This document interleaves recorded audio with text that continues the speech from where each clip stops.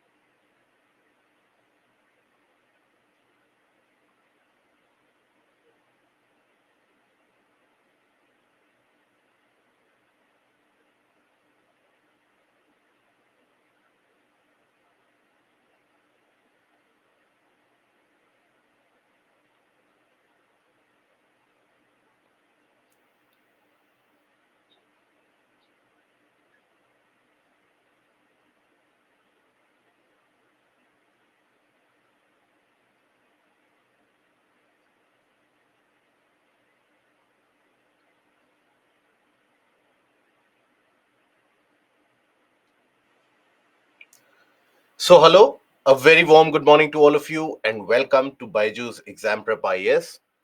Welcome to the final session for geography, where today we shall be finishing up the remaining portion of human geography and mapping, and then we shall be devoting our time to clearing the doubts that you have had, the doubts that you have sent us. We have got a list of those doubts, and we shall be addressing those doubts eventually.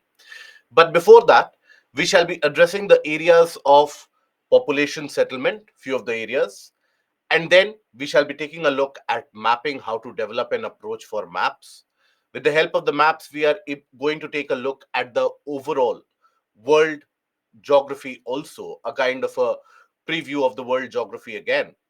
And then we shall hold up few of the questions for discussion, few of the prelims questions we shall be taking up for discussion also, so that you get an idea about the portions that you have studied. How do you go ahead with that particular, those kind of questions which have been asked from those areas, and what is your comfort level? Now, over this past 3 to 4 days, how many of you have managed to revise the portions of geography that we have covered? Or is it the case that it is still in the coal burner? You have revised? Okay, good. So then you will have an easier time solving the prelims PYQs out there. So basically, we start with the portion of migration. When we say migration, what does migration refer to? So if you take a look at what happens out there in the nature, the species also migrate. Various different animals, they do tend to migrate. Birds, they migrate. Now, why do they migrate? They migrate when the conditions back home that turns out to be harsher than the conditions that they are used to. If the situation turns out to be harsher, that is when the species they choose, they tend to migrate. Similarly, for us humans also, whenever the conditions they become very harsh at our place of origin, we tend to migrate to another area.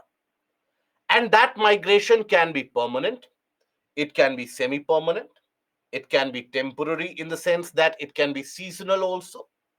So, here, when we talk about migration, for example, let's suppose you are living in an area. Let's suppose you are living in an area A. Now, maybe here the conditions have turned out to be hostile, maybe the climatic conditions, maybe the conditions of economic situation, etc., or the social religious factors, any of them, it turns out to be not very favorable, or there is a better preference. In that case, a person can choose to move to another area, B. So that is what you will account as migration.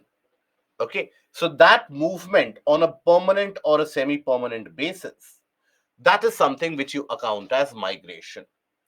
So for an individual who is migrating,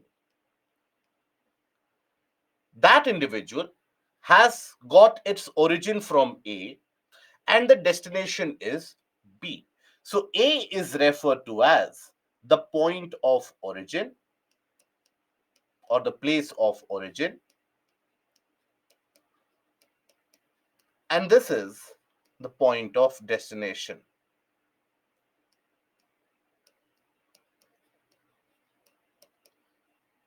Now this individual, if I name this person as P, this individual at B, this individual, when that person, he or she, when they come to B, they will be known as immigrants or immigrants. What will they be referred to as? When they come to B, they will be known as immigrants or immigrants. Very good. Here they will be referred to as immigrants.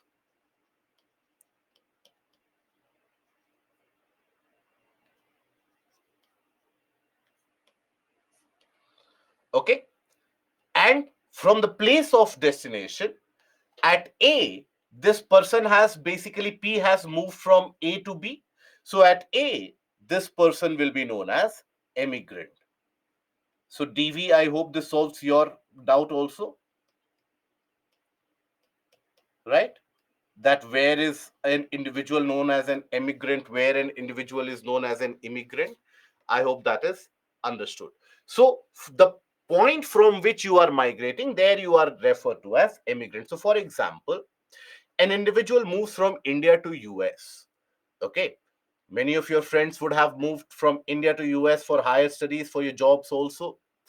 And basically, in India, they are referred to as the immigrant population who have moved out of India and who have moved to the region of, let's suppose, US. And in US, they will be referred to as the immigrant population. Okay? I hope that is understood.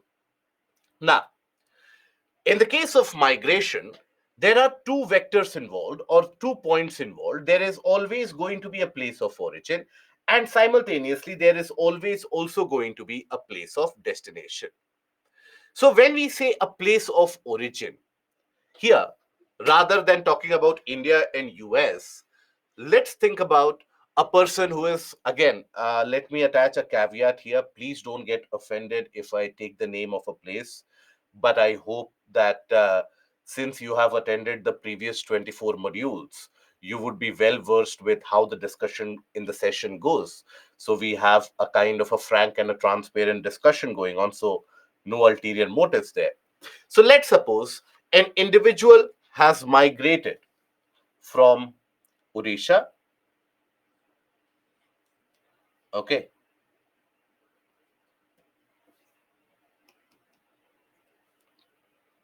from Odisha to, let's suppose,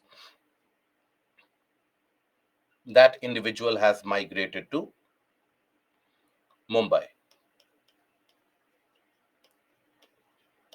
So Odisha becomes the place of origin, Mumbai becomes the place of destination. Now, there must have been certain factors in place due to which that individual has decided to finally make a move from Odisha to Mumbai. There would have been certain factors at play which would have pushed the individual to move towards that destination. Otherwise, nobody wants to leave their home. Nobody wants to leave the places where they are born in, right? It is only out of utmost compulsion that a person actually decides to move out. So there are certain factors which pushes an individual out of that place of origin, and that is the push factor.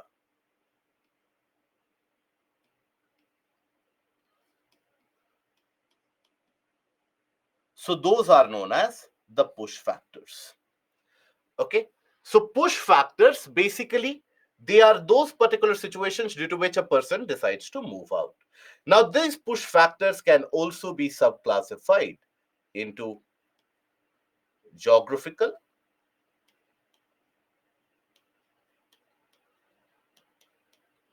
economic, and socio-cultural.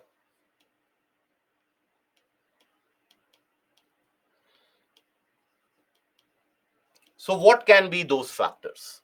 In terms of geographical factors, one of the major factor is, let's suppose, availability of land or fertility of land.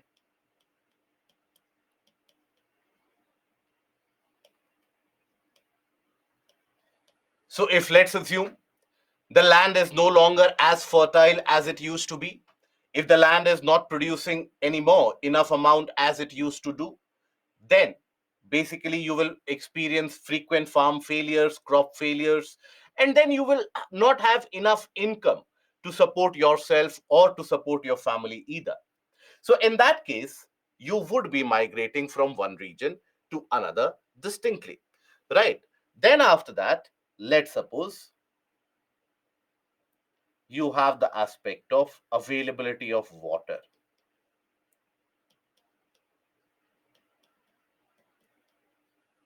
Availability of water.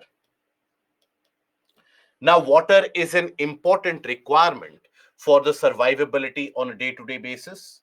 It is a very important factor which ensures survivability not only on a day-to-day basis, but also as a means of, let's suppose, your drinking water supply for crop irrigation, etc. You do need that availability of water. Here, you can take the example of Fatehpur Sikri. Fatehpur Sikri is the most ideal example. Fatehpur Sikri, you would have studied in your portion of medieval history, was built by the Mughals in the region around Agra. And that Fatehpur Sikri, which was built on a certain set of hillocks, that Fatehpur Sikri, basically, lot of money was spent to build that lavish. It was supposed to be one of those capital cities that the Mughals were developing. Millions of dollars of money was spent in today's terms, obviously, in order to build that particular capital. But after moving into that region, immediately people realized that sustained availability of water in that area could not be made possible because it was present on the hillock and there was not enough water which was conserved in that area. So they always understood that you cannot have a sustainable supply of water. So despite all the huge sums of money which was spent, the region of Fatehpur Sikri was vacated within 70 days. So that is one of the cases, clear-cut cases, where availability of water pushes some amount of migration. Then after that, you can have the factor of climate change.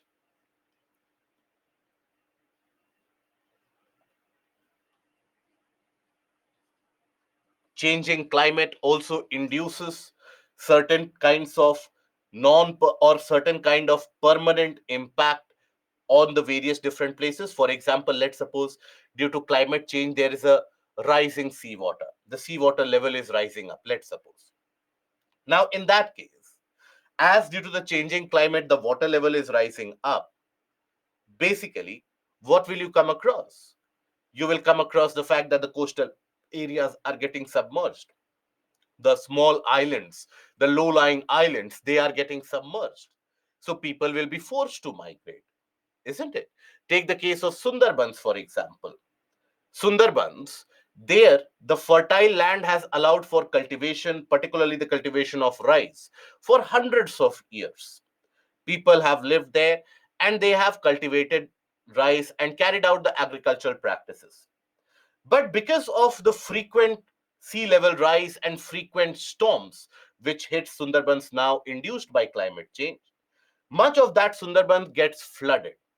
So as the rice fields they get flooded with the sea water there, now that means the salty sea water comes further inland. And that salty sea water, when it comes inland, it makes the soil very, very saline, unfit for agriculture. So the people are forced to migrate. Okay, so climate change is one of those.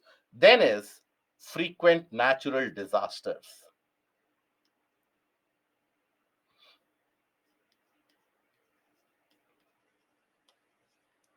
Natural disasters.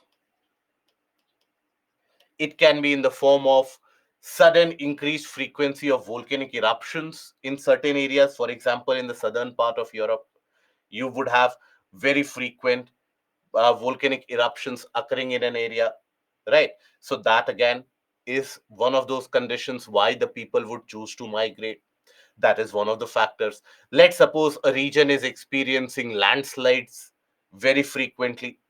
For example, the region of Joshimat, we have seen that how the land is sinking there. The land is basically sinking and subsiding.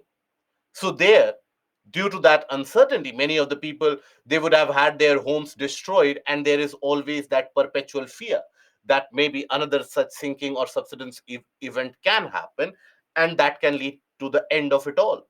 So people, they choose to migrate, right? So these are few of the geographical factors associated. So if you are writing an answer out of it, you have to create a kind of a couple of sentences about each one of them. Then comes the economic factors. Now, when we say economic factors, we refer to income opportunities.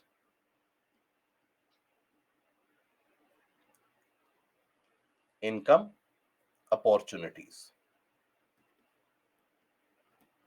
If there are not enough income opportunities back at your home region, what will you do? Will you simply stay there? That, okay, this is the region where I was born? No. You will do anything and everything possible in order to move to a region where you will have some viable source of income.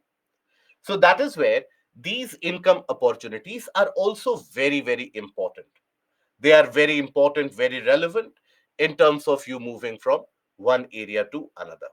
So the lack of job opportunities in the present day scenario is one of the major reasons for experiencing the kind of a permanent or a semi-permanent migration which is witnessed in various different places around.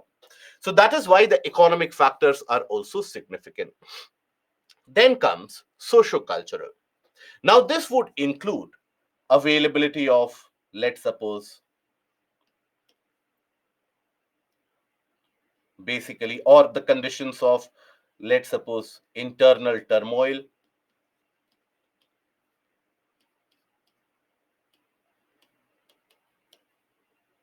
wars,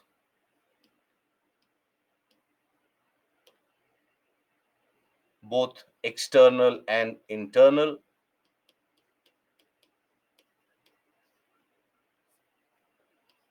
For example, take the case of Rohingyas. Rohingyas, they basically, en masse, they have migrated to the region of Indonesia, India, and also Bangladesh. Why is it so? Is it because the Rohingyas want to come to India and Bangladesh? Rarely so. They were always very happy back in their homeland. But because they suffered a massive level of persecution and there were ethnic clashes, that is why they were forced to move from one region to another. Similarly, if you take a look in the east portion of Eastern Europe also. Similarly, if you take a look, for example, let's suppose in the region of Afghanistan, now you would have seen those horrendous images, those horrible images, where as the NATO troops and the US troops were pulling out, people desperately were clinging to the wheels of the airplanes just with the kind of an expectation that they would be carried to some place far away. Now, the expectation was very simple, and that was that once these troops they would go away, and once the Taliban rule would take over, the conditions would become very repressive, very oppressive in Afghanistan, and people wanted to escape that. So that again led to a fresh insurge of refugees all around. Take a look at the recent actions that Pakistan did, where it simply pushed away all the various different kinds of Afghan refugees who have been living there for decades now. Now, why is it that the Afghan refugees came there in the first place? That was because the Soviet Union imposed a war on Afghanistan, and Soviet Union invaded Afghanistan in the late 70s. Now, due to that invasion, you had bombings everywhere and anywhere, and that created a very hostile scenario. For example, presently, what is happening in the region of Gaza? So, there again, you have subsequent and frequent bombings which are taking place. Indiscriminate deaths are also happening in various. So, India has also expressed its sympathy with that area. India has also expressed its willingness for a ceasefire to be brought in Gaza. Now, the Gazans, they are left with no other choice but either to think that they can survive or they simply have to migrate. So many of them right now are migrating to the region of Egypt, right? So they don't want to migrate there naturally, but because of hostile conditions, they are forced to migrate. For example, take the case of Holocaust, which happened in Europe, in the region of Germany, particularly during the time of the Second World War. You had a certain ethnicity, that is the Jews, who were targeted there. Now, the Jews, they migrated. They basically were forced to move out from that area. So, that is again an example of the internal turmoil or the external factor involved, right? For example, during the era of 2015, 2016, 2017, right from 2014-13 itself, you had a host of people migrating from the region of Syria, crossing the Mediterranean under very harsh conditions and reaching the region of Europe. Now, why did they do so? Is it because they did not love Syria anymore? No, but because of the fact that there was a kind of an internal turmoil in the form of Daesh, in the form of ISIS, which made life almost impossible for the people living in that area. So that is why they were forced to migrate. So this socio-cultural mostly is dominated by the aspect of the internal turmoils and also by the nature of the society, which often tends to create a condition which is very harsh back home. But then, what about the place of destination?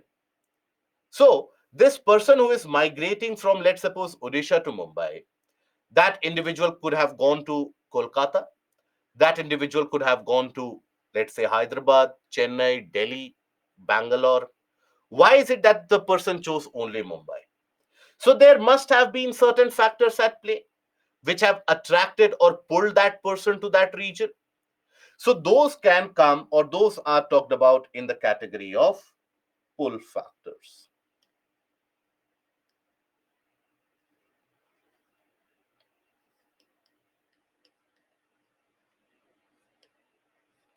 Pull factors can also similarly be delineated into these three aspects, but there will be slight variation.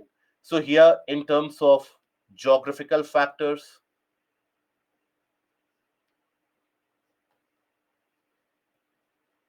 favorable climate,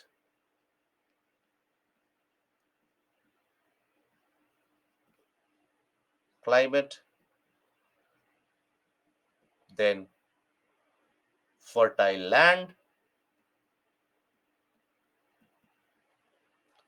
availability of water.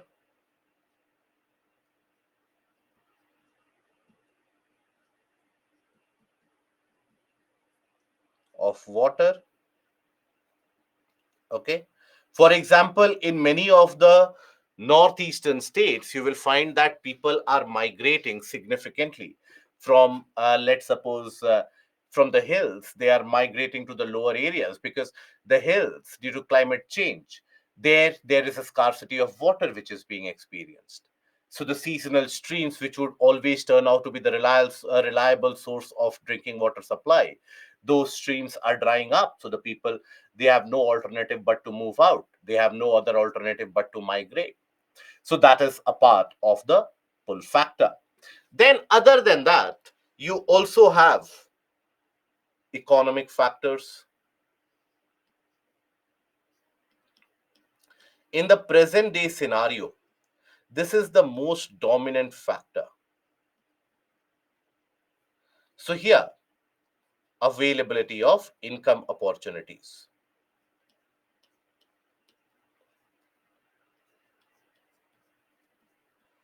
Income opportunities, they play a significantly important role in shaping that kind of a movement, in inducing that kind of a movement. Then, after that, you have the socio cultural and religious factor.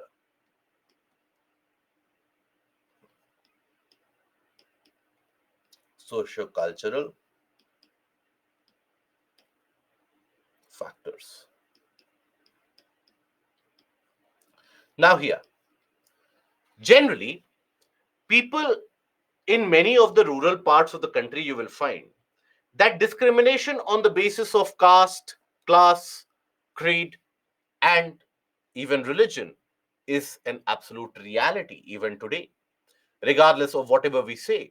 But if you go to the rural areas, still in many parts of the country, you'll find that the conditions are very, very bad. So, in order to escape that kind of a discrimination, where let's suppose for life you will be discriminated against, people would always choose to live in those areas where these events do not take place.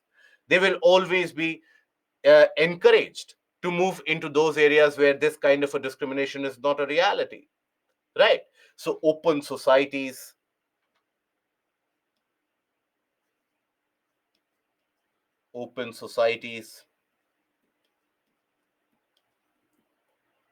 then also cultural similarity. Sometimes the people they migrate into a region where they find a similar kind of a culture to exist. For example, the entire events in Manipur were triggered by mass level of migration which happened from Myanmar, and a lot of various different people suddenly came to, or the people of uh, various different ethnicities, they came into Manipur. Now they were pushed from the region of Myanmar because of the armed army onslaught which happened in that area, and they chose to come to Manipur. Why? Because there were the similar cultural existence and similarities in terms of people living there. So that is why they tended to migrate there, isn't it? So that cultural similarity plays an important role. And people want to move to a region where the society is much more tolerant, where maybe they would be known only for the work that they do and not based upon their caste, not based upon their race, not based upon their religion. This is one of the reasons why India has always been referred to as the melting pot of civilizations. Because as a culture, as a civilization, we have always been welcoming of people of different caste, creed, race, religion, etc. People of different cultural origin, they have found refuge here. You will find some of the earliest Jews who migrated to India and still live here peacefully. Same is the case with the Parsis, same is the case with many different ethnicities. They have migrated to India and they have been living here ever so peacefully because our society has ever been welcoming to the outsiders, right? So that is one of the factor. And then here you also have one of the factor, that is religious affinity. Affinity, or when we talk about it, pilgrimage centers.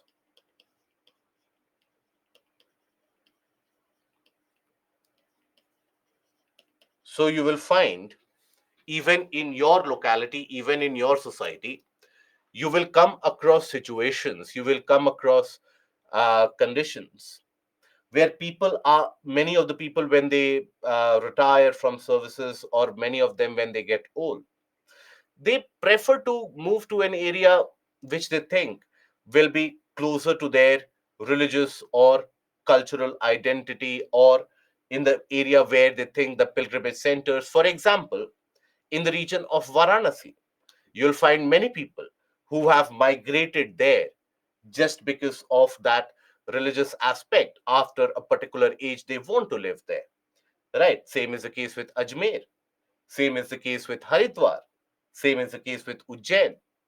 So many people, they tend to migrate eventually after a point of time. Okay, so these are the various different factors along with examples which influences migration from the place of origin to the place of destination. At the place of origin, the individual is known as emigrant,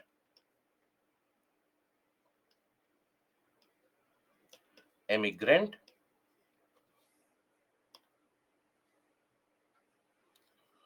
and at the place of destination, the individual is known as immigrant.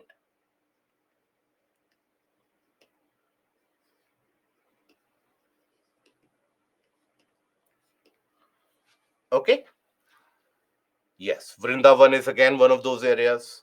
The region of Mathura, Vrindavan, many of the older people, they move into those areas after retirement or during the time of retirement. You will find people moving to that area for that cultural affinity. So if you have to write an answer out of it, will you be able to write a detailed answer out of this? Or will there be an issue? Yes, ethnic violence, Anurag, would be covered under internal turmoil. You'd be able to write? Okay. So when you are writing the answer, please ensure that you are not going politically wrong. Please don't start mentioning groups and sensitive matter there. Just a broader brush along the areas which gives you an idea, that would be sufficient. Nothing controversial needs to be depicted here. Okay. So that is basically here the case of migration. Okay. Education and better health facilities would be included in the socio cultural factors of the pull factor. Yes. Yes. Then Udesh also, yes. Udesh and Purva, I think that addresses your question. So, what is a good conclusion for this? So, in that case, see, depending upon the type of the question, if the question is asked that what are the various push and pull factors which induce migration, and it is a 250 worded answer which is required, you have to depict all of them, particularly possibly in a chart form, and then elaborate it with the help of example substantiated, and then eventually when the time comes to write the conclusion, you can write that individuals oftentimes are forced to migrate from one area to another. While that does substantial amount of good for the local economy, that benefits the local economy, but then at the same time, that also means the loss of the cultural tradition and roots. So that is why the concept of migration needs to be looked at with a larger perspective in order to understand the harsh conditions which prevail in an area and in order to smoothen that out eventually. That's it. Because I hope you are aware that basically migration is beneficial. For economic setup, migration is always beneficial. We have seen in the case of the industrial regions also that many of the regions have migrated because of the immigrant population. For example, take the case of US. US is the ideal example for this case. The Native Americans there, the what they refer to as the native Indians. So the natives there, they basically they are pushed out to the fringes of the society. In almost all the areas, they have virtually been killed or wiped off, and they are perpetually in the fringes of the society, not mainstream. But the entire population of US is a migrant population. So when you have migrant population, understand one thing. Let's suppose this individual has moved from Odisha and has moved to Mumbai. That individual has moved there for some reason, maybe to support their family, maybe to make a living. That individual will work extraordinarily hard in order to make that survival, in order to ensure that they survive. So when they work that extraordinarily hard, that will always lead to a boom in the local economy. For example, Karnataka. Karnataka benefits hugely from the migration of people from Kerala, from the migration of people from the region of Andhra Pradesh, and the migration of people even from the region of Tamil Nadu. Karnataka benefits hugely out of it. It is a different matter altogether that over a period of time, a sentiment, local sentiment grows against those migrants because the perception is that they are taking our jobs, they are taking if they would not have been there, then the Foxconn plant which is being set up here, or that plant which is being set up here, we would have gotten employment. Same is the case with Haryana. There is a lot of local grievance there. In Tamil Nadu also, a lot of grievance against people who are coming in, that no, in Tamil Nadu we should only have people from there, and that is the case everywhere. Maharashtra, Karnataka, whichever is the source of immigrant population, there is that local sentiment which develops, and you would have experienced this more than me, or more than what I can tell you. You would have experienced that. But rarely do people realize that had that not been for that migrant population coming in large numbers, you would not have that demand in the local economy. And if you would not have had that local demand in the economy, you might not have had so many jobs in that area. You might not have had so many investment in that area. For example, let's suppose, and this again, a superficial example I'm giving you, let's suppose in the region of around Bangalore, Mysore belt, you have huge number of companies, factories, etc., which operate. Most amount of employment is given to the local population, obviously get that, but you also have people from the surrounding states finding meaningful employment there. That means you have talented individuals, skilled individuals who come to that area in order to find employment. Now, because you have that talent pool, more companies want to invest. But let's suppose, rather than Karnataka, if let's suppose everybody would have been moving to only Andhra Pradesh, then why would a company open up their base in Karnataka? Because the economy would not have grown at the same rate. So companies would not have invested there. Companies would have invested somewhere else. Are the companies investing in Karnataka because they like the soil of that area, or because they like the social cultural traditions of that area? Absolutely not. Industries are always situated where they can get easy availability of talent, where they can get easy availability of manpower and the other resources of infrastructure, obviously. So that is a kind of a cycle. So the moment a country closes its doors to immigrant population, that is the moment where it starts becoming a kind of a closed setup, where that economy does not develop anymore. We have seen that happening in the region of in few of the states of our country. For example, Punjab, due to internal turmoil, internal situations, Punjab basically, the situation was created in such a way where the migrant population at one point of time, obviously now the migrant population, if you go to Punjab, migrant population is welcome there, because the migrant laborers, they are very useful in terms of the farmland produce. But Punjab, the socio economic conditions became such that for the migrants it was impossible to survive there. So the doors for the migrants shut down. Now there is only enough amount of demand that the existing local population can create. And what did that lead to? A kind of a closed economic setup in Punjab. And that is when many of the industries which were already situated in Punjab, they moved to the region of Gurgaon, they moved to the region around Haryana, they moved to the region of Western UP, and that is where people started coming in. More migrant people coming there. That means you have more job creation, more people finding jobs, etc. Take the case of European countries. Eastern European countries, they basically have always had a kind of a very strict policy about migrants. They would never allow migrants. Now their economy has suffered because of that. And the people from the Eastern European region, they would always venture out into the areas of Western Europe, and Western Europe has been welcoming them. Take a look at France. France is an ideal example of that. The country has welcomed migrants of all different races, all different cultures, and it has basically made them their own. The French economy has blossomed because of that. So that is where the local economy always benefits. The economic survey of 2017 actually published a very detailed analysis about it, and I hope you guys also you guys also get the habit of reading economic survey, because that is a kind of a good read that you should go through. That is very enlightening and it will be very enriching for many of you. So you should go for the reading of economic survey. So economic survey, basically, it talked about the fact that across the country, the data of railway traffic and railway movement, that tells us that we experience crores of people, to the excess of 10 crore people, migrating from one part of the country to the other, right?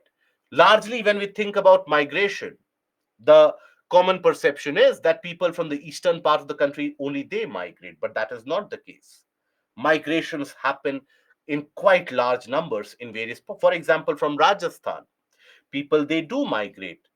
They do migrate to the region of Gujarat, they do migrate to the region of Delhi NCR.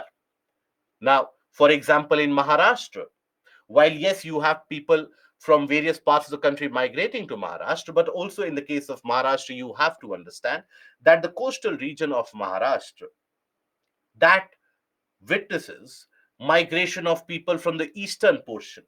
Vidarbh region of Maharashtra experiences a lot of people migrating to the region of the west, right? So from in the same state also, there is massive amount of migration going on.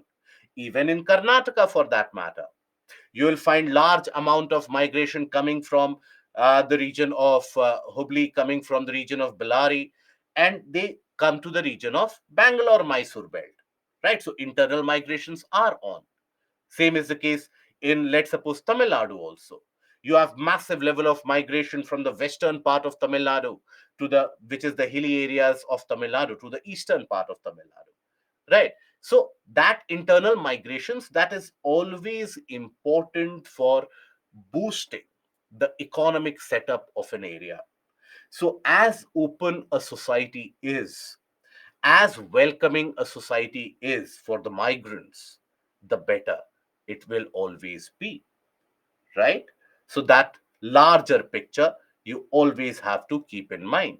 For example, take the case of the real estate sectors in Mumbai, Bangalore, in the region of, let's suppose, even Gurgaon. Now, in all, or Gurugram, even Hyderabad, Hyderabad is also very welcoming, right? So, in all these areas, you will find that the real estate sector, the construction sector is perpetually at boom. So, if there would not have been any people coming from outside, would these enough number or lakhs of homes which are getting built, would it have enough number of buyers, enough number of prospective onlookers? Obviously not. So there is that kind of a demerit there as well, that if, let's suppose, people don't come in, construction sector won't pick up. Construction is one of those primary job generators across the country. Okay, so this is basically something that you have to see, because this problem of migration, this issue of migration is so sensitive oftentimes, because the we are living in a very polarized society and a polarized world, where either you are for an opinion or against an opinion.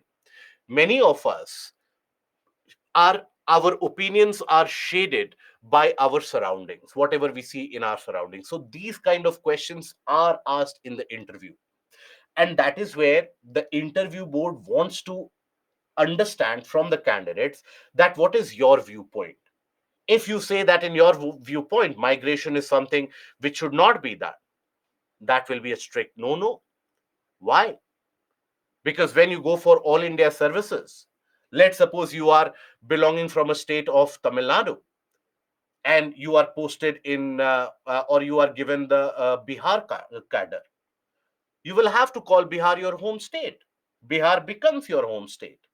Over the next 20 to 30 years, you will know Bihar better than maybe what you know about Tamil Nadu, right? So that always happens. For example, take the case of our National Security Advisor.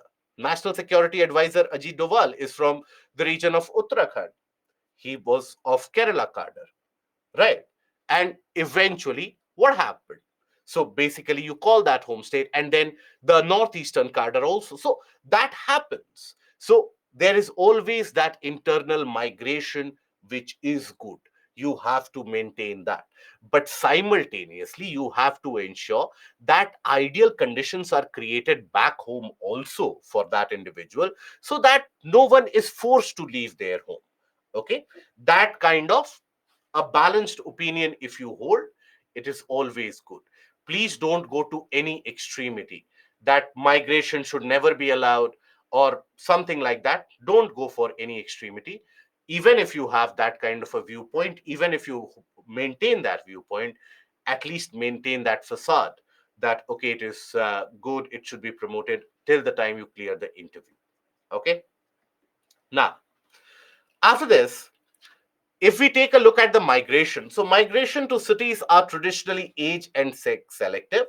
More men of working age group move to the cities, and the migration might be permanent, temporary, or seasonal. For example, you'll find many people who migrate for jobs into certain area. Let's suppose from Delhi they have come to Mumbai, but after they are done working there for maybe 10 years, 20 years, 30 years, they will move back to Delhi.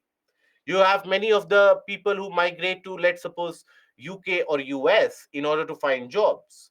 And then they come back at the age of retirement. For example, in the region of Kerala, what do you observe?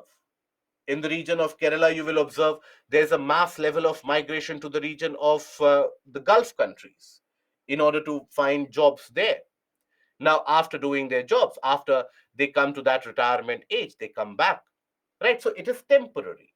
Sometimes it can be permanent, and it can also be seasonal. For example, in the hilly areas, when you talk about the hilly areas here, so in the hilly areas, people during the winters, when everything is covered in ice and snow, they migrate to the regions of the plains in order to find better job opportunities, right? So when we talk about gender selective migration, so in these areas, generally you will find that the sex ratio is positive in these areas. You have more number of female there because most of the men, they tend to migrate. Okay, so that is also the case. Then also, you will find that in our country, mostly that is the case, where when a girl child gets married or when a woman gets married, she eventually moves into the house of the groom or into the family setup of the groom. So there again, that is a kind of a migration, that is a permanent sort of migration. So these are the red portion areas, are the regions where there is active migration which happens. Out migration takes place from these areas. Observe, in the regions of Maharashtra also, everybody moves to Mumbai. Then across the coastal region, there also people migrate. They either move to the Gulf countries or they move to the region around Bangalore. Here also you'll find migration happening, right? People move towards Chennai. So that kind of migration has always been in place. Okay. Now, so migration can be rural to rural, rural to urban, urban to urban, or urban to even rural areas. You have these different kinds of migration. Now, when we talk about population, uh, can we include the point of Assam issue? Be very sensitive in that case, because Assam issue is very sensitive. Okay, so as I told you, for example, Manipur issue, Assam issue. So you can talk about the issues created by the migrants. Don't name any ethnicities, any cultural groups. Don't name that. Just talk about in broader brush if you have to talk about it. Okay, and be very sensitive in that. And Haryana tried to preserve private jobs for local population, which in a way is a shot in its own foot. And Haryana government basically did realize that, and also the court rulings did not favor it. Balaraju, Bangalore is a great example for migration destination. Yes, Maharashtra as well. And Prekshita, modules are enough for whole geography, or we should read book also. They should be enough. Shyam, how to relate human geography with states? because I'm preparing for state PSC.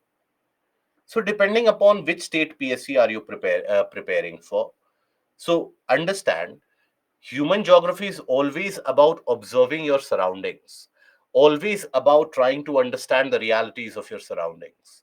So, if you have a better understanding why a problem is happening in your state, also you'll be able to relate to it. But in state PSC, that kind of a detailing is not at all required. Maybe they will ask you some of the basic.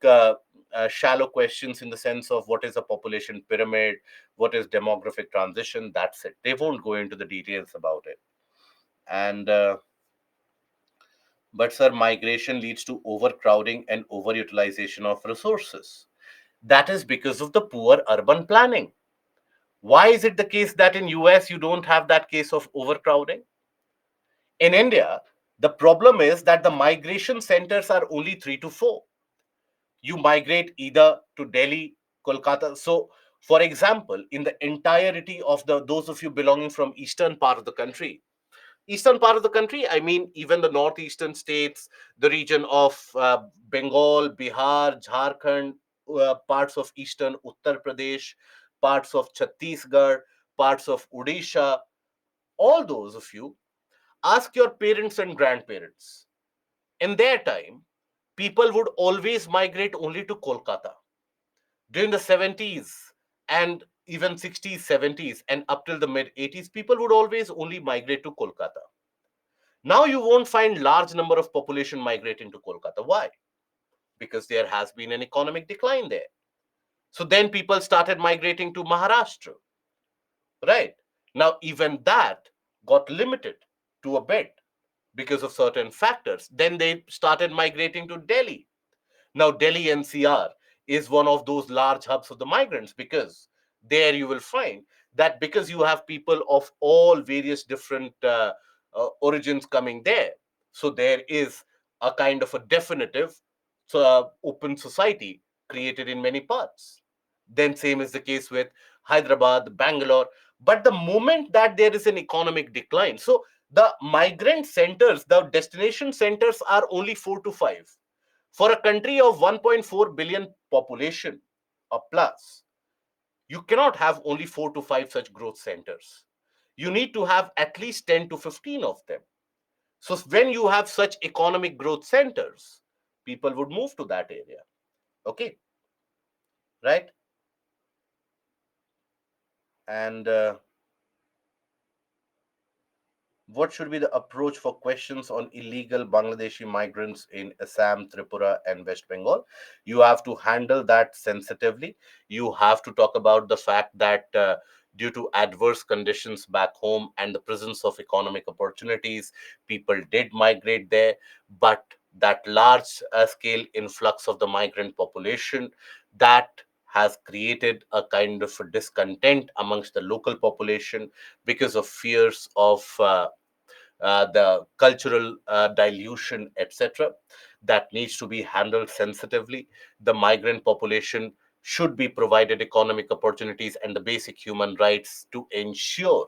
Now, understand, even Supreme Court, for example, you would have heard about the Supreme Court ruling. I don't know how many of you are, because now that the Supreme Court rulings are present on YouTube, you have got that wonderful opportunity to listen to some of the good insights of exchanges between the very learned advocates and the Chief Justice and the judicial bench. So you had this Assam issue which was brought up in Supreme Court. I think it was last week, where the Chief Justice, when he was presented with an argument by Kapil Sibal that migration from if we are allowing migration from one state to another, you should allow migration, let's suppose, from Bangladesh to Assam as well, etc. You cannot discriminate. So Chief Justice made a very important point there. And Chief Justice said that internal migrations from one part of the country to another, that is a right given to us as per Article 19D, the freedom of movement. But that does not mean that people from Bangladesh, people from Myanmar, they also can have a free pass to migrate anywhere and any place, anywhere, because that will always create certain reservations. That will always, so we can have a kind of a refugee policy, which we don't have. So If let's suppose you have the migrants coming from Bangladesh in large numbers, which they have over the period of years, that has been the entire crux of the Assam agitation. But basically, you also have to ensure repatriation after a point of time. At least you have to work towards it, that once the conditions back home they get favorable and suitable, India needs to get in touch with the Bangladeshi authorities to ensure their successful rehabilitation and peaceful repatriation. Okay, so that can be the approach there. Okay, now after this we talk about the population. So when we talk about the population, basically, Musharraf, that is always going to be a dangerous line to take in your exams. Was the communist government in Bengal one of the reasons for the economic decline? Never hold that statement. Always say economic policies under the previous governments were not very conducive for economic growth. Okay, so think about it. This statement also depicts almost the similar sentiment that what you are saying. Okay, but it is framed differently. That is the difference of framing the answer. That is where you have to be politically correct. That don't say that this previous government did all these issues, that government did created all these issues, etc. No, the economic policies under the previous governments were not very conducive in order to create new jobs or new methods of income. So the ones who want to understand that implication, they will also understand, but nobody will get offended by that. Okay, so please don't take any political stand. You don't have that wherewithal. Once you become an IAS officer, once you are in service, even then you cannot take a political stand. Let's suppose after some time you join a political party, which many IAS officers are doing, then you are free to take any political stand. In private lives you are free to take political stand, but never take a political stand. Never seem to be favoring a particular government or administration, or extremely against any particular government or administration. Because remember, any government who has been in power, there have been certain goods, there have been certain demerits also. You have to be objective enough to look at both sides of the argument. Okay, now when we talk about Indian population, so we end up measuring the Indian population every 10 years in the form of an exercise which is carried out decadally, and that is what is the census exercise. So census measures that change in population, sex ratio, all those detailings, they are measured as per the census data. So when we talk about the census, it has been carried out for a very long period of time. So for example, it was carried out in 1991. Before that also 1981, right? 2001, 2011. This is the latest census data which is available to us. Census was supposed to be carried out in 2021, but the work of it had to be initiated in 2020 itself. But due to the conditions of pandemic, this census data was, or this census exercise was delayed, and now it will be carried out after obviously the general elections. Because of certain reasons, it was thought to be not very conducive to carry out that census exercise immediately before the general election. So it will be carried out after the general elections. This gives you an idea about the population size. In all fairness and in all estimates, our population has now become the largest population across the world. And we are a home to around 1.4 billion population plus counting. Okay.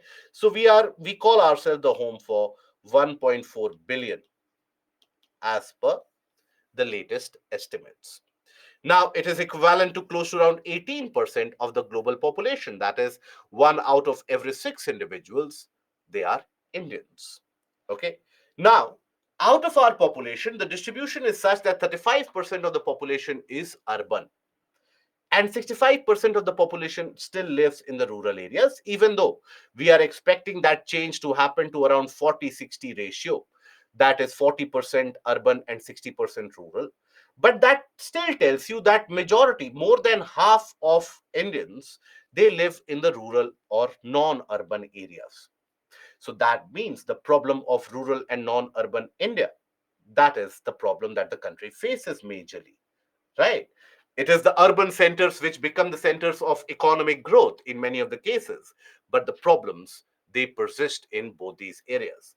Now, this is what is also referred to as the quality or the qualitative description of the population. So, population, basically, when you study the population under the aspect of literacy rate, under the aspect of sex ratio, under the aspect of uh, average life expectancy, so you basically are qualifying the population based upon certain parameters. So that is what is the demographic study. Okay, that is what is known as demography. Demography is the qualitative analysis of a population. Okay, that is what is known as demography. Now, population density in India is close to around 464 people per square kilometer. 464 number of people living in a small area, so that is the population density. Now, this is a record of the population growth rate here. Now, I want you to observe certain parameters here. 1901, the population close to around 23 crores. 1911, the population 25 crores, increased. 1921, observe, population declined. This was the only time in the past 100 years or so where India observed a decline in population. What would be the case for that? What do you think is the reason? Very good. You had multiple reasons: frequent famines. You know, famines are not always talked about, and that is a sad part of our entire narration. But the world talks about the Holocaust and how the Holocaust ended up killing around 6 million people. And there was a kind of an ethnic cleansing of 6 million, 7 million people. Every decade in the British rule, almost every decade of the British rule, India suffered from a debilitating famine, which ended up claiming lives of 18 to 19 million people in the same decade. Think about it. In the present day scenario, it is impossible for us to imagine that. But think about it, that the latest ones, where basically, which is even much more talked about, the Bengal famine. Bengal famine in itself. Famine is what? You have lack of food. People die of starvation, lack of food. So the Bengal famine of 1940s, 1943, that alone is said to have claimed the life of around 5 to 6 million people. Imagine 50 to 60 lakh people dying because of lack of food. 1890s, 1870s, you had the debilitating famines that India went through. More than 2 crore people. Imagine a scenario. In the present day and age, we suffer from the COVID pandemic, where sadly we experienced massive loss of lives, maybe to the tune of 3 to 4 lakh people and more. They perished. And that is going to leave a scar for many generations to come. But imagine the world that you are living in, where within the 10 years of your life, you have witnessed 2 crore of your fellow Indians dying because of lack of food. It is suspected that the British rule, they claimed the life of more than 20 to 30 million, means 2 to 3 crore and plus. This is a conservative estimate, because you had the famines in 1770s, you had the famines in 1820s, you had the famine in 1880s, and basically the famines in the 1900s also. So 3 to 4 crores of people, they lost their lives in the British rule due to lack of food. So you can never even try to estimate the conditions which would have been prevalent. In fact, Sanjeev Sayal, who is presently in the Prime Minister's Economic Advisory Committee, Sanjeev Sayal has come up with a very good book about the revolutionaries. I don't know how many of you have read that or how many of you are aware of that. Those of you who are interested in the revolutionaries and to know more about the revolutionaries, because many of us, we either know about Bhagat Singh, we know about Chandrasekhar Azad, rightly so, but we are not aware about the entire revolutionary movement. Many of us, we are not aware about that. That, for example, why W.C. Banerjee was made the president of the first session of Congress, etc. I advise you, it is a good read. It is an entertaining read. Within 3 to 4 days, you will be able to finish that. Read about that. Sanjeev Sayal actually argues that these frequent famines were one of the reasons why people, peace loving Indians, we always have been peace loving. Around you also, you would have seen that people generally, they are not the ones who seek quarrel or battle easily. Peace loving Indians were ready to pick up arms because they would see around them death, plague, smallpox, lack of food, starvation, and on top of that, oppression. That is where people, the peace loving Indians, were forced to pick up arms. So, frequent famines is one of that reason. So, do explore that book if, obviously, I understand that your schedule is much more busier than many of the cabinet ministers that the country has, or even the prime minister. Your schedule is more booked than that. But in case you find time, it is a good book. Revolutionaries is a book that you can go through at any. And don't think about it that a question will be asked from that in the mains examination only, then I will read the book. No, that kind. But you will develop an overall approach about it. So frequent famines, then World War I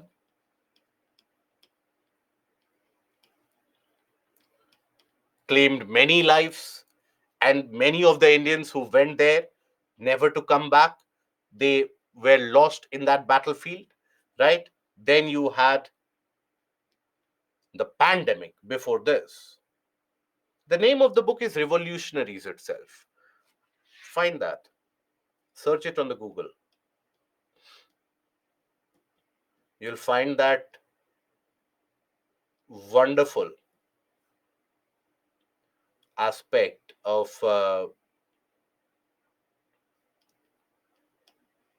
example, I don't think many of you would be aware that just like you at one point of time, even Aurobindo Ghosh was an aspirant of the civil services, and his parents, they sent him to UK in order to study only for civil services.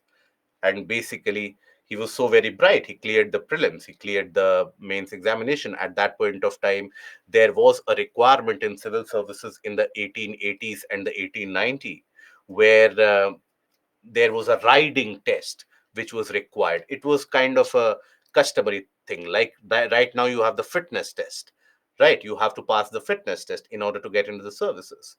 So you had that riding test.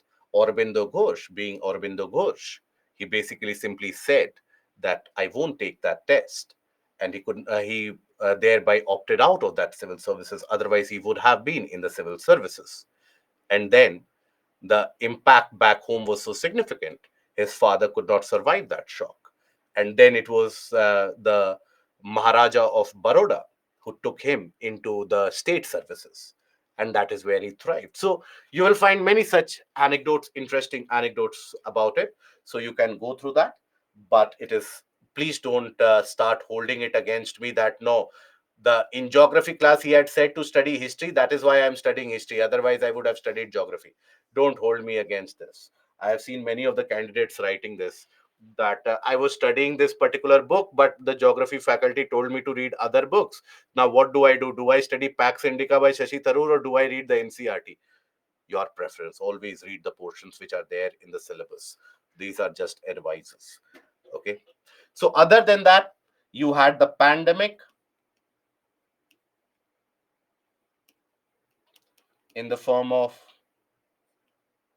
Spanish flu.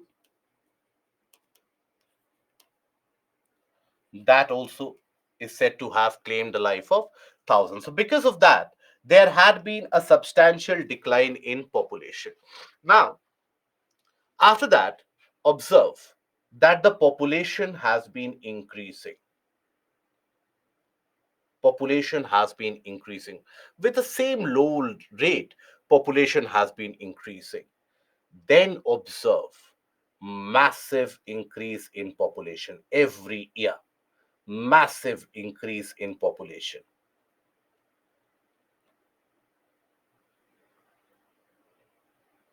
This is the era of population explosion, more particularly from the 60s.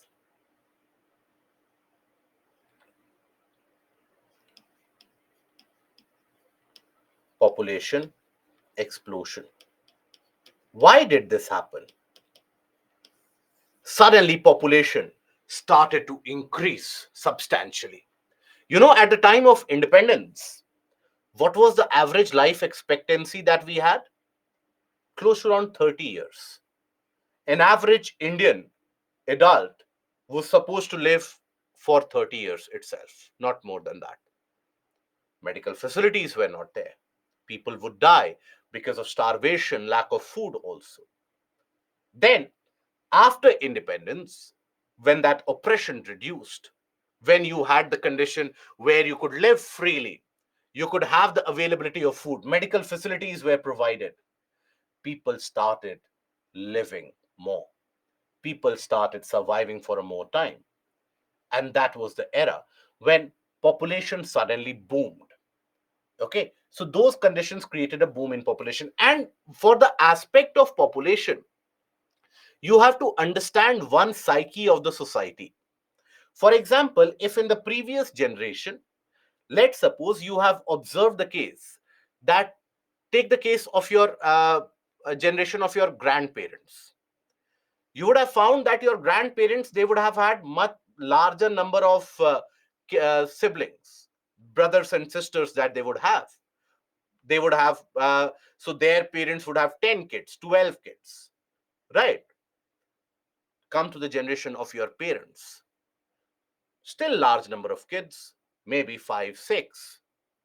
Come to your generation, mostly 1 2 3, that's it. So why is it the case? Why do you think people are having lesser number of kids now as compared in our country as compared to what was the case 50 years back? That is because when the average life expectancy is only 30 years, many of the young individuals are dying at the age of 2 years, 3 years, 4 years, etc. Now, that average life expectancy, when it is very, very less, people tend to reproduce more with the hope that few of them will actually grow up to be healthy, mature adults.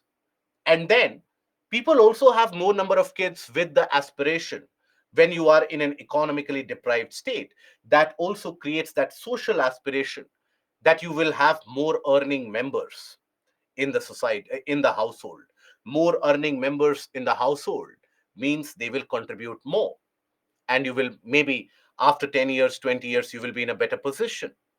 Sadly, this is the situation which has also led to the very sad case of male child preference, where in many areas of the country, even today, a male child is preferred. Why is it so? Is it because that male child is supposed to be, if that person is going to lift Mount Everest on their fingertips while the girl child cannot? No. For the basic, simplistic, that kind of a traditional attitude and the mentality that male members will contribute to the household income. So that is how the psyche of the society works. But once the generation observes, let's suppose a particular generation observes that, okay, we were like 10 brothers and sisters, all of us survived, right? Then they realize that even having 2 kids is more than sufficient, 3 kids is more than sufficient.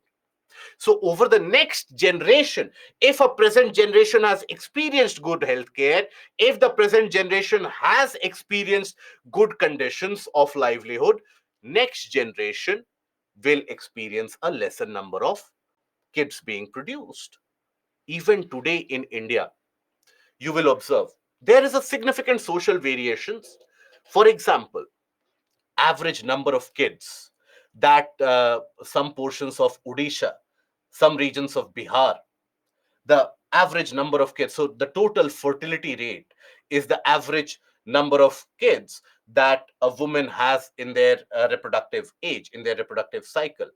Now, total fertility rate, if it is 2.1, that is referred to as replacement fertility, means every couple will have two kids. So that is means that the population will be replaced. That if you have x number of people, all of them producing these many kids, that means the population remains x. Two people producing two kids, population does not get changed.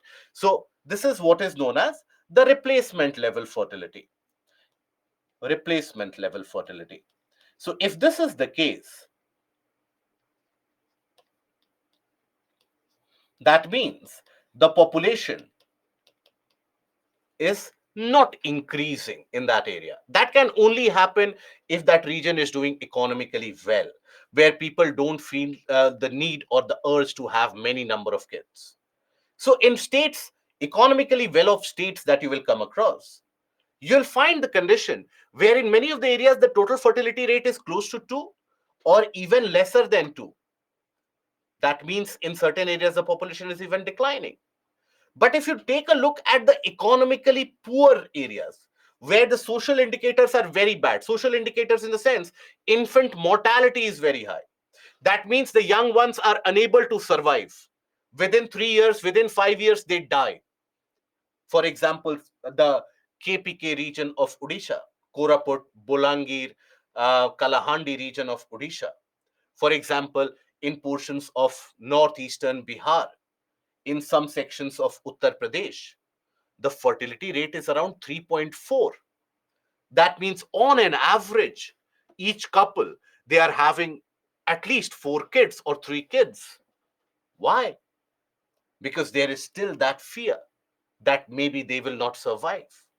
Lack of that social um, indicator or that social progress also means there is a lesser awareness about the importance of the female health, right? Female health is not maintained in that case. So obviously, if the female is not healthy, the mother is not healthy, the child will also be born with certain deficiencies and malnutrition will be imminent.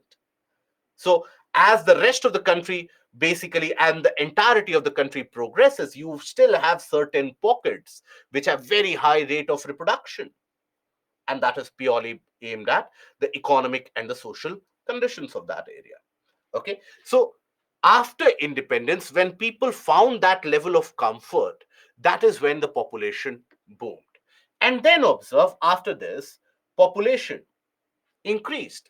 Yes, lack of awareness, basically, Anurag, also comes. Where does awareness come from? Literacy, education. But literacy and education, would you expect to be in a good condition if, let's suppose, there is huge economic deprivation, there is substantial amount of social backwardness? Will you expect that awareness to come? Obviously not. So awareness and literacy is always a sum product of the social condition of that area. These are the things that you have to observe from your surroundings. These are not the things that you generally will always derive from a certain book. Now, here observe, the growth rate has stagnated.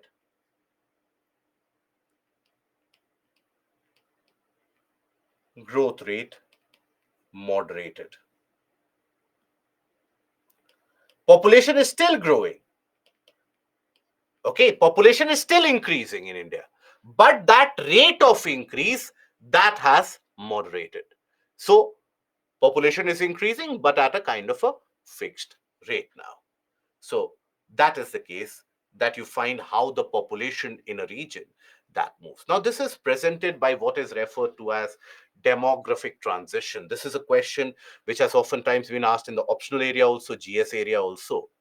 So basically, demographic transition It is a theory which is provided, which helps us to describe and predict the future population of an area, how a society behaves, what is known as the demographic transition theory. Okay. Medical facilities availability increase is one of the reasons of population explosion, is one of the main reasons, is one of the ideal reasons why population explosion happens. Because now the children, rather than dying at the age of 2 or 3, with the help of medical facilities, with the help of immunization program, they are able to survive for a long period of time. So that means population is going to increase. That means the death rate has decreased. Okay, population is always a balance between birth rate and death rate. So basically, every society you will observe, that population changes from a condition of high birth and high death rate to a condition of low birth and low death rate over a period of time. And that is a transition that a society observes from a rural, agrarian, and illiterate to a condition of urban, industrial, and literate society. Whenever that society becomes industrial, economically well off, literate. So, if you have someone who is economically well off, they obviously won't have the aspiration that the future generation will earn and then they will give me money. No, they don't. They won't have that aspiration, right? So, and they would also realize that the more number of kids that you have, more resources you will have to spend in order to educate them, in order to provide them with the adequate amount of and the proper amount of healthcare. You will have, if you are aware, if you are slowly and steadily, when the society becomes aware, they become they realize that fact that be it a boy or a girl, you have to provide them with equal opportunities.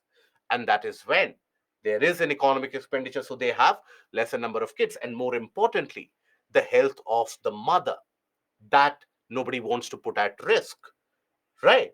Majority of Indian women, more than 50% of Indian women, they suffer from some or the other form of anemia. Now, anemia is what weakens your body. Now, think about it. If that woman basically has 3 to 4 kids, that child also will have some or the other deficiency, that their child will not always be very healthy. So that is why the society does observe that transition. It is experienced or it is expressed in the form of a graphical representation in various stages of development of the society. So here let us see and look at the graph for the demographic transition.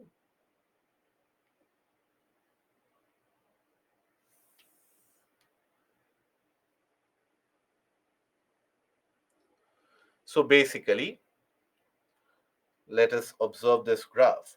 Now, demographic transition theory talks about 4, sometimes 5 stages have also, but sometimes 3 stages of the growth of society, 4 stages. So we will here talk about the stages of the growth of society or the change in the society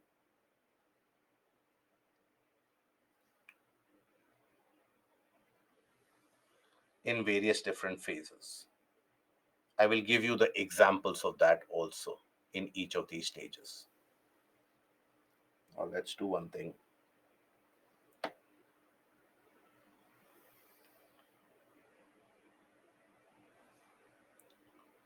Let's talk about it in 4 different stages.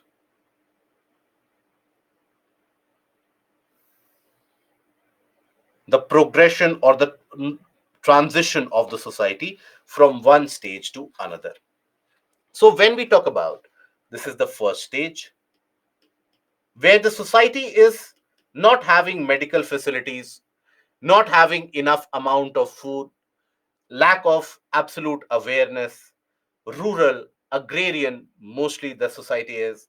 So, for example, presently in certain districts of India, you will find that condition, but in certain isolated tribal districts of the country, you will find that situation. Otherwise, in sub Saharan Africa, right? For example, in regions of Sudan, in regions of Mali, Shad, so sub Saharan Africa.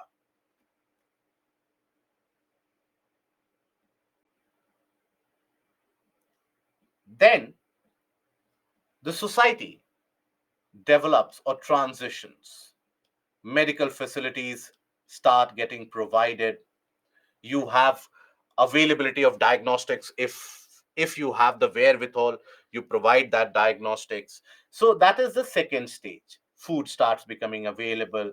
So for example, Bangladesh,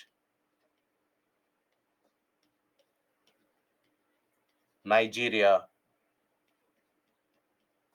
Pakistan,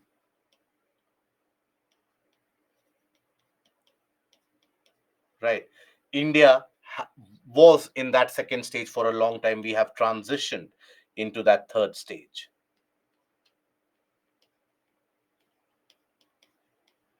where now people are well off comparatively, right? If you move to the various different parts of the country today, and if you take a look at the image of the various different parts of the country, maybe 25 years back, there's a huge change. You don't have the mud houses and the thatched houses anymore. You don't have many people. Yes, you still have poverty in many parts of the country, but you don't have that alarming condition where people simply they don't know where the next meal will come from, right? So this is where you can put countries such as India. And then you have the fourth stage, where you have countries of the West, Western economies,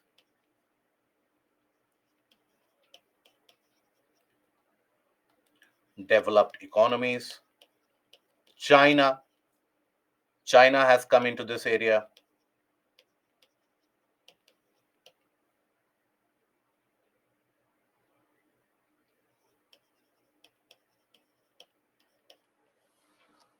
Okay, is this font size not visible? Is there an issue with this font size? I thought this is visible. Is there an issue with this font size? No?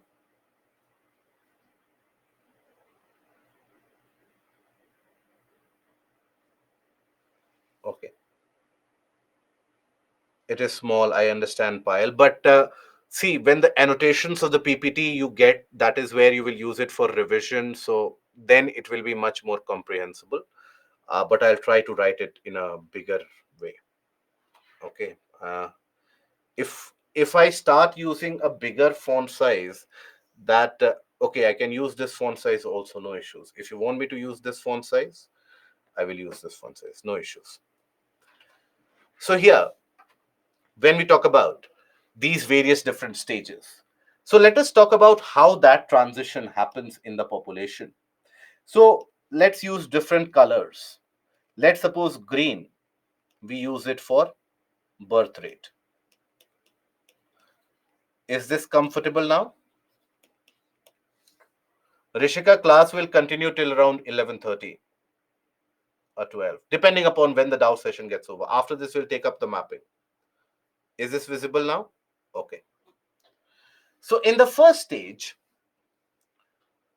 the birth rate will be very, very high. People will have large number of kids.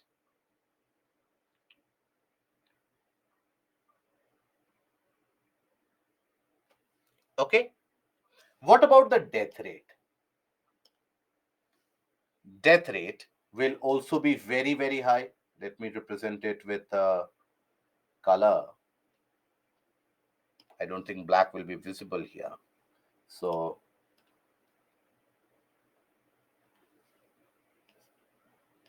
death rate. So in the first stage, the death rate will also be very high. More people will be dying also. Not many will be able to survive. Okay. Now, as that development happens, availability of medical facilities, etc., come into the picture, that death rate, it starts to decline. People start living longer. And then it reaches a kind of a stagnation. Obviously, you cannot have people living endlessly. And then it reaches that kind of a stagnant amount. But what about the birth rate? Birth rate won't decline immediately. Birth rate, people actually wait for a generation or two in order to take that decision that we should have lesser number of kids in that area. People generally wait for a couple of generations. They look at it that how it pans out. So here you will observe that this birth rate waits for some time and then it begins its decline.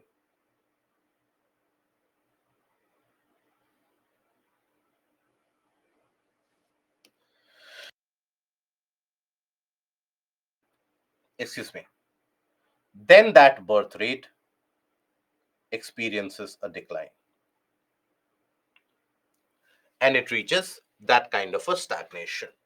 Okay, if I can be a bit more accurate with it. So here,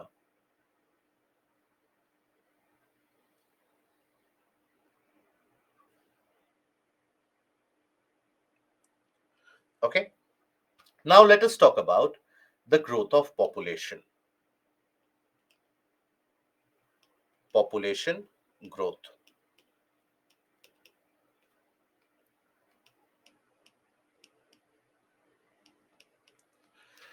Now, if we talk about the population growth, first of all, here in the first stage, the population growth rate will be very high, or will it be very less? Will it be stagnant? What does your logic tell you? Birth rate and death rate is also very high. So the population growth, very good, will be stagnant. So population won't grow significantly here. Population growth will be stagnant here. Now, after that, observe that the death rate has started declining, but the birth rate remains the same. So you will have that phase of boom in population, exponential rise in population.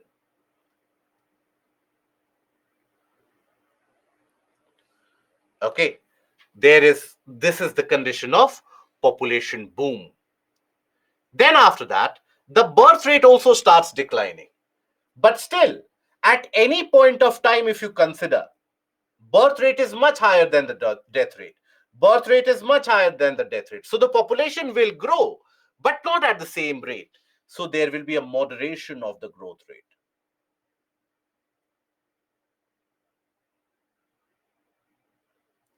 And eventually, it will reach that stagnation. Okay.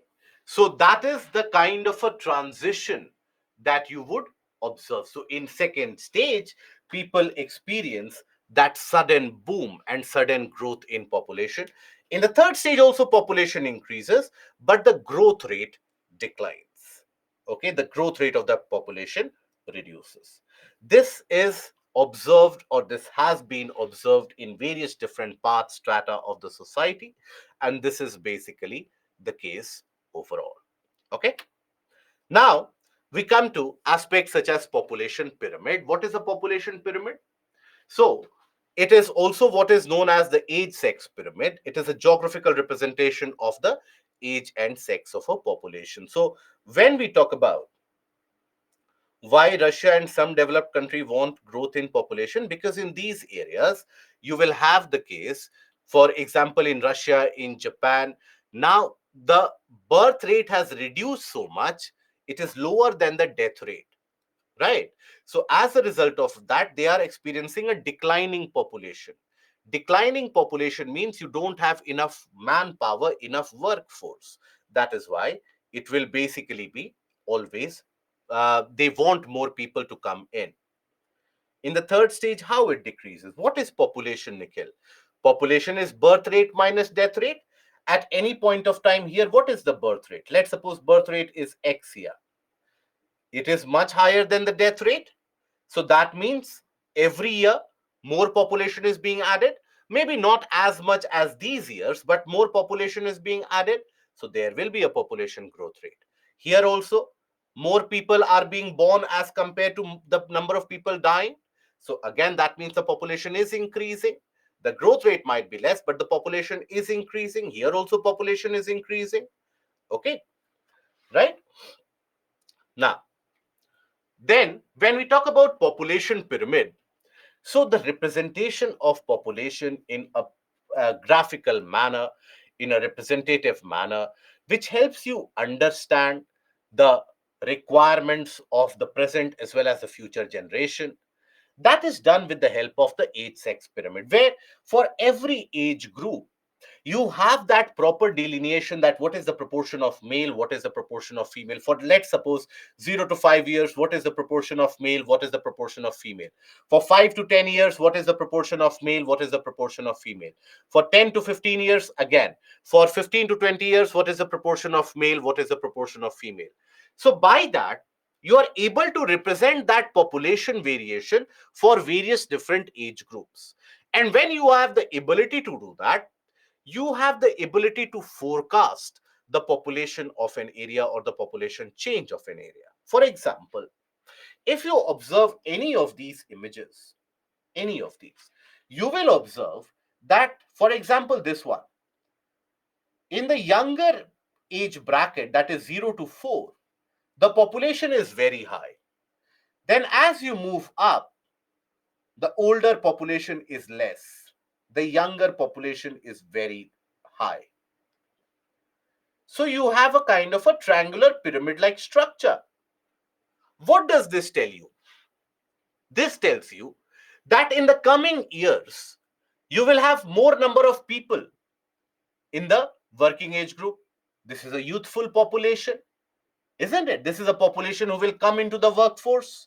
They will contribute to the economy in that area, or maybe they will add to the economic troubles in that area, because let's suppose you have large level of unemployment, so that will add to the economic problems and troubles in that area. So that is the case of this youthful population. Okay, then you have aging population. Aging population means you have more number of people. So India, Bangladesh, Pakistan, they come into this youthful population. In our country, around 65% of the population is below the age of 35 years. What does that tell you? That tells you basically that in the coming years, a lot of them are going to come into the workforce and are going to contribute to the economic progress. So that is what is also referred to as demographic dividend. That is the benefit that we can accrue, economic benefit that we can get because of the quality or the age of the population, right? Then you have what is referred to as aging population. Aging means, here observe, you have a lot of people in the age group of 30 to 60 who are working. Working class population in the age group of 30 to 60 is very high. That means in the coming years, and the youthful population is not that much. That means in the coming years, all of these people will move out of employment and you will have a dominance of older population in that region. China, for example, is in this bracket. China had enforced the one child policy. So as a result of that, one child policy means what? While it has got very disadvantageous social implications, but also it means that you will have the lack of, let's suppose, the population in the coming days won't have enough workforce. So that is why now China is forcing people to have more number of kids. If you are China, you can virtually do anything, right? You can force people to have as many kids as the state wants, as the country wants. So China is suffering because of this. Then you have the aged population, where the majority of the population is in the retirement age. They have grown older. For example, Japan is the ideal example of this aged population. Now, how does this population pyramid help us at all, if at all? So it helps the administrators frame policies. What can be the relevant policies which can be required for the population or for the policies. For example, if you have an aging population, means in the coming years you need to have enough healthcare facilities, you need to have enough, let's suppose, pension facilities, old age pensions, etc., need to be there. If you have a youthful population, means job creation needs to be a priority rather than the pension. Creation of jobs needs to be your priority. If you have an aged population, that means again catering to the older people becomes your priority. So that is how it helps shape the priorities, policies, and helps you formulate the strategy for the coming decades and the coming years as well. Okay, now then we come to the portion of settlements. So when we talk about settlements, settlements are classified as urban or rural depending upon the fact. For this also, I would suggest to you, for these areas, refer to the additional reading materials, guys. Please do refer to the additional reading materials. There you will find the definition of many of these, what we have held as a simple discussion, as a kind of a to and fro discussion. You kindly go for the additional reading materials for the definition aspect.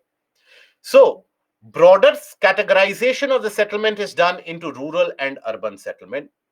Rural settlement basically means where the population density is very less, you don't have large number of people living there, and also along with that, majority of the people are involved in primary sector or the primary activities.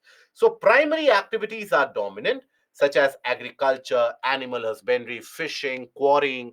That is the one which is the dominant economic activity. That is what is defined as basically the rural settlements.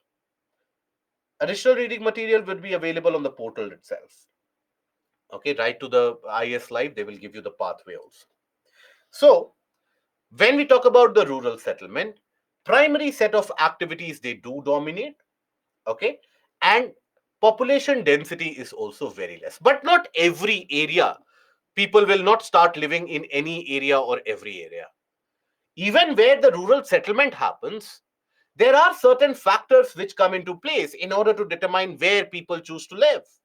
For example, availability of water supply, very, very important for not only cultivation, crop cultivation, animal husbandry, but also for domestic uses. Cultivation plus animal husbandry, animal husbandry, but also for domestic consumption.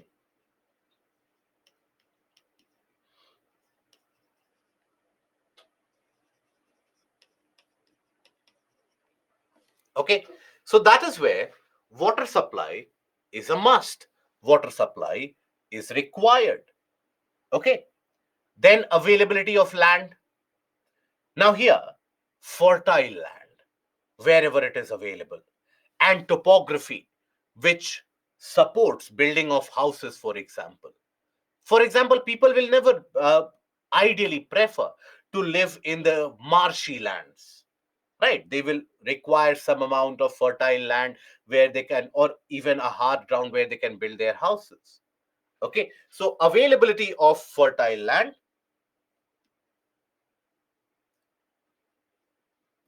availability of fertile land,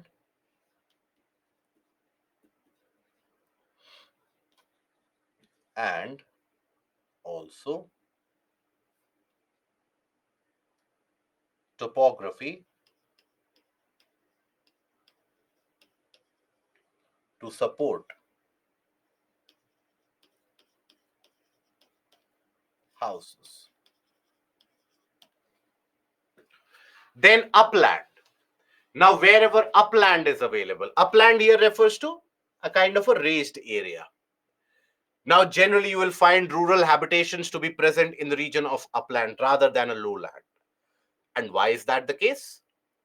It provides them with a kind of a protection, natural protection from floods, and also gives them that ease by which they can basically spot the enemies from, or the natural defense. Natural defense here again does not mean that when the Chinese, or let's suppose the other armies are coming in, they would be able to look at from the large distance. Now that is not the case.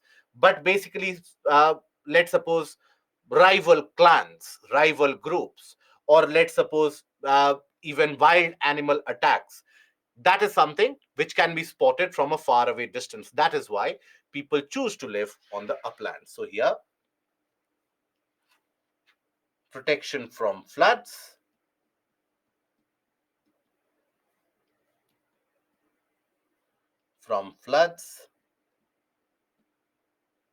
natural defense.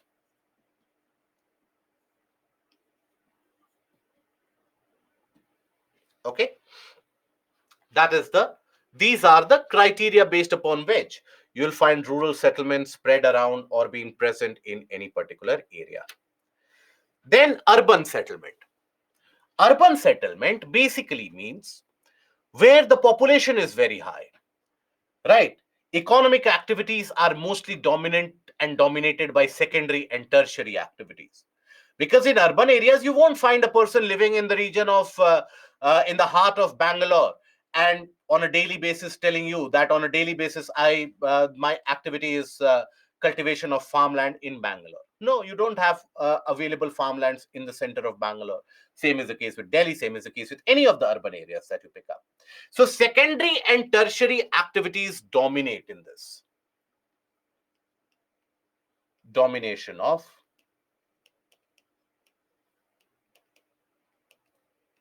secondary and tertiary activities.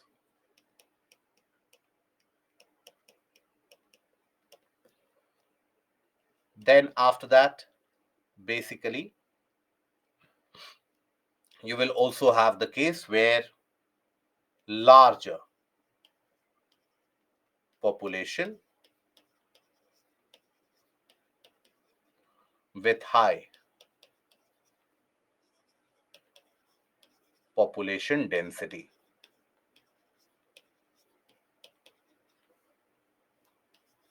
So the criteria for a region being declared as an urban settlement in terms of population is different in various different areas.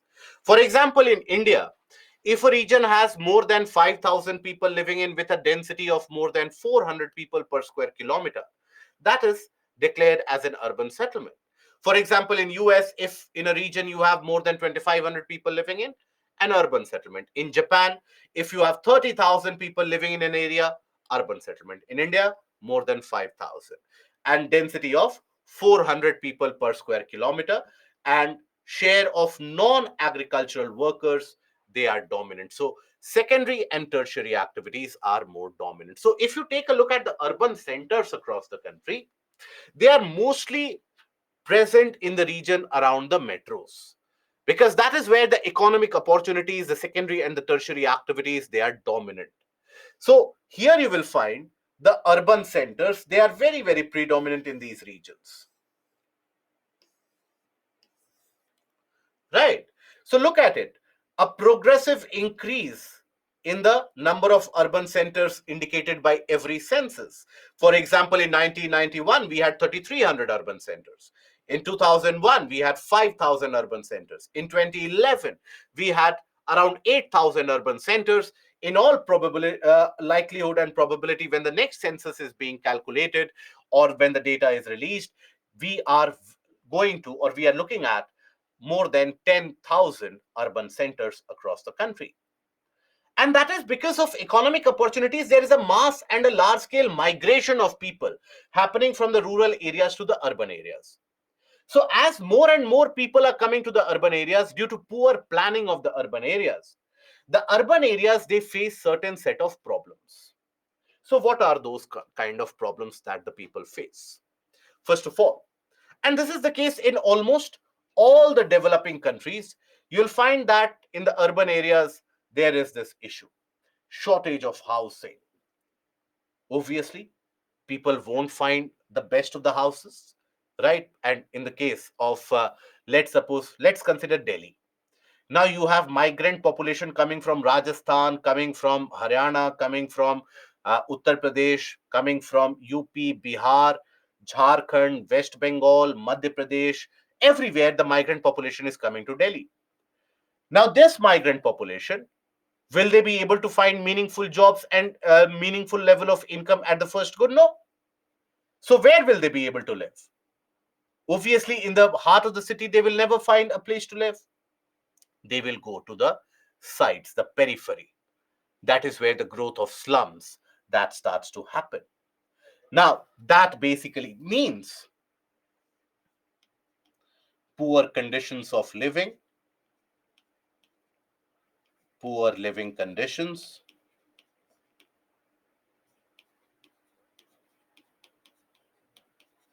Poor living conditions mean what? What is the implication of it?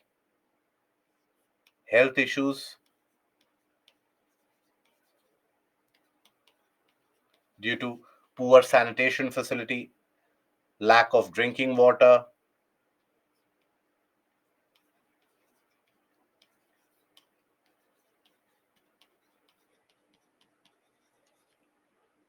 drinking water, then lack of proper educational and health facilities,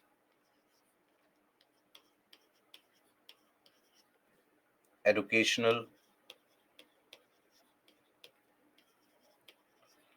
and health facilities.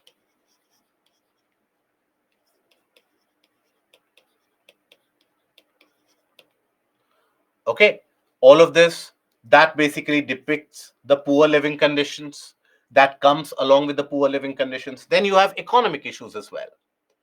So for every job, you have 10,000 people who are ready to get that job, who are ready to apply for that job. So what does that mean? The income level will go down. For example, let's suppose I have given a vacancy for a job for 50,000 rupees monthly income. I find that I have 1 lakh applicants for that job. So, as an employer, I will reduce that 50,000 to maybe 30,000. That now I'll give only 30,000.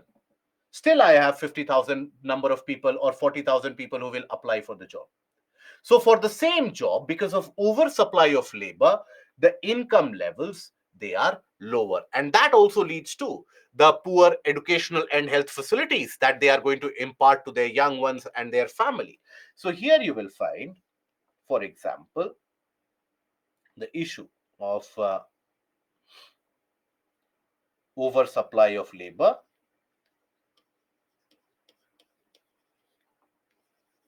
Oversupply of labor basically means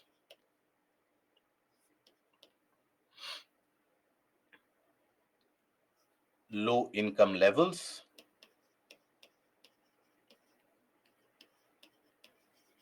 which can lead to all of these issues once over again. Then you have environmental problems.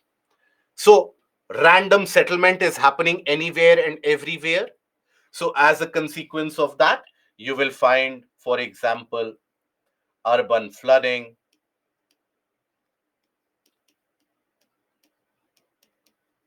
pollution, all different types, pollution, basically air, water,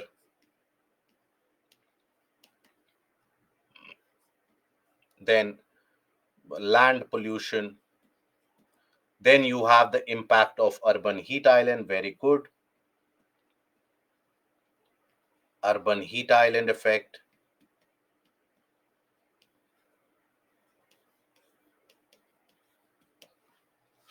These are the issues which basically are observed. And this is the issue observed in every area. Satish, aging population and aged population. Aging population means you have the predominance of the population within the 30 to 60-year bracket. So that means they are getting older. So in the next few years, that population will get older. Aged population means predominance of the population in the 50 to 70 years bracket. means many of them have already become old. Okay, that is the difference. So these are the problems faced by urban settlements in almost all the various different parts of the developing world. Okay, then we come to do you need a break before that, or after transport do we give break? Okay, need break. Okay, so let's take a break, and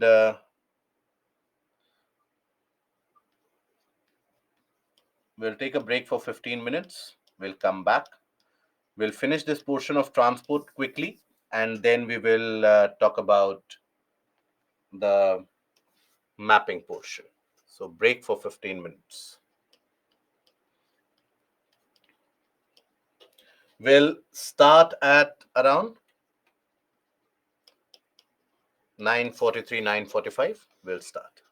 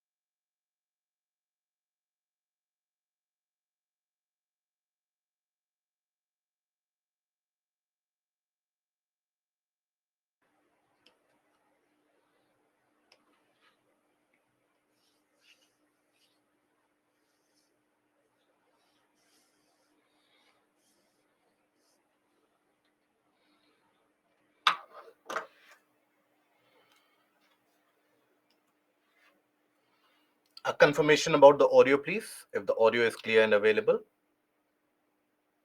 Thank you. So now we move ahead with the portion of transportation. So when we talk about transport or transportation in general, now this is an area which is, from the point of view of your examination, it is always going to be determined by the portion of current affairs. Always. If let's suppose there's a kind of a new project, government project, for example Bharatmala, for example Sagarmala, any of these, when they are in news, when they become prominent, that is where questions will be asked from here. So this will always be dominated by the portion of current affairs. So please keep an eye out for the portion of current affairs in this case. Okay, let's suppose you have the case of a waterway system which has come into existence, which has been initiated. This portion becomes important. Now when we say transportation, it not only includes the highway network or the railway network, it also includes the organization which maintains them, the transportation arteries, and the vehicles which move on them. So broader perspective, if we take, we have the road transport, rail transport, air transport, you are aware, domestic air transport and international air transport. But roads, now you have various categories of roads also. It is not as if all the roads are one and the same. You have the national highways, you have the state highways, you have the district roads, you have the rural roads, and you have some other variety of roads as well. So when we talk about national highways, generally they end up moving through various different states. They end up connecting cities in various different states. They are connected with the help of these national highways. Okay, so they are the longer ones. Then the state highways, they will be connecting the state capital, generally the state capital or the important city of the state, to various other districts of the state. So it will be within the state itself, right? Intrastate, within the state. Then district roads. District roads are the ones which connect the district headquarters to the talukas and the blocks of the district, right? Whichever region that you would be living in, it would have a district headquarter. And from that area to the various different other portions of the district, that connectivity is through the district roads. Rural roads. Rural roads are what? Rural roads are basically which connects various different rural areas. So which is covered under the Gram Sadak Yojana, Pradhan Mantri Gram Sadak Yojana. So connecting the rural areas from each other, the smaller roads that you have, or the rural areas to maybe the nearest town or the township, etc. Those come into the category of the rural roads, providing road connectivity to the habitations. That is your rural road. And then you have other roads. So this involves, for example, border roads,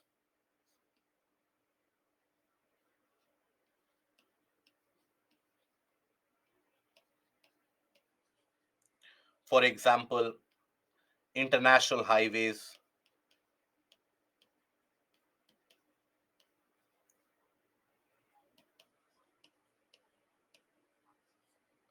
They are included in this other category of roads. Overall, if you talk about it, then national highways are the ones which handle most amount of traffic. National highways, their coverage is only 2% of the overall road network. 2% of overall road network. It is around 1.5 lakh kilometer. That is the overall length of national highways. And these handle more than 50 or 40% of traffic. Which means what? Which basically means that there will be huge amount of congestions, isn't it? Huge pollution, and also there are many accidents. In our case, road accidents and road disaster is a real concern. I hope you are aware the number of lives that we lose every year due to road accidents. Can you take a rough estimate about the number of lives lost every year due to road accidents? Do you have any idea about that? International highways, for example, Bhavna, you have the India, Myanmar, Thailand highway that is getting created.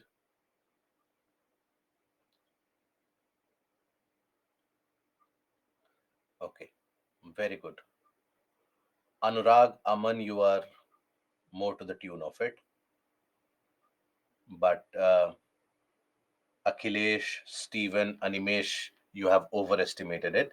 So every year we experience around 1.5 lakh deaths, 1.5 to 2 lakh deaths every year is caused due to road accidents. Think about it. Again, I would draw the analogy to one of the worst pandemics that we suffered after Spanish flu, that is the COVID pandemic. In COVID pandemic, we lost around 5 to 6 lakh people, right? But then road accidents since the past decade has claimed more than that, almost double than that, or three times that figure. So that road accidents are a point of real concern. Many of the times, and majority of the people who we lose in these road accidents, many of them, sadly, they belong to the working age group. That means it means a loss of income for their families. Many of the families are pushed into impoverishment. But why do these road accidents happen? Why is it that every year you have so much amount of road accidents happening? One of the prime reasons is, and there also you will find a pattern and the trend.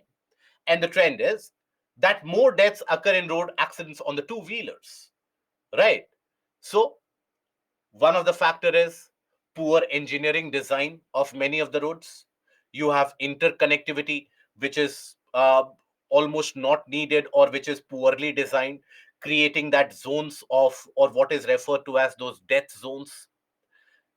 Simultaneously, you also have the case of utter disregard for the rules and regulations. Utter disregard. Jumping of traffic signals, changing of lanes. It is done as if you are walking in your backyard. Now that endangers many lives. Many lives are endangered. That is why road rage incidents need to be tackled with utmost amount of care. You will find that the many of the people and majority of the people, they don't wear that helmets, and the protective gear is not worn by many of the people. Now that basically means it can lead or cause immediate death. Okay, remember the Motor Vehicles Act, which was introduced. It talked about very stringent penalties for individuals who did not have proper licenses, for individuals who did not wear those helmets, etc. But the amount of furor and backlash that it created amongst the masses, that how is it that government can impose a fine if I'm not wearing helmet? I am putting my life at risk. What does the government have to do with it? Fair enough. But you have to take that protective gear, the protective equipment, because road accidents, that means a loss to the national resource also. The national human capital and human resource is lost in large numbers due to that road accidents. So that is why we need very stringent penalties. We need very strict traffic norms. Right? Anybody who breaks those traffic norms need to be penalized and needs to be penalized heavily for that matter. So these things need to be done and need to be done with a case or with a sense of urgency out there. So that is the case of this national highways and also the other roads. So you will face questions inevitably or invariably either in the GS or in your interview panel, where sometime or the other, maybe few of you will face questions about the what what can be the solution for that? So always one of the solution is a strict implementation of the stringent traffic norms. The same individuals who break the traffic norms here, let's suppose they go to Dubai or they go to the Western countries, they do not break the traffic norms. There, the Indian community in every other country, they are known to be, or they are well known to follow all the norms. But in India, they don't follow the norms. Why?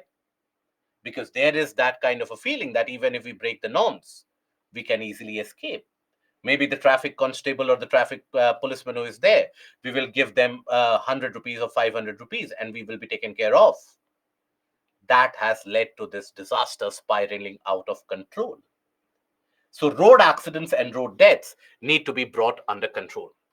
Now, here, another thing that you have to understand is that when we talk about road transportation, it has got certain amount of benefits associated.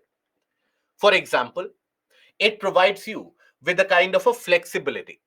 Flexibility in the sense that you have connectivity to the last mile from your house itself, you have the connectivity. Then you have the flexibility in terms of when do you want to move. If let's suppose you want to move from one area to another at 7 p.m., 11 p.m., 1 a.m. in the morning, you can move with the road transport. In the case of rail transport or air transport, you have to move as per the schedule. It won't be the case unless and until you are in certain part of the country, and unless and until you are really privileged and come from a political background. It won't happen that the trains would run as per your schedule, right? So that is where that flexibility is there, and it is cheaper. Road transportation is very cheap. So that is where it has got its benefit. The disadvantages of road transportation: there's a huge seasonal variation in terms of safety during these months of the winter. If let's suppose you consider the region of Delhi Yamuna Express, the Yamuna Expressway, that is Delhi Agra Expressway, every year we end up losing tens of people due to the road accidents because of poor visibility. So, fog conditions, rainfall conditions, rainy conditions, they claim a lot of lives. So, that is the disadvantage associated. Bulk movement of goods is limited in the case of road transportation. And that is where the other modes, that is, for example, rail transport, that is where it comes into the picture.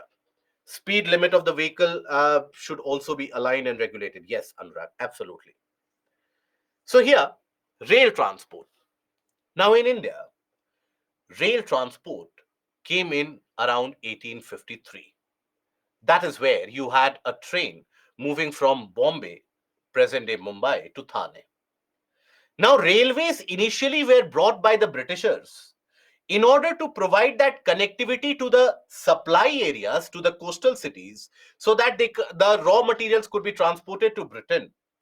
And then the finished products could then be supplied to the hinterlands. That was the purpose of railways. Now, slowly and steadily, the Britishers, they expanded the network, and that aided in substantial mobility of people. Even today, railways are responsible for transporting close to around 700 million people, 70 crore people. They end up moving from one place to another with the help of railways. That is huge. That is the population that many countries don't even have. So that is why the problems in Indian railways is also different as compared to other countries. Now here, in rail transport, you have initially you had the narrow gauge railway lines. When initially the railways were brought in, you had narrow gauge railway lines. Then slowly and steadily it was graduated to meter gauge, and then slowly now we have the broad gauge. Now this basically, narrow gauge, meter gauge, and broad gauge, the difference is the distance between the rail tracks, right? If you have the rail tracks which are very close to each other, that means the wheels of the carriage, that will also be very close to each other. So wheels of the carriage, they are very close to each other, means they won't be able to handle that much load, they won't be able to move with that much speed.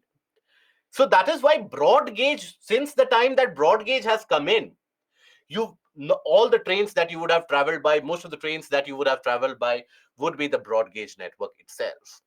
So broad gauge has increased the speed and the handling capacity of the railways. But even today, we have the presence of meter gauge also. We have the presence of narrow gauge also in certain areas. For example, if you talk about the hilly regions, for example, the region around Nilgiris, from the area around Metupalayam to Wellington and Uti, you have narrow gauge still, right? Now it is used for leisure activities. For example, Darjeeling, for example, Shimla, you have the narrow gauge. Then you have meter gauge, which is still in existence in certain areas. For example, in the region of Mao, in Madhya Pradesh, there you have the meter gauge. But understand the difficulty that a train or a railway line, for example, or a train which is moving on broad gauge, that cannot move on the meter gauge or the narrow gauge. The train which is moving on a narrow gauge, that cannot move on the broad gauge because the carriage is not built that way. The wheels, that distancing is not done in that way. So it gives rise to inefficiency.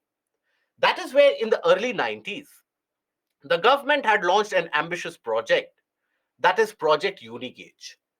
And the purpose of that Project Unigauge was to provide that uniformity of travel so that people could easily move from one region to another. Okay. And you would be very happy to know that after so many decades, this is a project which is still running. We have still not managed to convert all of them into a kind of the same gauge. Because if you convert all of them to same gauge, that will improve the efficiency always. Okay, we don't have that. Now the government is saying that by 2025, we are seeking to achieve that. Basically, railways, they offer advantages in the sense that over the long distance, it is very cheap. And you can move over very large areas in shorter period of time. It is independent, mostly not dependent on weather scenario. For example, you won't find the case that okay, today it is very cold, so trains are not going to move today. There might be some delay here and there, but it is not that today this train will not go because it is very cold outside. The trains do move. It is raining very heavily, so the trains won't move. No, it is not the case. So you have a kind of a weather independent movement. Over the long distance, it is cheaper. It is climate friendly. That is where the electrification of railways, which is being carried out with substantial amount of force now, substantial amount of fervor now, that electrification of railways also has got its own set of benefits associated. Presently, every year, the pace of construction of roadways, railways has picked up. So, on an average, I hope you would be aware of the data. On an average, we are constructing close to around 30 kilometers of roadways every day. 30 kilometers of roadways are being constructed every day on an average. In the early 2000s and in the mid 2000s, we had the situation where the average length of road construction was around 1.4 to 2 kilometers per day. So we have increased that to 30 kilometers per day.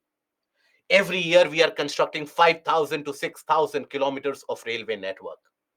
That is very much needed. We have had decades almost where the railway line laying was done at a case where few hundreds of kilometers of railway line were new railway lines were laid in 1 year.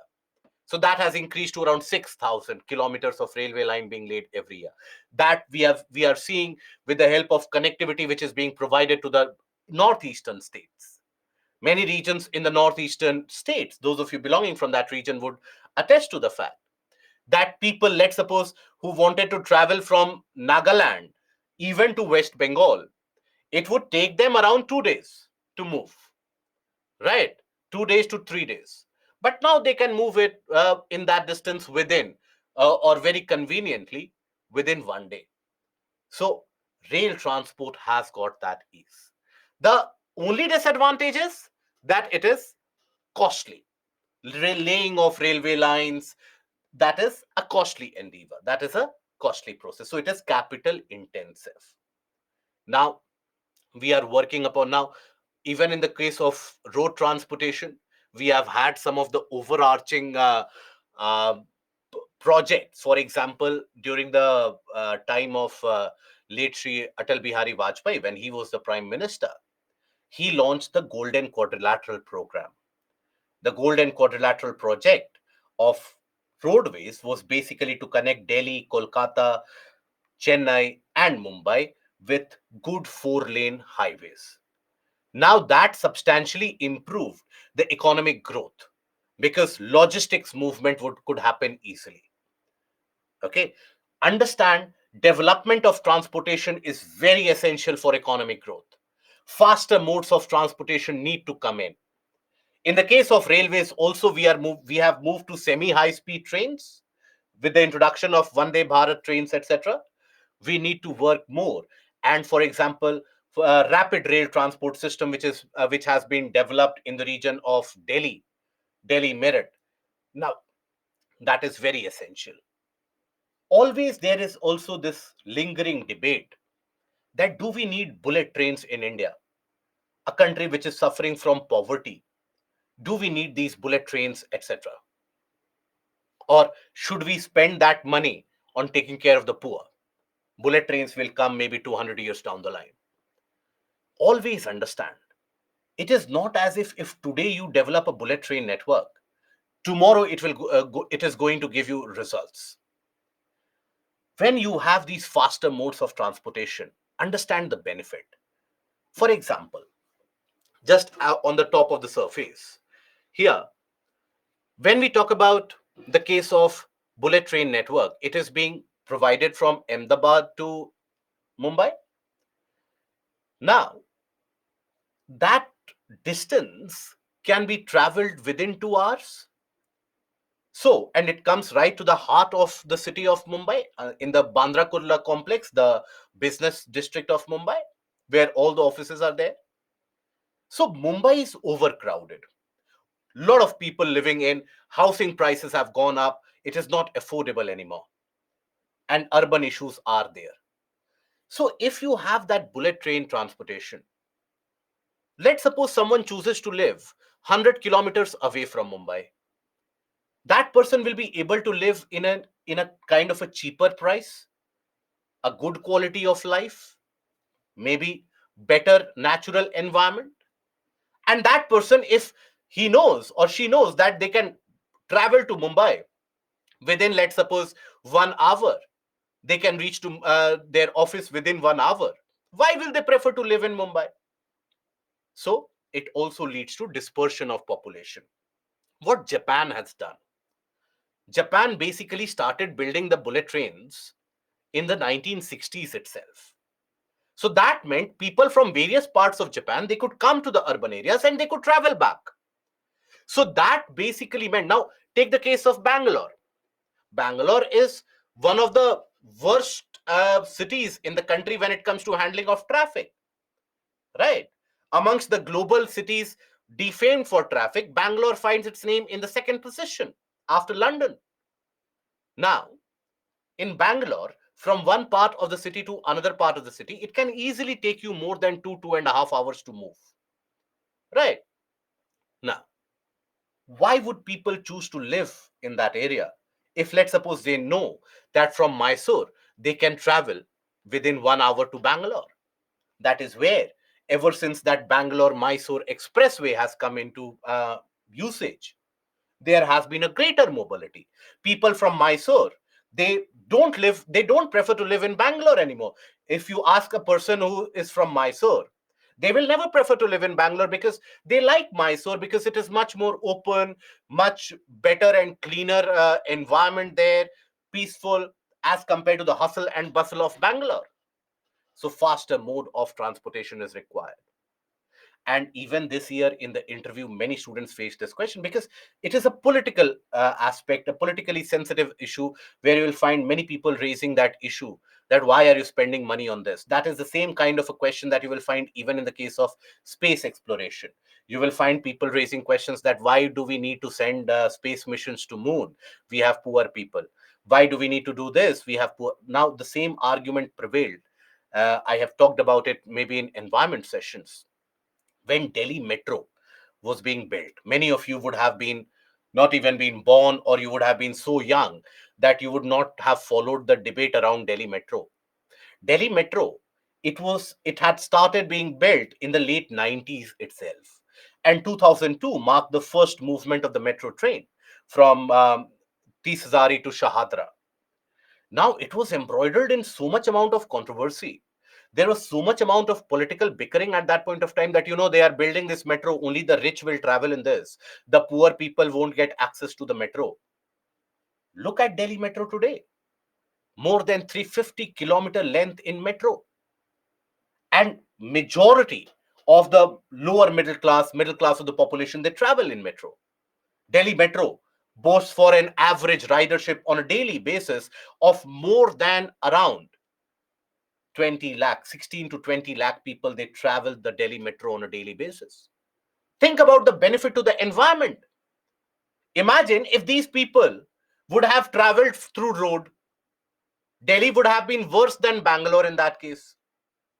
So faster modes of transport. That is why rapid rail transport system, RRTS system, which has been developed. It has been developed from Delhi to where? Are we aware? Have we followed the current affairs? Delhi to Meerut. Okay, good. That rapid rail transport system, Delhi to Meerut. Now you can cover it in a couple of hours, in around 1 hour. So around the fringes of Meerut you live. Come to work to Delhi, go back. If you want, you stay in Delhi.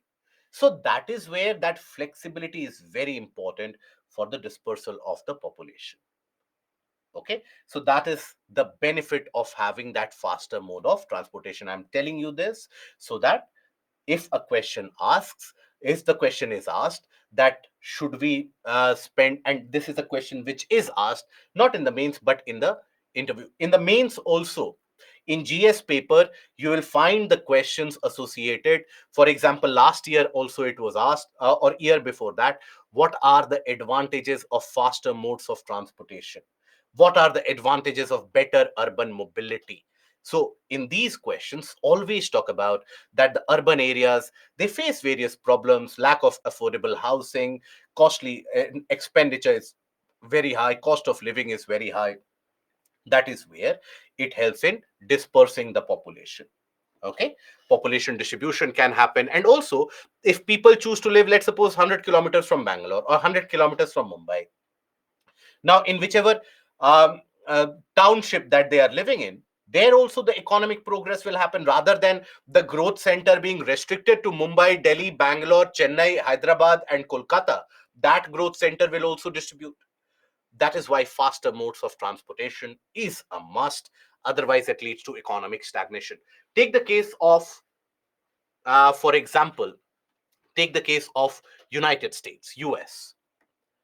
Now, US, after it suffered from the, or while it was suffering from the Great Depression, that is the economic crisis of the 1920s and 1930, US embarked upon an ambitious exercise to build the interstate and the freeways. The, what we in India we refer to as the expressway systems, that was developed across the country. It crisscrosses the country. That provided for mobility, that led to development of many of the urban growth centers. And the argument that Eisenhower, who signed on that policy paper on the interstate roadway network, Eisenhower, he put forward that speech in the US Congress also, that look, US is the, which oftentimes you will hear Nitin Gadkari citing Eisenhower also. Basically, he said that US economy, it is not that the US roads are better because US economy is better. US economy has grown because of the growth of roadways. Look at China. No other country has invested in infrastructure so substantially for the past 2 to 3 decades as China. Look at the economic growth story of China. It's marvelous and significant. Presently, we are in a situation where no other country is investing as much money in infrastructure development as India. India is one of those. So that is why when you hear the various different and you had a very nice column, in fact, written by Fareed Zakaria, who obviously is a journalist in CNN in US. He basically published that entire article where he said that when he would go to China in the late 80s and the early 90s, everywhere that he would look around himself, he would observe multiple construction of infrastructure going on, and China yielded good dividend about that. India is going through the same phase. Look at Mumbai. The only reason that the air of Mumbai is very polluted right now is because Mumbai is undergoing construction activities at an unparalleled pace. Coastal highways are being built, coastal road network, interconnectivity between different areas, metro rail system. The argument is that this should have been done 10, 20, 30 years back. But nonetheless, once it comes into picture, once it comes into force, that is when the next phase of development or the next phase of economic progress can happen. It is under that purview that cities such as Delhi, they are building multiple airports. You have another airport coming up in Jewar, right, near Greater Noida. You have another airport in the region of Navi Mumbai that is going to handle substantial amount of traffic also. So this infrastructure building is very, very essential if you want to support the economic progress. Okay. Railway uses thermal power. Can we use atom? Obviously. See, railways, when the electrified railway network, it is not based upon, so when they extract electricity, it is not the case that okay, this is produced by coal, so only railways can use that. No, they basically require that amount of power. The fact of the matter is, presently in India, you have a dominance of thermal power plants. That is why mostly they will utilize thermal power. As we move into renewable energy, over the next decade and a half, you will observe that India has substantially moved to the renewable sector. You will find that they will be utilizing the renewables also. It is always much more cleaner.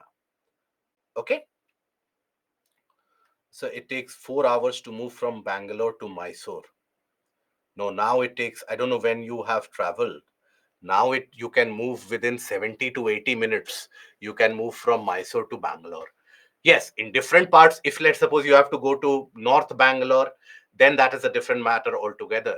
Or if you have to move to the hinterland of Bangalore, that is a different matter altogether. But from Mysore to Bangalore, with the help of the expressway, now they are bringing regulations for the expressway also, where in the region there is substantial amount of protest which has happened in that area, because once the expressway was established, first the protest was that why do you have toll system? Toll system means you are eliminating the poor population. But tolls are there in order to have that maintenance. You cannot have good, well maintained roads if you don't charge tolls. Then, and toll system is present all across the world. Secondly, if you would have moved on the expressway, that Mysore expressway started becoming a hub for accidents. Why?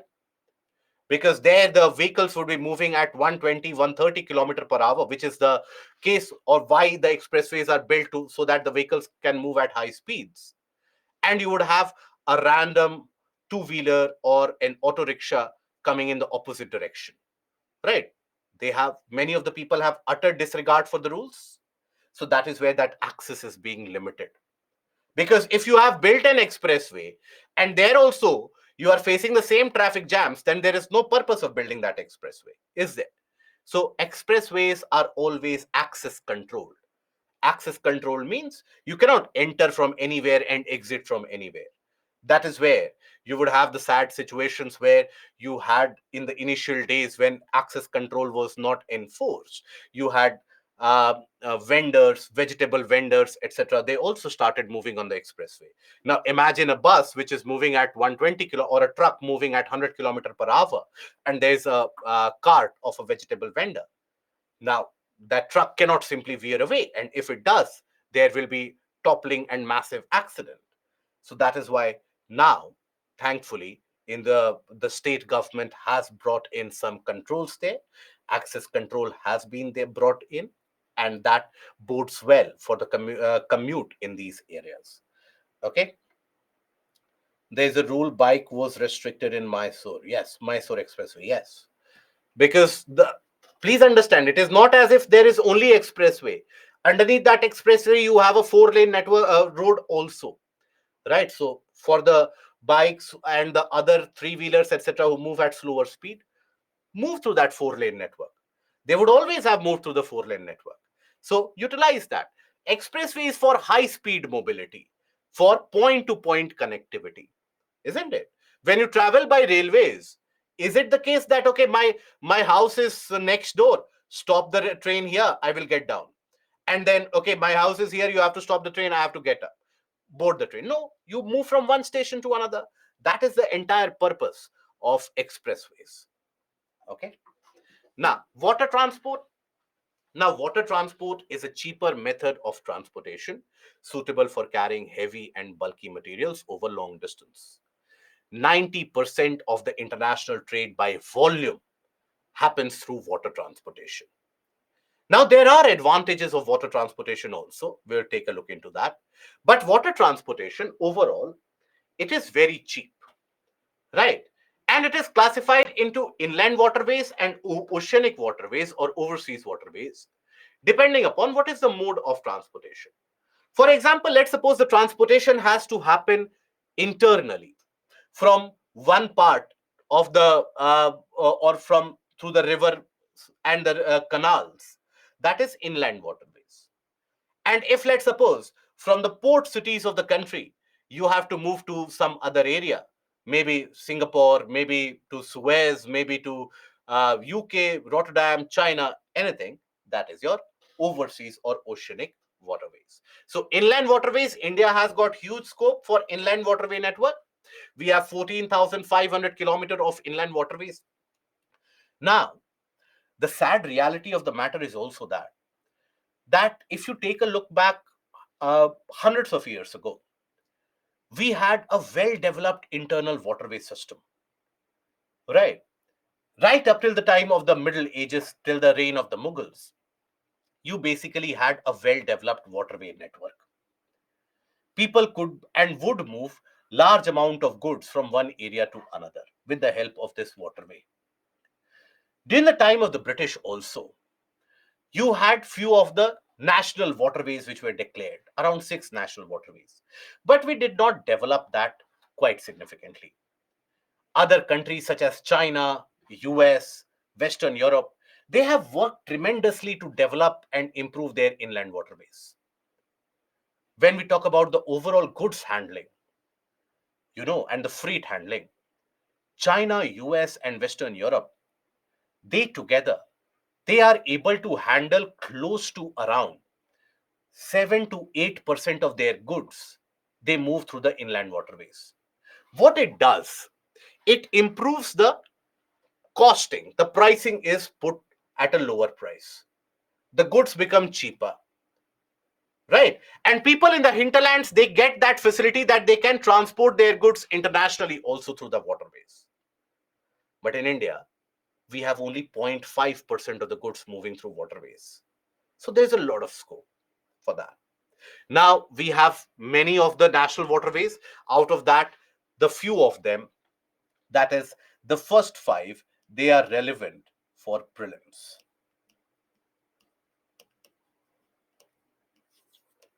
So, for example, National Waterway 1 moves through from the region of Allahabad to the region of Haldia, right? This is then across River Ganga and Hooghly. That is the National Waterway 1. National Waterway 2, when Brahmaputra enters the plains in Sadia, all the way till Brahmaputra basically enters Bangladesh in Dubri. That is the National Waterway 2. National Waterway 3, Kollam to Kottapuram. National Waterway 4, through the canals and the channels being developed. And the aim is to connect the Krishna, Godavari, and the Kaveri river deltas. Then National Waterway 5, basically you will observe that Brahmani Delta canals, right? National Waterway 6, that is being built across River Barak. But top five, that is National Waterway 1, 2, 3, 4, and 5, you should be aware that where they are. And here also, please understand, it is always going to be determined with the portion of current affairs. The utility of it is always going to be determined as per the current affairs. So keep an eye out on the current affairs in this. Oceanic waterways, when we talk about oceanic waterways, they basically are the ones where through the port cities you end up transporting material. So for example, we have major ports, 12 major ports. So Deen Dayal Port Trust, Kandla Port, that is, it is the northernmost port of India. Okay, Kandla Port is the northernmost port of India. It is north of Haldia also. Then the major port in Mumbai, Nhava Sheva, JNPT. JNPT has got the largest container handling capacity in India is with JNPT. Okay. Then you have Goa, Marmagao, Mangalore, which is an oil handling port, where specifically it is built, the infrastructure is built to import and export refined oil. So in the case of these oil ports, what do you do? That in the region of the dockyard, you will find long pipelines which go into the sea. And basically the large ships, oil container ships, they don't have to come exactly to the shore. So they can take a berth closer to the shore itself and they can start emptying the oil through those pipelines.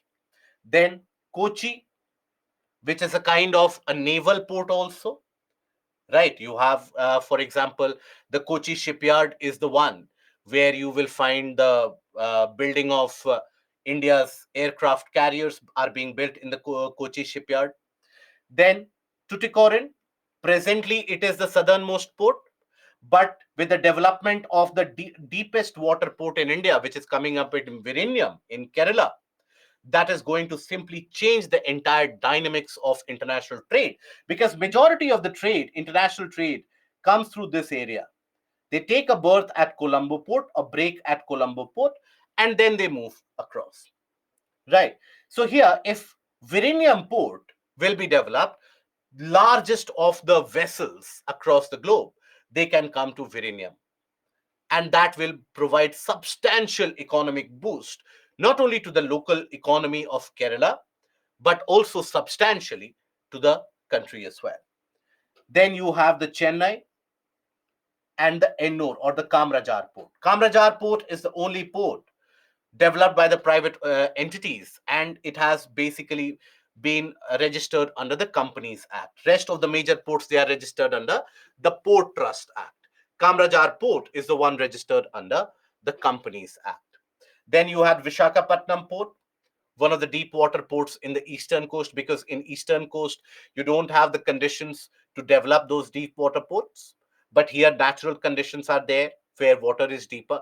That is why Vishakhapatnam is also the headquarters of the Eastern Naval Command of Indian Navy. Then Paradeep, again an oil handling port again, because there is an oil refinery also there. This has also got that pipeline network where the ships can offload and onload oil from a distance away from the coastline itself. Then the development of port at Haldia is significant for international trade, and also it has basically boosted the economy of that area. Many industries have come up in that, export oriented industries have come up in the region of Haldia, provided a lot of job opportunities in the region. Okay, so the major ports of the country, that is something which should be well known to you. Now, the advantages of water transport. What are the advantages? So if you take a look at the advantages, first of all, there's a huge scope that in India, we have around 65% of the freight movement which is happening by road, only 0.5% which is happening through waterways. So scope is huge, and it is also very cheap. For example, the cost to transport 1 ton of freight over 1 kilometer is rupees 2.28 by road network, right? Where there will be frequent breakages also. Maintenance is required. Trucks break quite often, and it will be polluting also. And the cost to transport 1 ton of freight for 1 kilometer, rupees 1.41 by railways. It is only rupees 1.19 for waterways. So waterways, the ships, the barges, they are able to handle very large amount of quantities. Then it is greener.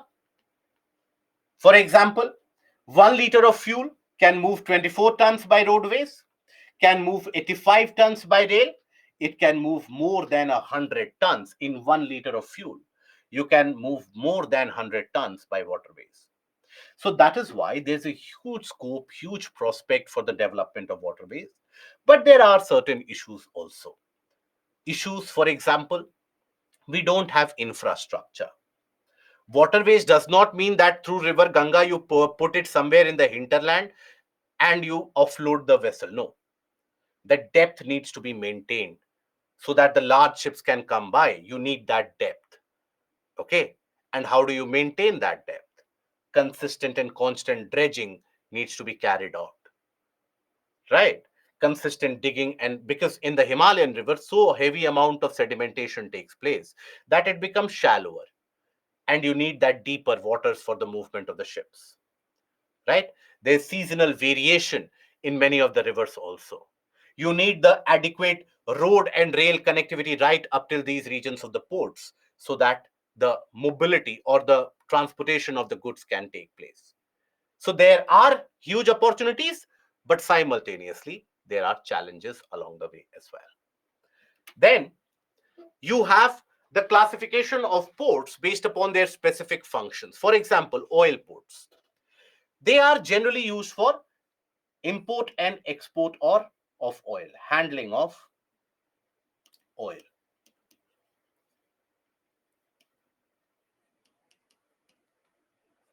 Example, Mangalore.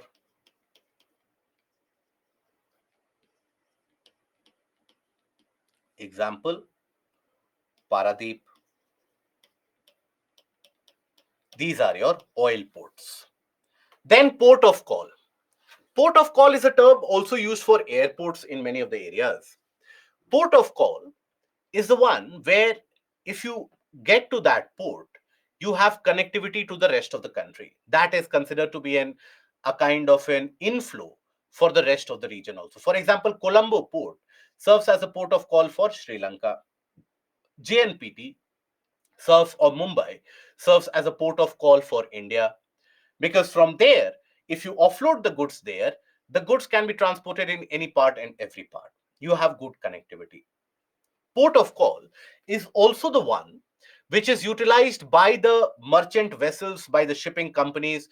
So when the ships, for example, they are coming, let's suppose from Europe all the way till China, they will need a break.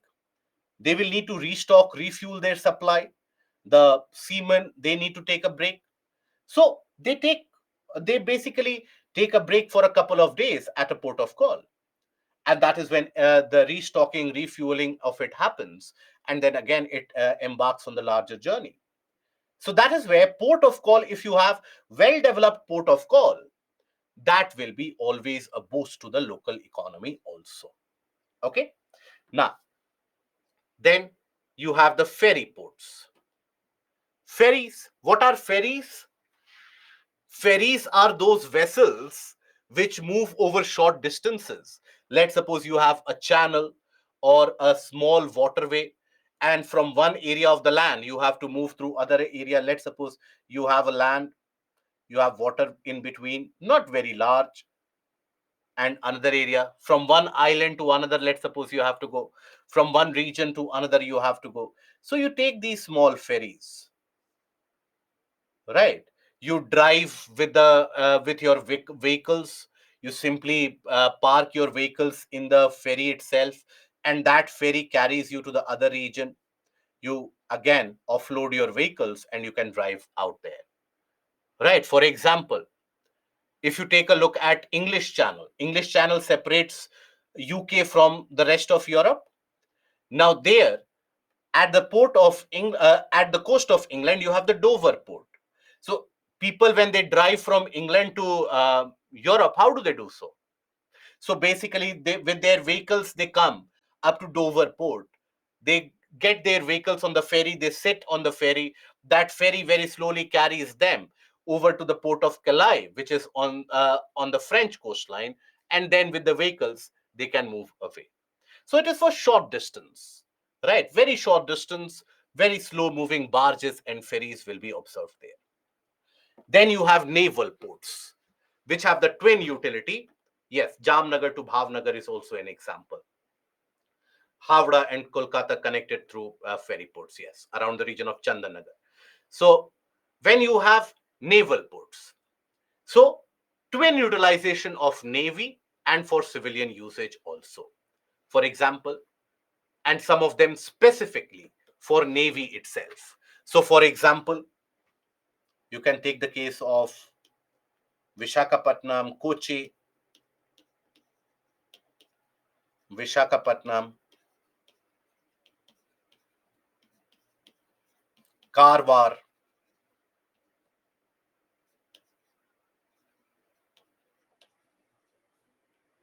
Karwar across the west coast, western coastline immediately to the south of Goa. Karwar port is one of the very important ones, which handles a lot of that traffic, naval traffic. So these are the various different types of ports. Okay. Inland waterways will always be cheaper. Now we come to the portion of maps. Knot is a measurement of speed. Knot basically represents around 1 knot is equal to roughly around 1.8 kilometers. That is knot. Okay, so basically knot system was used to be or was developed in the Middle Ages in order to measure distances. So over sea, people realized that the yardsticks for measuring the distance over land, that doesn't work over sea. So what they would do, they would tie very large ropes in various different knots. Each of these knots, they would be distance at around 1.8, 1.7 kilometers. And that is how they would basically cover and measure that. Okay. And India have chances to, if Great Nicobar port is constructed, it could serve as a port of call also. Yes, it could. But it would largely be transshipment port in that case, where larger vessels would come in, and from there you would have the smaller vessels supplying the goods to the rest of the country. Okay. Shabir, in India have chance to generate power from renewable energy, but we have started developing that renewable energy. It is not the case. See, development of renewable energy is a costly process. It is not a cheap process.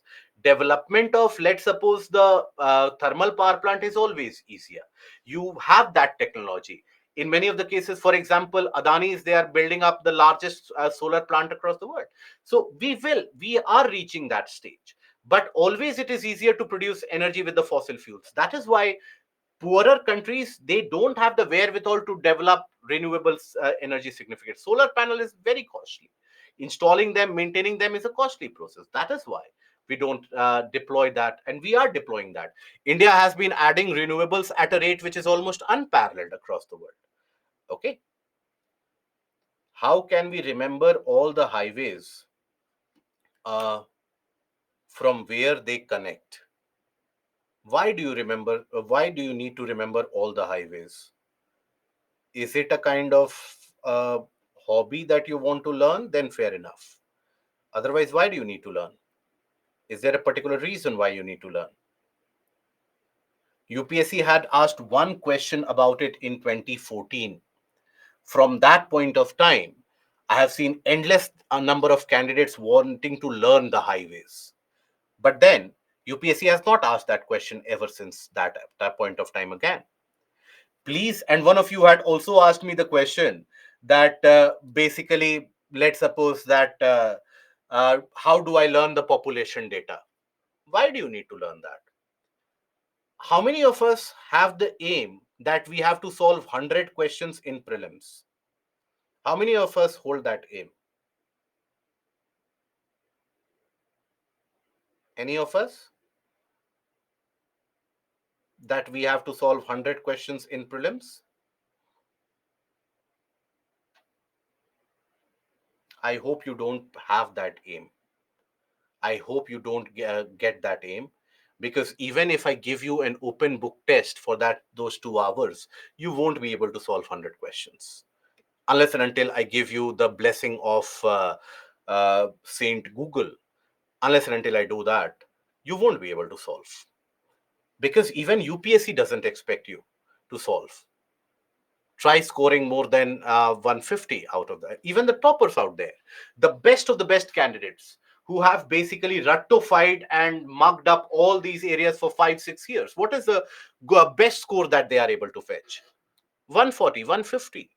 What is the cutoff? 80 to 85. If you score 140, will someone give you the credit? If you don't qualify for the mains examination, where will you go with that CV that, you know what, when I appeared for the prelims I scored 140, after that I could not clear the mains examination itself, but I scored 140? Nobody cares about that. That marks will never be counted, right? So please don't get that tendency that I have to solve 100 questions. UPSC will ask you questions in order to shake your belief and confidence that I have not studied this. That is why UPSC, the exam pattern is such. Prelims is about your resolve, your how you are able to maintain your calm.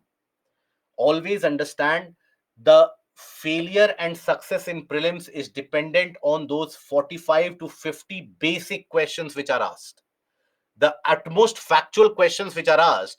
Let's suppose if I ask you a question, which is the highway connecting Mumbai to Bangalore, how many people would know that? Not more than 5 to 10.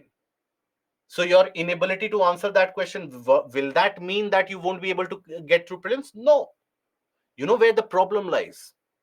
When we analyze the previous year questions, we see many of the basic questions also.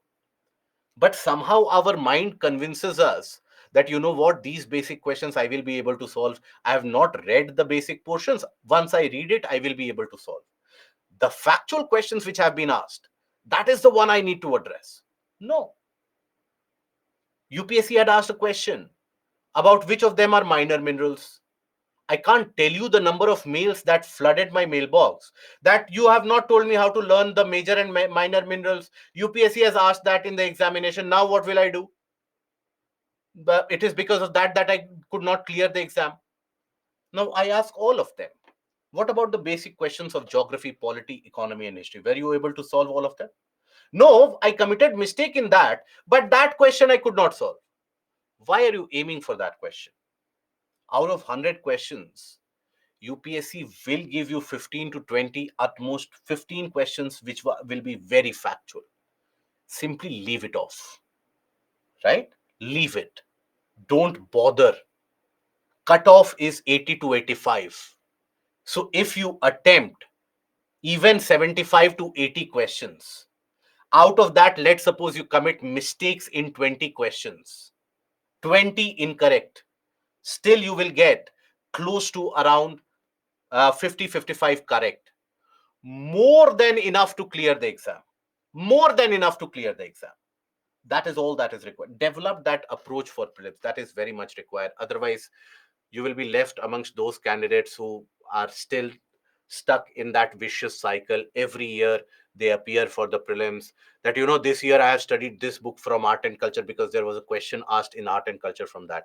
This year I have studied this because, you know, in maps one question was asked about which are in these latitudes. And this is another thing, now that we are coming to maps, I find many of the candidates, they have the tendency that, you know, once UPSC had asked a question about which of these capital cities arrange it in north and south, they are continuing to do that. They are still continuing to learn all the capital cities north to south and east to west. And many people are minting huge amount of money by launching separate notes for mapping, by launching separate this chronology of how do you learn that. And students, they go there with the aim that, okay, this is going to help me clear the exam. Let me be as blunt as possible. From maps, at most you will get one question or two questions from maps. That will be based on current affairs. So if you are well versed with current affairs, you will be able to solve maps. Please don't get into the habit of learning there. If you are getting into the habit of learning, you are creating a very harsh situation for yourself. Explore areas on the map. Be curious. What are the various different regions of the various different parts of the world? Don't stick to a list. I will never provide you with a list. Don't have that tendency that, okay, students, look at this. This is Caspian Sea. Students, look at this. This is Black Sea. Students, look at this. This is Mediterranean Sea. Grow up. Okay? You are appearing for civil services examination. You are not appearing for your class 8th or 10th board examination. You have to develop that kind of maturity in your approach also. Okay? Right? And here again, I knew that this kind of a question would be possible, would follow up. So tell me the topics from which questions in prelims will come.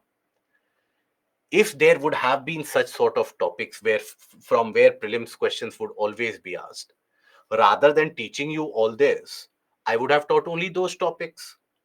Before every module, I have told you that this is the portion from where prelims questions can be framed. This is the portion from where mains questions can be framed, isn't it? So have that kind of a approach, cover the subject. There is no shortcut. Always remember, shortcut is oftentimes the longest distance between 2 points. Always. When you do that shortcut, you will never gain the overall perspective. So please don't be asking the questions, but questions can be asked from mapping questions. We don't know what they will ask. Okay, do you know the question in other areas, that what question UPSC will ask you? Do you know the question that they will be asking you from economics in the coming year? Do you have a clue? If you do have a clue, I would suggest bring out that kind of a sample paper. Trust me, you will be the overnight celebrity in the country, right? Civil services examinations are being conducted in this country for more than 100 years, more than 100 years, almost for more than that. There is that unpredictability associated. That is why you cover all these areas. And that is why you need to develop an approach. This is the reason why every year you will find many candidates scouring through hundreds of books, still not being able to make it through. And candidates who will get there within 1 year, they will clear it because they know I don't have to secure 250 marks or 200 marks in prelims. In fact, one of the interesting anecdotes I will tell you, which will help you understand the mindset. I hope you are aware about the very famous case, or the infamous case, where an IPS officer, or an IPS trainee rather, was caught cheating in the mains examination. Are we aware of that in Tamil Nadu? Are we aware of that case? No? Okay. So there was this individual who was caught cheating, who basically had qualified for the police services in the previous year. For improvement of rank, he sat in the exam again, and he was caught cheating in the mains exam. Later on, it was found out that how was he caught cheating? UPSC had basically set up a kind of an invigilation around that individual. You know why? He was already under scrutiny. He was already under watch ever since the prelims. Because in prelims, he secured 176 out of 200. 176 out of 200. Even UPSC cannot digest that. That how can someone score 176? So always understand why and what is the purpose of the questions that you find in the exam. If I break it down, the success and failure in prelims is always dependent on the basic questions. 15 to 18 basic questions of polity will come. You have to get all of them correct. 15 to 18 basic questions from economics will come. You have, other than two or three, all of them have to be correct, because your competition is not going to commit mistakes in that. So here you are able to secure around 32 to 33 correct questions. 15 to 16 basic questions from geography will come. You have to get 10 to 12 of them correct. Around 14 to 15 or 15 to 16 questions in history will come. You have to get around 7 to 8 of them correct. So in total, how many questions are correct? Easily around 52 to 53. from the basic big four subjects.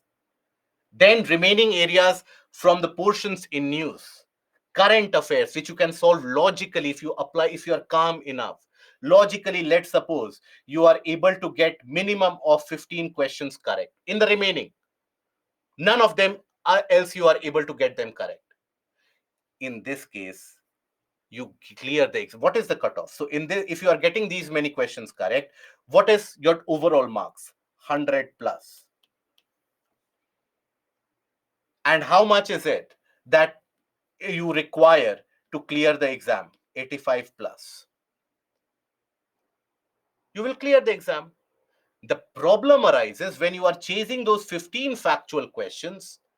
And then in the meanwhile, because for factual questions, you need to learn and rectify. And chances are UPSC will not ask them ever again. Minor and major minerals after 2020, UPSC has not asked. You still find candidates who are learning that, who are rote learning that. I have provided you with the list for in the PPT also for those candidates who want to learn. UPSC has not asked that. So if you spend all your time learning the national parks, all the wildlife sanctuaries, obviously the basic portions, the revision will be ignored. And that is where, if you falter in these, you are out of the race. If let's suppose you commit 4 mistakes in polity, almost out of the race, because none of the candidates who are going to clear the exam, all of them, they get all of the questions correct because the questions are from the same book, right? So develop that approach. Okay, now we come to the portion of maps. So as I was telling you, the approach for maps has to always be built around the portion of current affairs. Nikhil, I hope I'm able to make my point clear. Don't take it negatively, but you need to develop that approach. Okay, always it has to be dealt with the portion of current affairs, oriented towards current affairs. Now, any area in news, for example, Ukraine is in news because of the Russia-Ukraine war. Now, UPSC is not going to ask you a question that Russia was indulged in war with which country? Ukraine, UK, US, Israel. No. UPSC will ask you a question, which are the boundary regions of Ukraine? Because those are the countries which were impacted. Afghanistan witnessed a troop pullout by the NATO forces. UPSC asked the question about the bordering regions of Afghanistan. South China Sea in dispute. UPSC will ask you a question about South China Sea. Mediterranean Sea was in much news and discussion because of the refugee crisis. UPSC asked you which are the countries bordering the region of Mediterranean. So always the questions will be revolving around the portion of current affairs. So here, when we talk about it, always understand that your coverage of the atlas and the map needs to be explorative. You need to be able to explore the regions, explore various areas, and then come across the adequate conclusion. Okay, so for example, this is your physical map. First thing that you have to do is go through the physical map.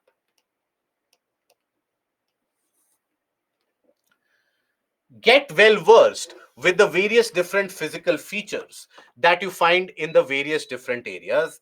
What are the, or what is the location of the mountains? What is the location of various different, let's suppose, plateaus, etc. That idea needs to be there. Bordering seas, the marginal seas, that idea needs to be there. Which are the major straits, etc. Then after that, once you have taken a look at the physical map, now how do you approach the physical map? Take one continent at a time, right? Take one of these continents. For example, there in that continent, look at the major rivers, look at the major mountain systems, look at the various different seas surrounding that, and that will be significantly helpful. Okay, and then after that, look at the political map. Political map will help you understand the political boundaries. I'm sure many of us, we have no clue about how many or which are the countries situated in Africa, which are the countries situated in South America, which are the countries in Asia for that matter. Many of us have no clue. But we, rather than exploring them, we have a requirement that give me a list. What will be asked in the examination? I will study only that list. Then why will any other person read anything other than the list? Right? Why do you need to attend classes? Just take that list, rectify that list if UPSC has to ask that. So this is the kind of what I refer to as the guidebook mentality, where many of the candidates have the because of our system of education, you have many of the people, they won't study throughout the year. They would simply rectify the guidebooks and questions would be asked from the guidebooks. So don't have that kind of a guidebook mentality. Explore it. For example, which are the boundary regions around India? Right? Boundary regions in Asia, or the countries in Asia, countries in Africa. What this will do, it will enhance your understanding of the global geopolitics also. International relations also would be understood very ably well. For example, let us take the case of North America. So how do you approach the physical map? First things, look at the water bodies around North America. So in the water bodies around North America, start from anywhere. Let's suppose Caribbean Sea, right? Caribbean Sea basically is the Caribbean islands that you have here. Here you have the transform plate boundary, and that is where you have the Caribbean Sea. Then you have the Yucatan Peninsula. This is your Yucatan Peninsula. Okay, I will use a thinner font line here. You have the Yucatan Peninsula.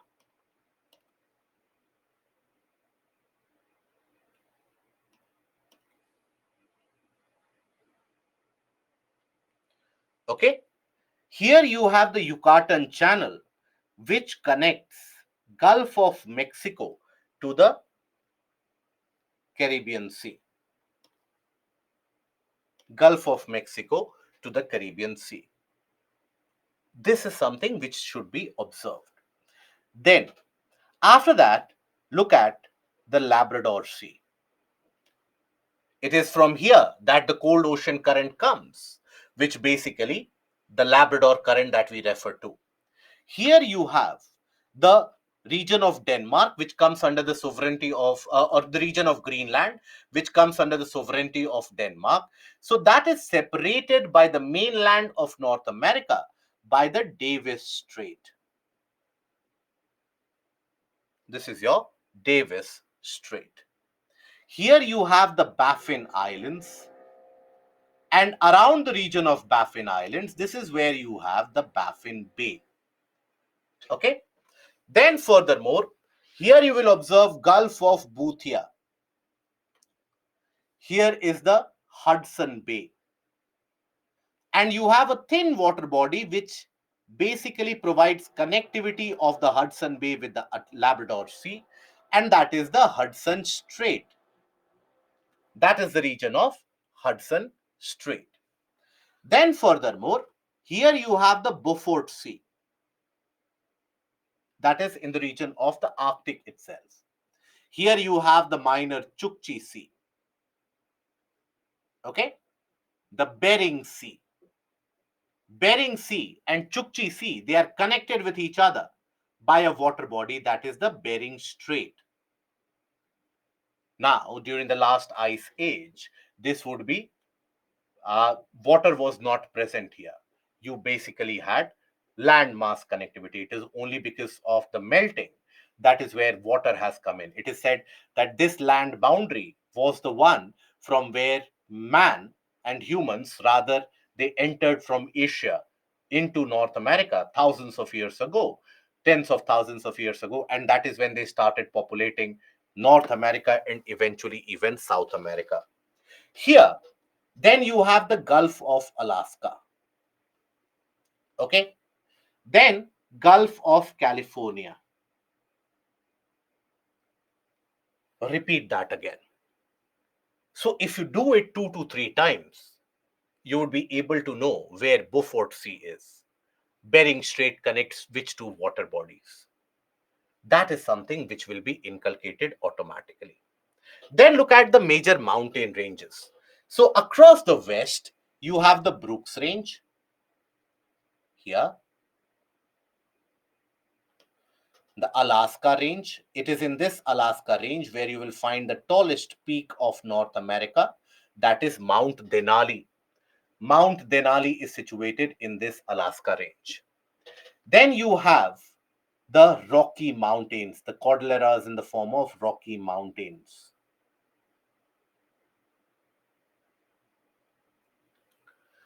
Here you have the youngest fold mountains across the world in the form of coastal ranges.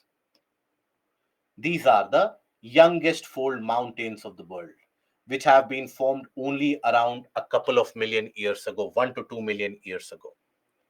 Okay, this is a region generally which is very densely and heavily forested. Here you will find temperate evergreen and redwood trees. Many of the trees having an age of 100, 200, 300 years also. Okay.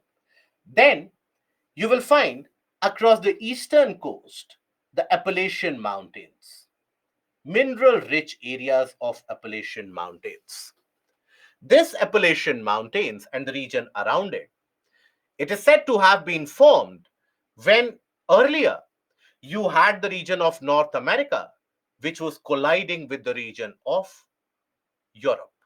So, Scottish Highlands and the Appalachian Mountains, they got created simultaneously. This is the region of Canadian Shield. Shield is created how? Which geomorphic process leads to the creation of shield? Are we aware? Yes. Basaltic lava, right? Basaltic lava eruption. Very good. That is what creates the shield. So that is where you find the Canadian Shield. Now, this has also been heavily eroded by the glacial actions during the last ice age. This is the reason why you will find so many indentures here. Because during the last phase of glaciation, all this was substantially eroded. Right? This is a region which is very rich in mineral deposits, also, this entire area, very rich in mineral deposits. You'll find iron, coal is to be found around the region of the Appalachians, iron, zinc, copper, these kind of minerals you'll find in high amounts. That is the reason why the eastern part of North America, northeastern part of North America, started that phase of industrialization in the early 1800s itself, based on those mineral deposits. Okay, here you will find the presence of a river in the boundary between Canada and river on boundary between Canada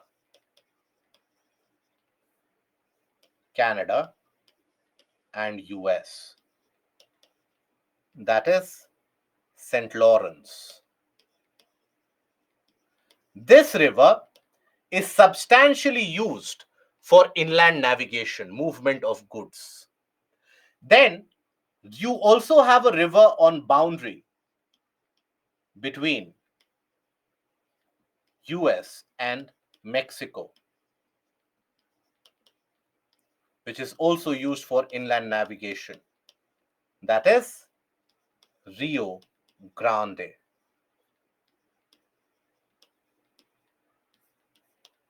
Okay, Rio Grande. Okay, here you will find the system of 5 lakes, what is also known as the Great Lakes, also caused due to glacial erosion. So here, Great Lakes. Which are those Great Lakes? Very good. With the acronym of HOMES.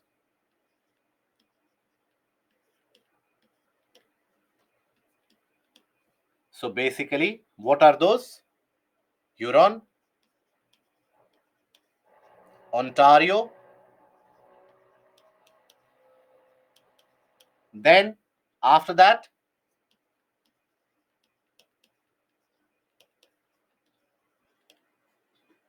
then after that,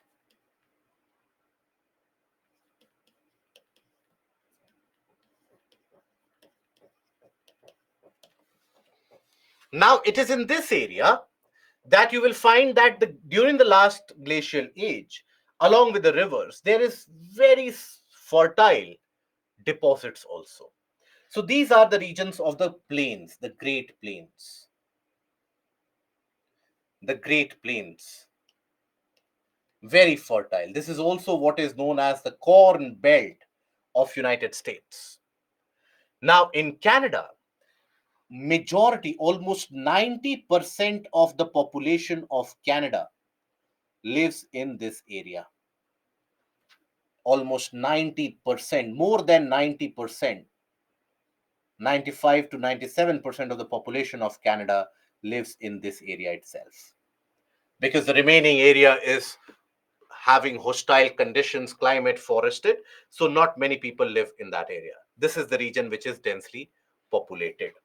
Okay, here you'll find major rivers draining through this area. Here you have the Ozark Plateau.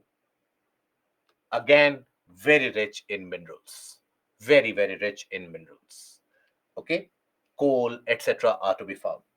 Here you find the Colorado Plateau. Colorado Plateau is the one which has again gone through multiple phases of uplift and again subsidence. Just like the Chota Nagpur Plateau that we have, this has also gone through multiple phases of uplift and erosion and subsidence. So is the case with the Ozark Plateau. That is why it is in this region of Colorado Plateau where you will find those incised meanders, you'll find deep canyons, etc. Rich in mineral deposits also. Older plateaus, wherever in the world older plateaus are present, always to be rich in mineral deposits. Okay. Then, amongst the larger rivers which drain into the area, you have the river Mississippi and Missouri. Mississippi drains through this region into Gulf of Mexico. It is joined by Missouri. So again, serving the purpose of internal navigation and internal trade, this is also having a very fertile plain areas in the surrounding region. Then after that, observe here Sierra Madre Occidental, Sierra Madre Oriental, Sierra Madre del Sur, and Mexican Plateau. This has been created due to volcanic processes and volcanic uplift. Many of the volcanic landforms will be found here. So apply your logic, the logic that you have studied till now. Will you find minerals in this area, or will this region be devoid of minerals? What do you think? Will you find minerals in this area?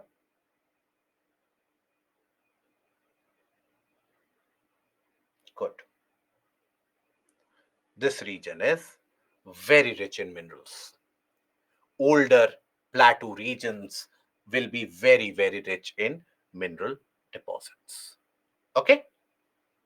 Right? So that is the case of the entire. No, land is not very fertile here. Land is the most fertile piece of land you will find in the region of the Great Plains. Okay? So that is where you'll find these minerals to be present. Then after that, come to the portion of South America.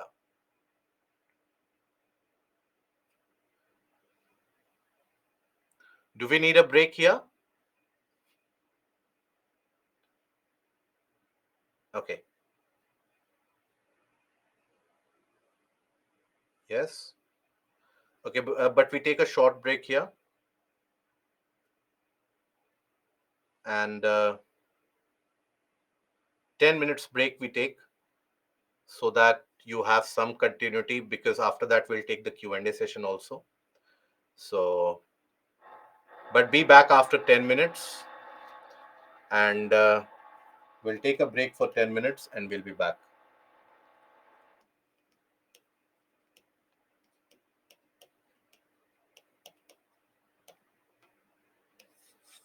We'll continue the session after this. 12:15, 12:20 is when we will end along with the Q&A. Okay, take that break.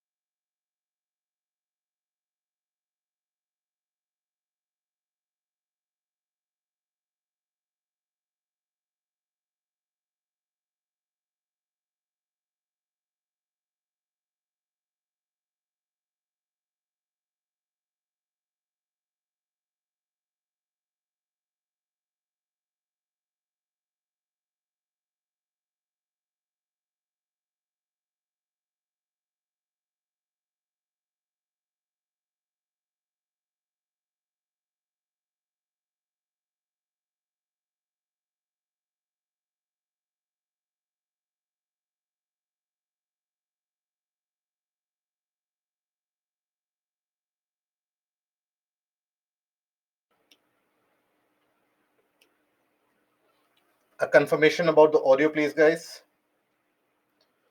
If the audio is clear. Thank you. Yes, it is almost 17 minutes. I agree. Right. We were signing off on issues of prelims test series. I hope you are aware of the prelims test series. So that is something which was being decided. So, anyways, so this is the case of North America we have done. Now the portion of South America. So when we talk about South America, yeah.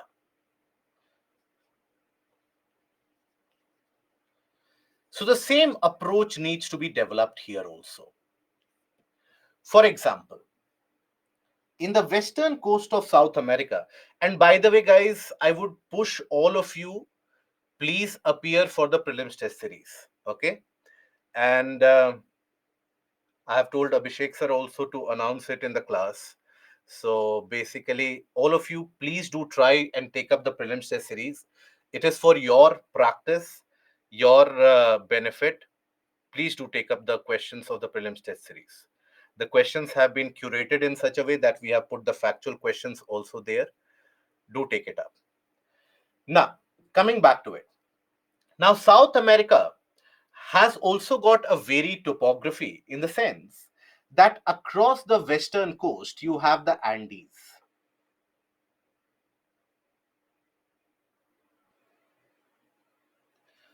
Okay, Andes are there across the western coastline.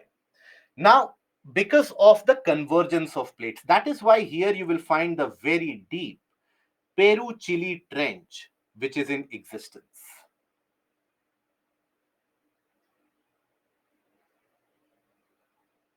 Peru Chile Trench in existence here. Okay. Now, here you will find Mount Aconcagua, which is the highest peak in South America. This is Mount Aconcagua. Here you will find Chimborazo, etc. All of them, many of them are volcanic peaks. Mount Cotopaxi, etc. Many of them are actually volcanic peaks. It is drained by many different rivers. Amazon, one of the largest rivers, provides a dense forested area in this area. And what is the name of the forest, the Amazon rainforest, the tropical rainforest in Amazon? What is the name? We have discussed about it. Are we aware of that?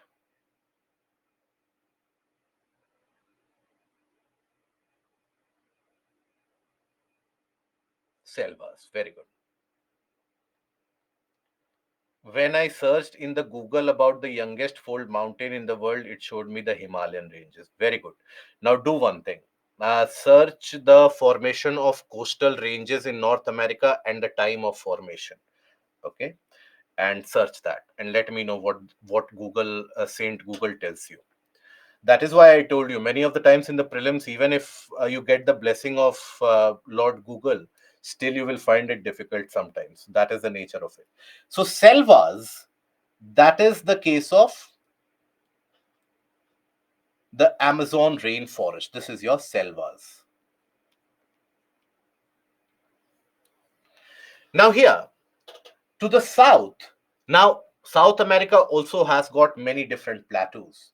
Brazilian highlands, Guyana highlands, as well as Patagonian plateau, what is also known as the Patagonian Peninsula.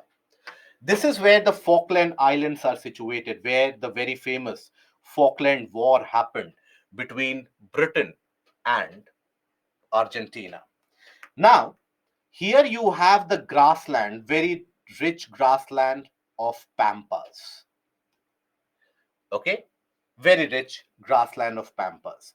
Argentina is drained by rivers such as Parana. Parana is one of the major rivers. So here you will find agricultural productivity, rivers originating from the Brazilian highlands here. Okay. Now, in this area, you will find the region of Gran Chaco. Gran Chaco. Gran Chaco, again, is rich agriculturally. very rich in terms of agricultural production. Okay. Then, in the region around Bolivia, Chile, and Argentina, this is the area which is very rich in lithium reserves. Very rich in lithium reserves. Argentina, Bolivia, and Chile. This is what is known as lithium triangle.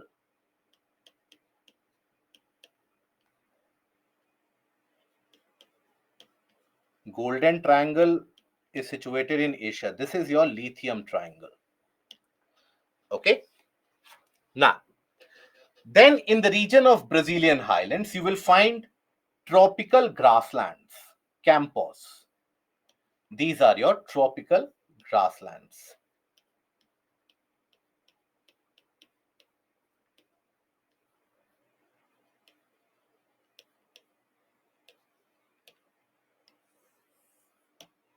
Okay. Now, these Brazilian highlands, again, very rich in mineral deposits. So, for example, here you will find tin, copper, zinc in high quantities. Then here, you have another tropical grassland in the form of Llanos in Venezuela.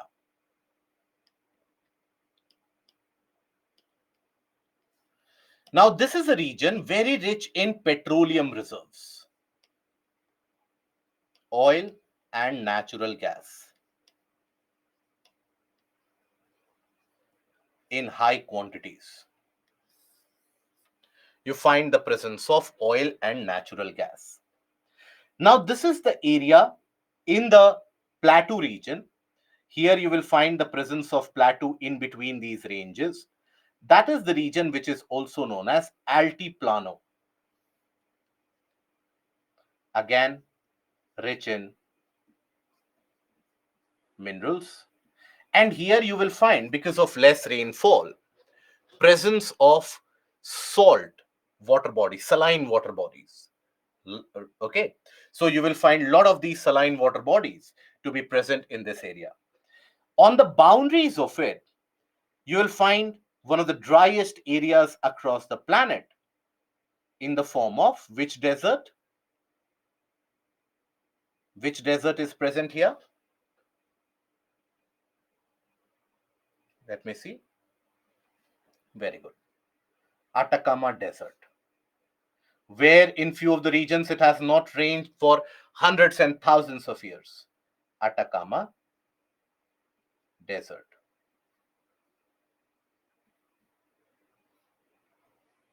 Okay, so that is the general aspect of the region of South America.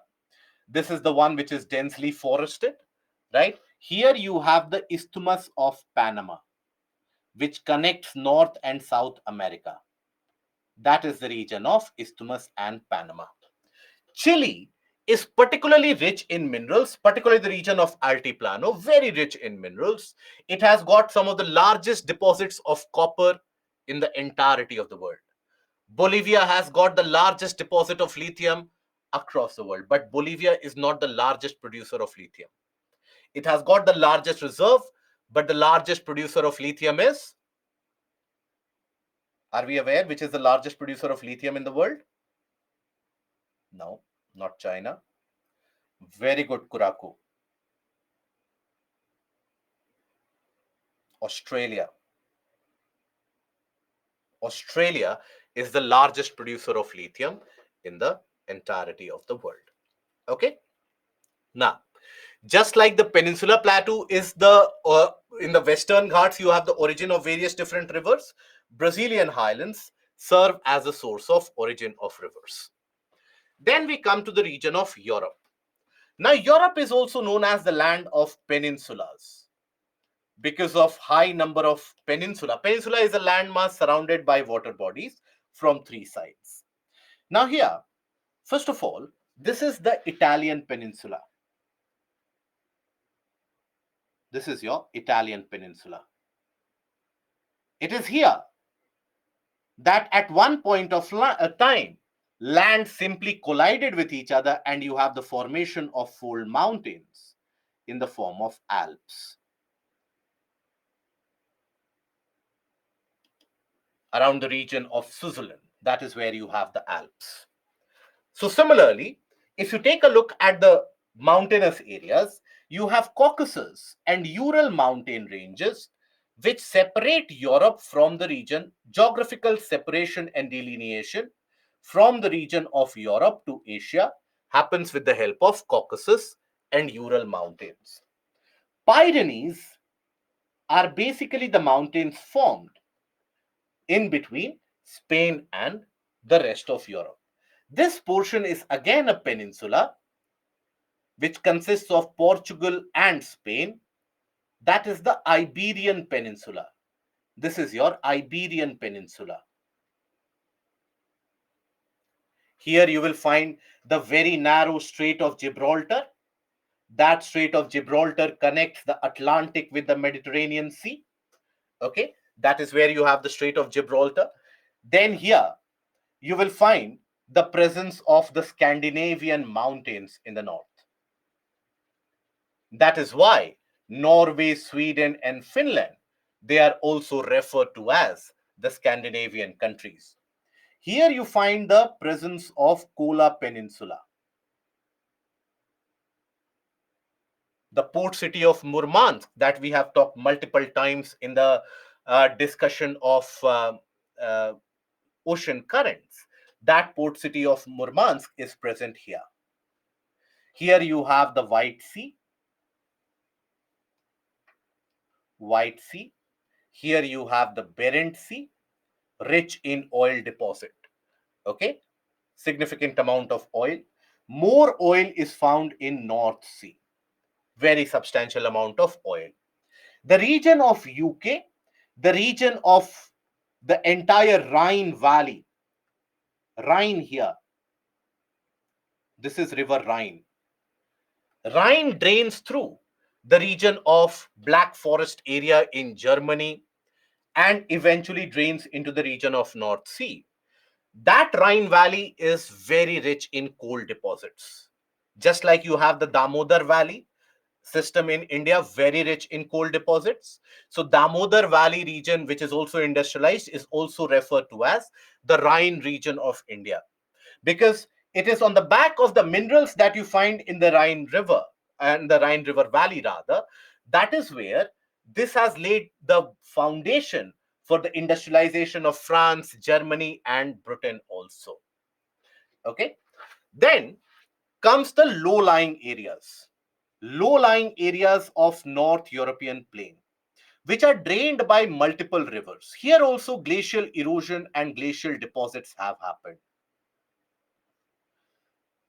This North European plain, that is what is the grain basket of Europe. This is the region where you have significant amount of wheat production. So it is this particular area which is impacted, the wheat growing areas in Ukraine and Russia which are impacted, due to which you have the overall wheat crisis suffered from across the world. Here you have the Baltic Sea, and the countries surrounding the Baltic Sea, they are known as the Baltic states. So the Baltic nations,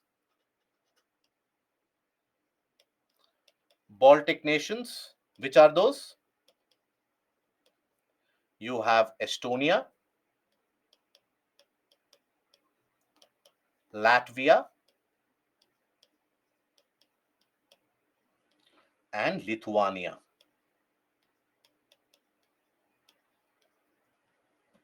These are your Baltic nations. Then after that, you will observe that basically this is the Black Sea. Major rivers of the region, Dnieper, right? Dnieper, Danube, Dniester, all of them, Don, they drain into this. So you have Dnieper, Don, Danube. These form very fertile plains.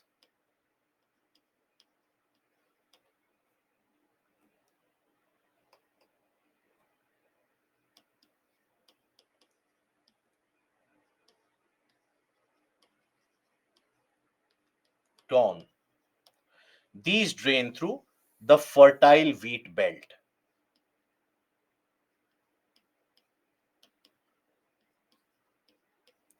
so very rich in agricultural productivity. It is these rivers which are responsible for the low salinity levels of the Black Sea.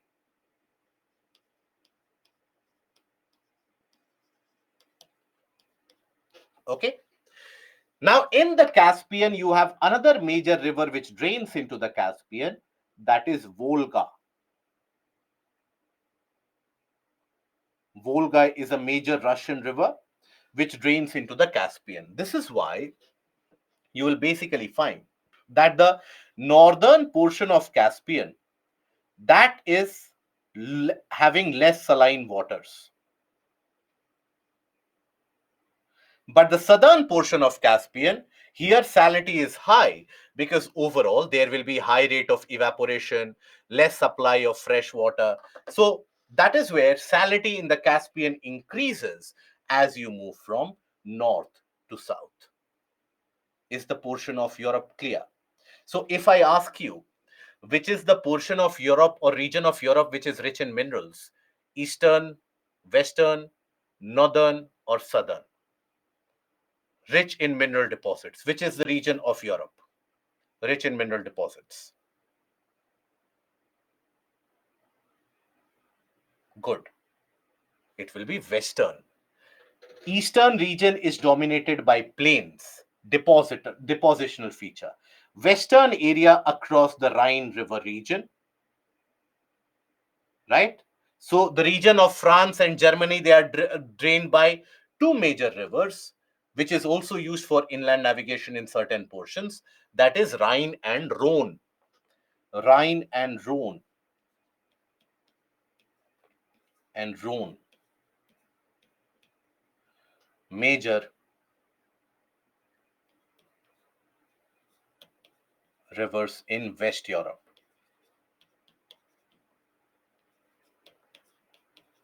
West Europe. Coal deposits, where you will find the coal deposits? In the region of UK, in the region of the Rhine River Valley. In this area of West, you will find substantial coal reserves. Oil, where you will find? In the region of North Sea and in the region of Barents Sea, you will find the presence of oil. Okay. This is the island here in the region of Arctic. That is Svalbard.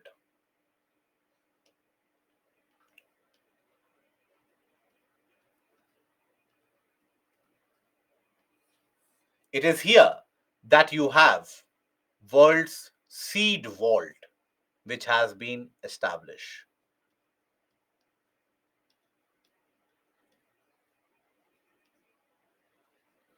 The seed vault of the world has been established there. So seed vault basically means that various varieties of plants and the seeds of them, they are stored into that area. Is this portion of Europe clear? Turkey is one of those countries which share some portion of its land in Europe and some portion of its land in Asia also. Okay, I hope that is understood. Here you have Bay of Biscay. Bay of Biscay is present in the region of the Iberian Peninsula. In this area, you have the Bay of Biscay. English Channel is this water body which separates UK from the rest of Europe. It is here that you basically take the ferry. You have the ferry ports Dover on the side of UK and Calais on the side of France. So that is basically the case across English Channel. Okay, right? Now, then when we come to Africa, very old continent, genesis of civilization, referred to as the birth of civilization here. Now, at one point of time, this is basically the region of Africa was combined with the Eurasian or the Arabian Peninsula, but due to divergence of land, this simply separated. Here you have the Katara Depression, low-lying area, but doesn't have enough water. That is why Egypt is trying to build a canal bringing that water from Mediterranean Sea into the region of Qattara Depression so that it can increase agricultural productivity. This is where River Nile flows. River Nile, it flows through this area. And this is why the entire Egyptian civilization you will find to be present across this Nile River and the Nile Delta. That is why Herodotus, way back in the 5th century BC, Herodotus basically said Egypt is the gift of Nile. And one of the first geographical analysis in the world was done by Herodotus. He studied the shape of a delta, and that is where the name delta was given. Delta is a Greek alphabet. I hope we are aware. Alpha, beta, delta, gamma, theta. These are Greek alphabets. So Herodotus basically observed that triangular shape created by the deposits of Nile, and he named such triangular deposits as delta. Now, here you have the fold mountains in the form of Atlas. Okay. Now, in the northern portion, it is drained by large rivers. One of the large rivers in the northern portion is River Niger. Niger and Joliba, they end up representing a kind of a radial drainage pattern. Here you will have Niger Delta. This is where lot of oil will also be found in the region of Algeria, Libya, even Nigeria. Oil deposits are to be found. So oil, Libya, Algeria, Nigeria, you'll find lot of oil deposits. You have many large lakes created by the rivers. Lake Volta is one of those large lakes created by River Volta here. Okay. Now, this is the Sahara Desert, one of the largest deserts across the world. And then you have the Congo Basin where you will find the rainforest. In between the Sahara and the Congo, you will find the presence of the grasslands in the form of Sahel. This is your Sahel region. Then, in the region of Sudan, you have the Darfur area. This Darfur region, again rich in minerals. That is why this Darfur region has always been hotly contested. There has been a lot of civil war for that Darfur region. And this is on the basis of this Darfur region, you have the creation of the newest country in the world, that is South Sudan. Okay. Now here, basically, the rift, African rift, is happening across these areas of Ethiopian highlands. This is the portion of the Horn of Africa. So this is where you have the Ethiopian highlands, and the rift continues.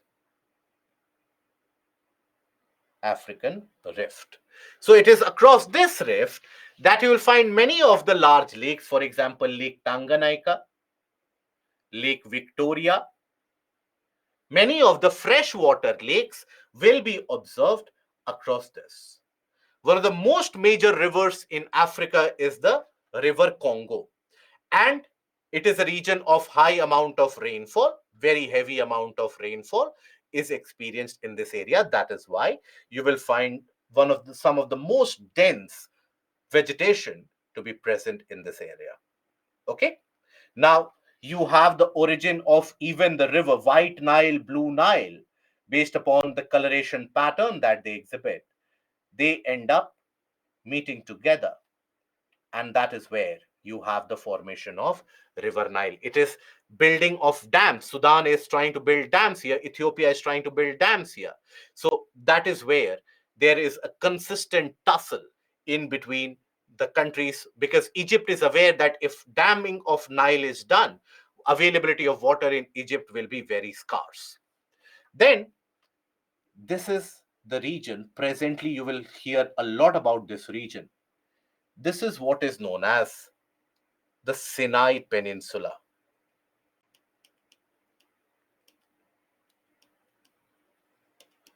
It is said that the genesis of life happened in the region here, Tanzania. Mankind, over a period of time, they crossed over from the Sinai Peninsula and they entered into Asia. From Asia, through the region of the Bering Sea, present Bering Strait. At one point of time, it was landmass. They ventured into North America. Now, in the southern part, mineral rich areas are present. Katanga Plateau, some of the highest deposits of copper, zinc, lead across the world, some of the highest deposits you'll find here. Here you have the cold Namib Desert, the Kalahari Desert. Then you have an escarpment in the form of Drakensberg. Just like Western Ghats are an escarpment, this also is an escarpment. Now here, basically, you will find River Vaal, major river of this area. So this is the region of the Kapwal Craton. Very, very old. Okay. Now, this is the case of southern part of Africa. Here you have the region of Madagascar, which at one point of time was joined to the western coast of India.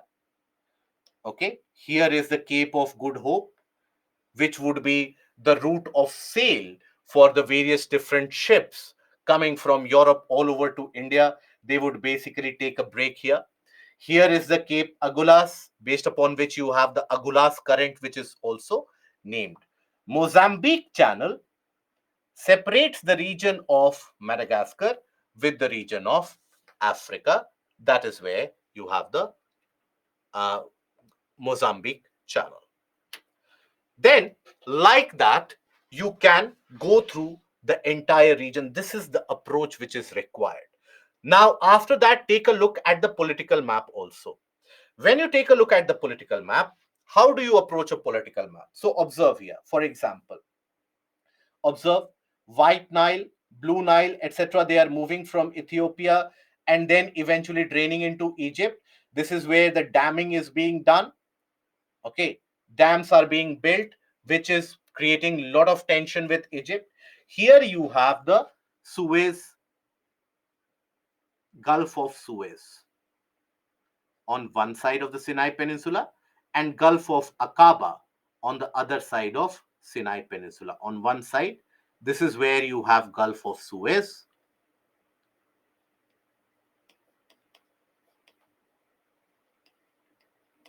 Here you have Gulf of Aqaba.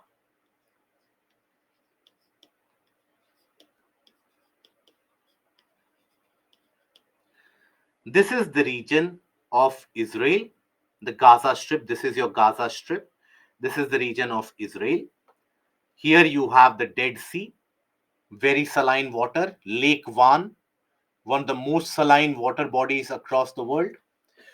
Then, if you observe, this is where river Euphrates and Tigris, they drain through. This has been the cradle of the Mesopotamian civilization. The Mesopotamian civilization, it flourished on the banks of river Euphrates and river Tigris. Now then, kind of questions which can be framed from here is basically about the aspect of the which are the portions basically uh, here, which are the countries which share their boundary with Mediterranean Sea, which are the countries which share their boundary with Black Sea. That kind of a question is always framed from here. So here you have some of the largest and the driest deserts: Rub al Khali in the region of Saudi Arabia, Daste Lut in the region of Iran. These are some of the very dry deserts. Now here observe, this is where I hope you are able to see this tiny water body. This is what is Sea of Marmara.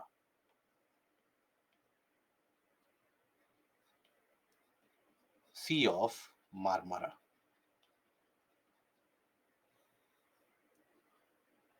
See, you won't be able to remember all of this in one day. Do you think I, as an individual, was able to learn all of this in one day? Obviously not. Do you think I was born with this kind of an idea from my very childhood days? I knew what Gulf of Aqaba was. No, it is only with multiple reiterations and repetitions that this will come, and that is required. Okay, so your understanding of IR, international relations, everything gets deepened with your understanding of this. Now, Black Sea and Sea of Marmara are connected with a water body which is referred to as Bosphorus Strait.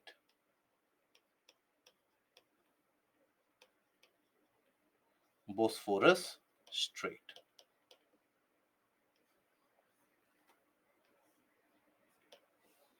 Okay.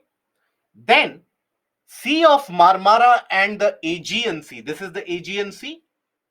It is said to be one of the remnants of the ancient Tethys Sea itself. So Sea of Marmara and Aegean Sea, you would have come across Bosphorus Strait and Sea of Marmara if you have been following the grain treaty between Turkey, Ukraine, and Russia. And Aegean Sea. Very good. That is joined by Dardanelles Strait. It is here where in World War One you had a young English admiral in Navy who suffered, who basically was very well known for his kind of strong headedness, that he would not be swayed by other factors and he would simply stick with his plan.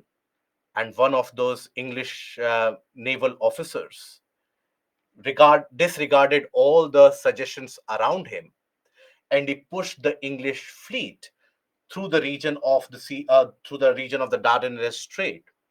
The expectation was that they will be able to surprise the enemy forces. But across this Dardanelles Strait, the entire English navy was massacred at the region of the Dardanelles Strait. It is a different matter that eventually that naval officer, he eventually, after that, he was removed from Navy, fired from Navy. He went into the public services for Great Britain, and eventually he returned as the Prime Minister of UK. Can you take a guess of the name of that English naval officer who basically led to the massacre of the entire English fleet in the Dardanelles Strait? Very good, Ikaspreet. None other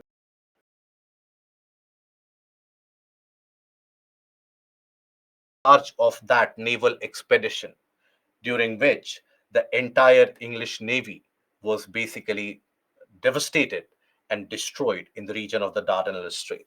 So, see, if you try to understand that and retain this with these kinds of connotations, it will be easier. Otherwise, just remembering the name will be very difficult. Then here you have the strait that is Bab al Mandeb. Bab al Mandeb joins Al Mandeb joins which areas? It joins Red Sea and Gulf of Aden.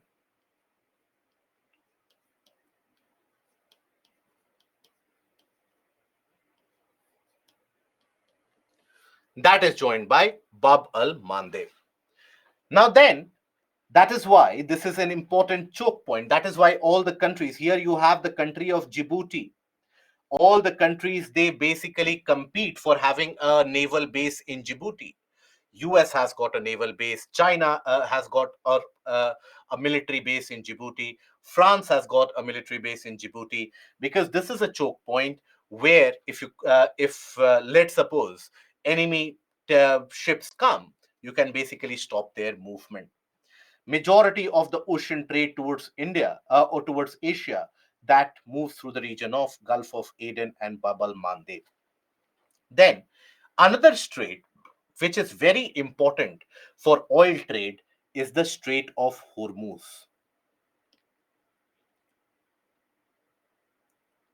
Strait of joins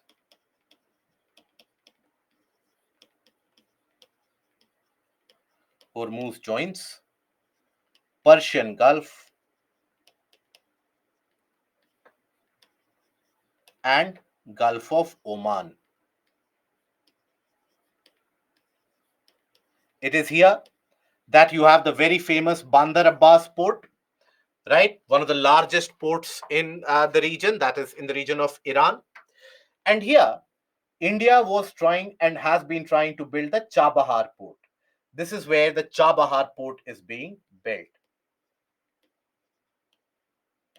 The concept is from here, you will transport goods from Mumbai to Chabahar and from Chabahar through the rail line up till Zahedan.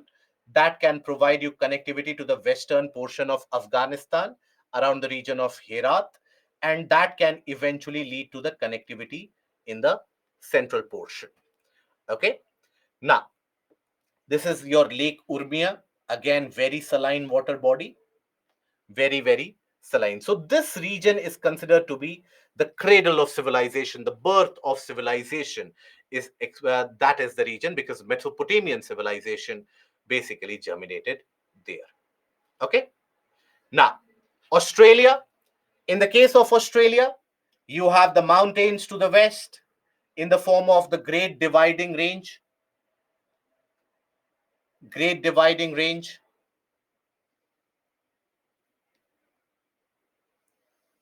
Okay, now the western portion of Australia is a desert. That is the Great Victoria Desert. That is the western portion of Australia. Now here, you will also find the Darling Range here.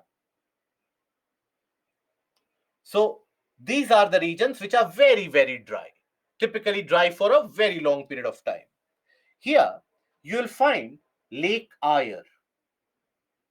Lake Eyre, basically you will find Lake Eyre North, Lake Eyre South. During the monsoonal rainfall, this Lake Eyre ends up becoming very, very large, very large.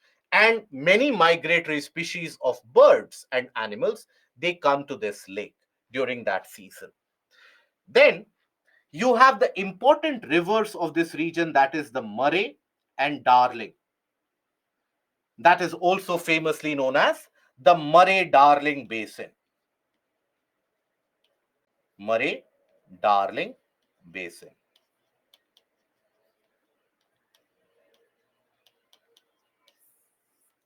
Okay, that is what is also famously known as the Murray-Darling Basin. Here you have the Great Barrier Reef, one of the largest reefs of corals across the world. That is the Great Barrier Reef. Here you have the Coral Sea. Gulf of Carpentaria, significant amount of continental shelf, very large continental shelf in this area also. Then you have the Bass Strait. Bass Strait basically connects the region of Southern Ocean with the Tasman Sea. And here you have the region of Tasmania. Okay, Tasman Sea is the one which is present between Australia and New Zealand. That is the case. Now, this is the region very rich in minerals, the peninsular region. Very, very rich in minerals. Kimberley Plateau, very, very rich in minerals. Okay, so these are the areas very rich in minerals, particularly. Okay, now, then when we come to India, again, at the risk of repeating myself 100 times, your coverage of India should also always be driven only by the portion of current affairs, given the fact that if you are aware about the state and the country boundaries, that's it. So here, when we talk about southern aurora experience in Tasmania, yes, the Aurora australis, they are experienced in Tasmania. Yes. Now, state boundaries are something that you have to look into. For example, Uttar Pradesh shares its boundary with which states? Telangana state shares its boundary with which states? Um, Madhya Pradesh shares its boundary with which states? Tropic of Cancer passes through which states? Right? So that should be where you should be well aware. Now, if you talk about the states without international boundary, which are the states which do not have international boundary, any international boundary whatsoever?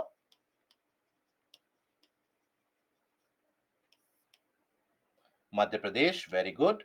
Chhattisgarh, very good. Telangana, very good. Haryana and Jharkhand. And Delhi also. Delhi, if you consider that region, the NCR, that also doesn't share international boundary. Rest, all of them, they share an international boundary. All of them. Okay, so all the bright fellows here who are talking about Maharashtra, who are talking about the region of Andhra Pradesh, who are talking about Karnataka, it shares an international boundary. This is an international boundary. Otherwise, do you think this is a domestic boundary? By international boundary, please don't straight away recall that movie Border, that it has to be that kind of a fencing there. On one side Pakistan has to be there, on one side India has to be there, only then it is international boundary. Please don't get that kind of a conception. International boundary does not only mean land boundary. If that would have been the case, Australia doesn't have any international boundary at all, so anybody and everybody can enter into Australia. Is that the case? Can that be possible that anyone can enter Australia? All the bright fellows. Can that be the case? No? I hope we are aware about that. Okay, if we are not aware about that, understand the coastal states, that is also an international boundary. What is an international boundary? Which limits your national territory. From beyond that, you have the international waters. So 12 nautical miles from the coastline, that is the territorial water. Beyond that, you have the international water. So that is your international boundary. Now, are we comfortable? Are we able to digest that? UP, my dear friend, shares its boundary with Nepal. It is a different matter that is what I am telling you. From our childhood days, we have been born and brought up in such a way that international boundary is where Sunny Deol will take a gun and will fight. That is the only international boundary. And international boundary is only where you have Pakistan on one side or China on the other side. That is why when I say that Bangladesh has got the largest international boundary, many of you have got many of you get indigestion. That how is it possible? We have seen Pakistan has got a long international boundary. International boundary means wherever you have the end of your territory, national territory.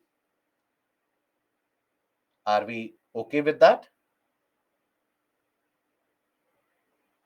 Good. Who have the extended authority of the extended coastal states? Is it the center or the state? It will be center. Okay. Sir, why Sri Lanka map is shown with the India map? Bangladesh map is also shown with the India map. Nepal map is also shown with India map. Myanmar map is also shown with the India map. Pakistan map is also shown with the India map. Where are you getting these kind of queries? Are you somehow getting the idea that everything around you, wherever you lay your eye, that is the territory of India? I hope not. Then here, for example, the approach should also be that which are the regions where Tropic of Cancer passes through. So which are the states through which Tropic of Cancer passes through? Gujarat.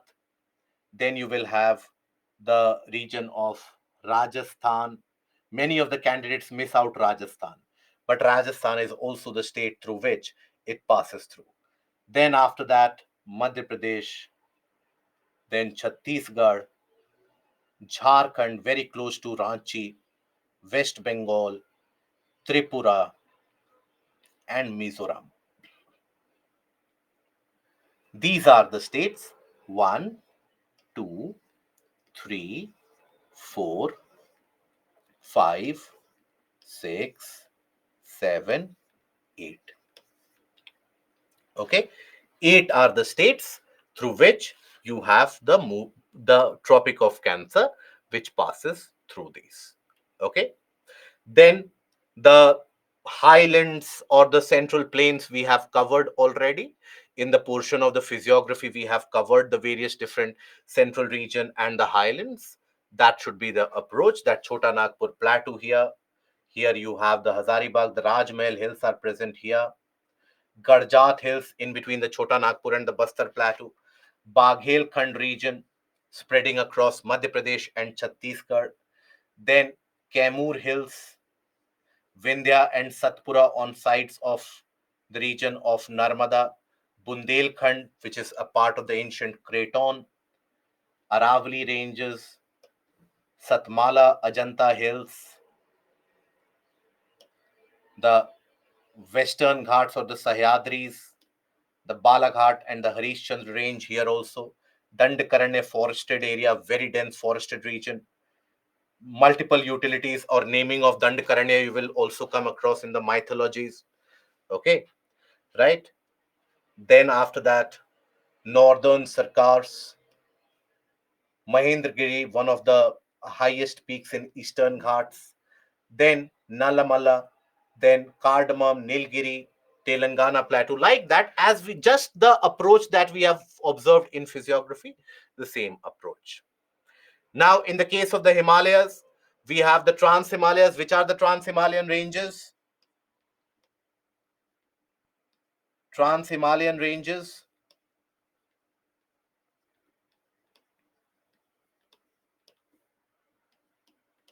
You have Karakoram, Ladakh, Zaskar, and Kailash.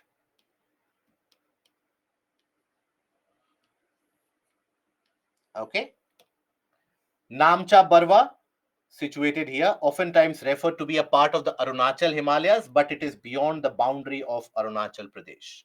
On the eastern part, you have the Patkai Bum, Naga Hills, Mizo or Lushai Hills, Garo, Khasi, and Jayantia. It is in the area of Garo, Khasi, Jayantia where you have the region of Cherrapunji and Mosinram receiving very high amount of rainfall. Okay. Kanchenjunga is one of the highest, it is the third highest mountain peak in the world. That Kanchenjunga shares or is distributed between India as well as Nepal. K2, for all official purposes, is considered to be the highest peak in India. Okay, K2 is considered to be the highest peak in India. Then, in the eastern part, you have the hills named after the local tribes: Dafla, Miri, Abor, and Mishmi. These are named after the local tribes. Patkai Bum, which is extended here, it is a fold mountain. Naga Hills, and here you have the Lushai or the Mizo Hills.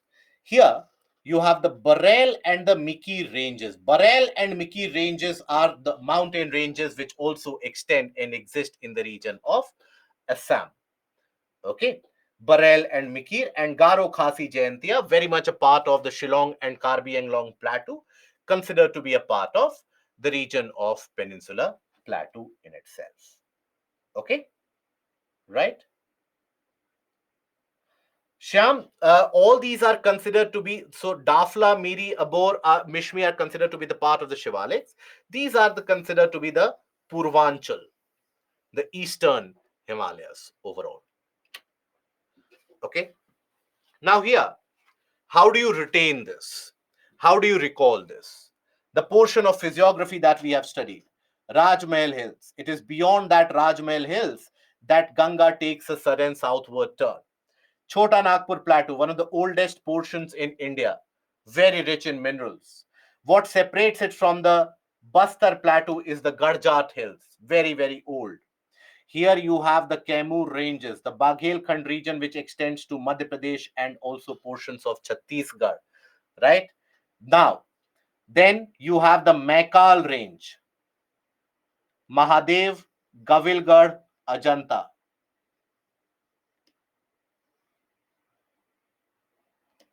Many of them will have sandstone formations. Vindhyas and Satpuras, they form a rift valley in between. Satmala, Balaghat, and Harishchandra on one side. Malwa Plateau, the black soil region in Madhya Pradesh, Malwa Plateau, cotton growing area. Then Bundelkhand, the region in the adjoining area of Madhya Pradesh and Uttar Pradesh. Dandakaranya, the forested area. Then the Telangana Plateau here. Northern Sarkars, the coastal area in Odisha. And the eastern coast. Repeat these multiple times, my dear friend, more than sufficient. I hope we are able to formulate the approach which is required. Nalamala Hills, Palakonda Range, Javdi, Chevroy, all these are part of the Eastern Ghats. Then Nilgiri, Anamalai, Cardamom, the part of the Western Ghats. This is where the Eastern and the Western Ghats they meet. They meet at the region of the Nilgiris. That is where the Eastern and the Western Ghats they will end up meeting. Then, when you take a look at the mountain passes, now, for example, Karakoram Pass. It is through this pass where the Chinese they constructed the highway in the 1950s to join the region of Xinjiang area of China with the portion of Pakistan. Okay, and it moves through the Pakistan occupied Kashmir. Now, the area where Indian Meridian Time and Tropic of Cancer meet is in the state of Chhattisgarh in the region around Sarguja. Here you have the Pir Panjal Pass. Pir Panjal Pass used to provide the motorable road between Jammu and Srinagar, but now that has been under the occupation of Pakistan. So that Pir Panjal is no longer under Indian territory, Indian control as of now. Then you have the Banihal Pass, where you have the very famous Jawahar Tunnel, which provides connectivity between Jammu and Srinagar. Here you have the Zojila Pass. Zojila Pass, and here Zojila Tunnel is being constructed with a very fervent pace and very high speed so that it can provide the all-weather connectivity between Srinagar and Leh Ladakh. Okay, the eastern territory here, that connectivity will be provided. All-weather connectivity will be provided by this Zojila Tunnel. Here you have the Shipkila Pass. Shipkila Pass is the one through which river Satluj enters India and is a historic pass used for people to people movement, cultural exchanges, trade. So that is why it is very historical pass in that area. So here you will find river Satluj enters India. Now, again to the bordering areas of China, which is now heavily armed, that is Nitila, Manala, and Lipu Lake. Lipu Lake is at a tri-junction. Tri-junction. Tri-junction means confluence of three countries. That is in the region of Nepal, India, and China.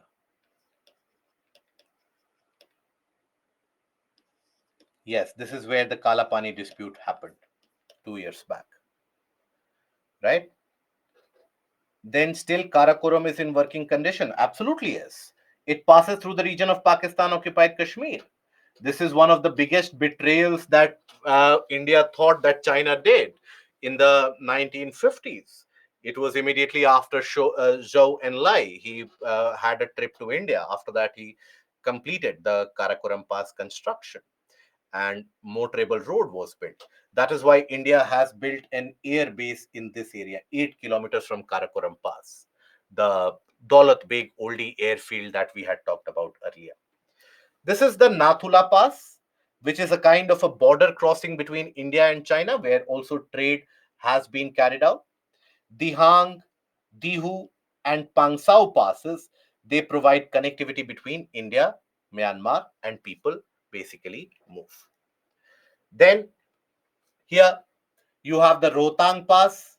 Very close to the Rohtang Pass, you have River Ravi and Beas. They originate very close to the region of the Rohtang Pass. Then Baralacha, Changla, all these Khardungla, they are situated to provide connectivity from Manali to Ladakh route. That connectivity is provided through these passes. Then here you have the Mana Pass. Here you have the Thal Ghat and the Bhor Ghat.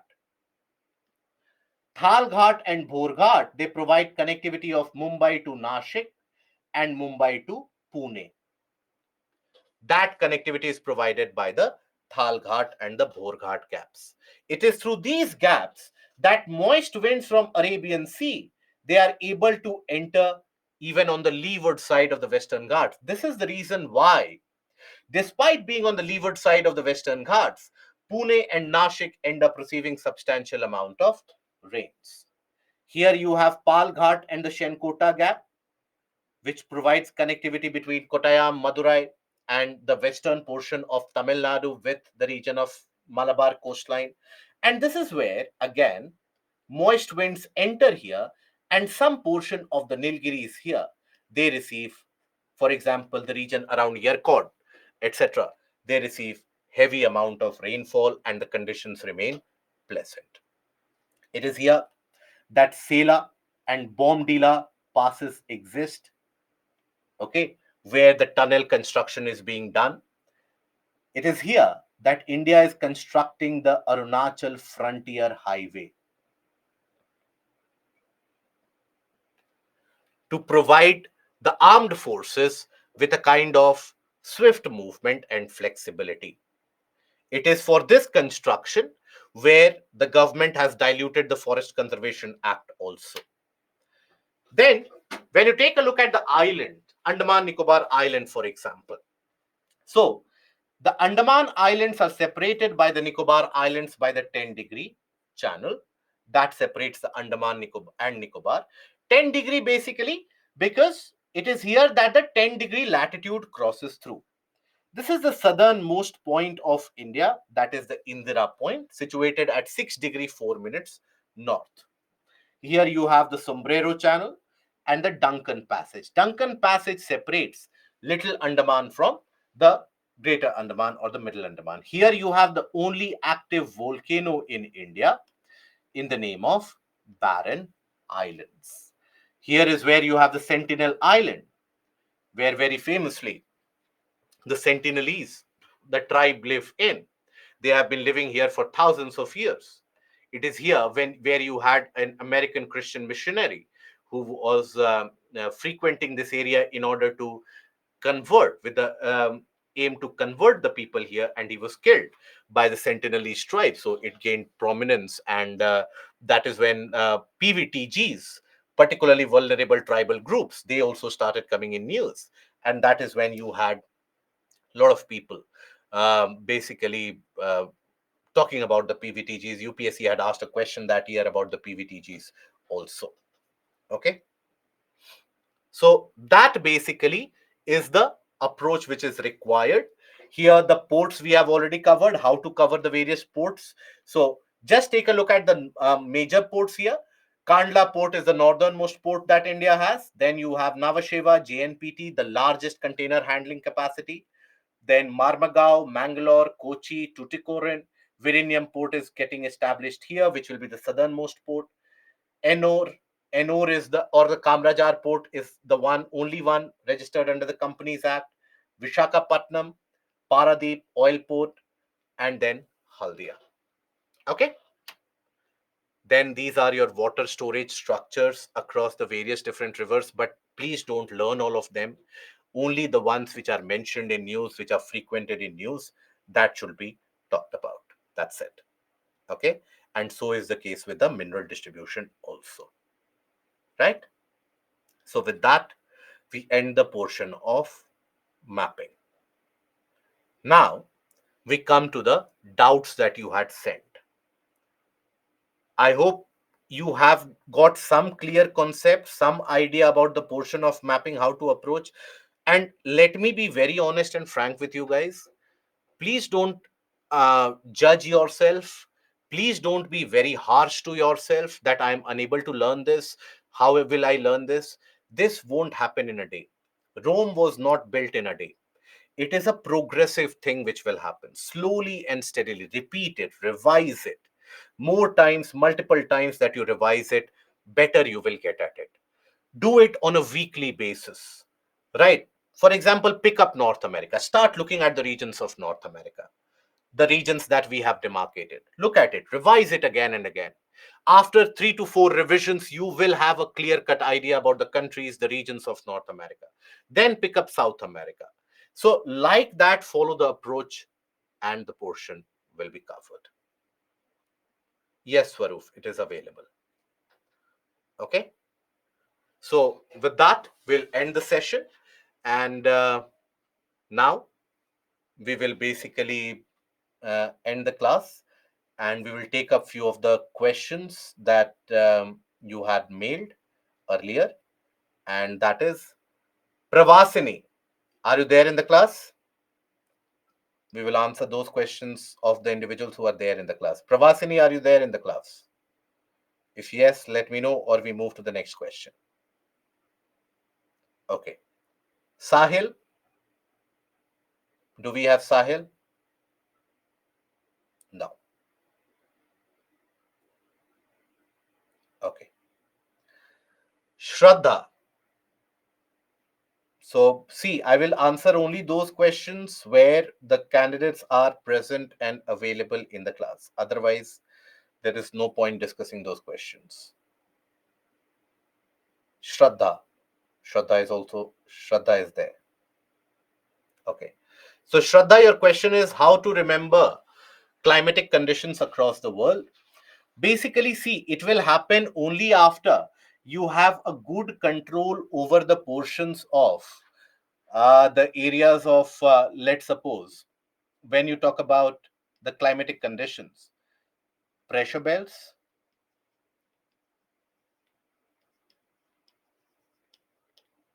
permanent wind systems, or let me write it in a new slide altogether. So, if you have the idea about permanent wind systems,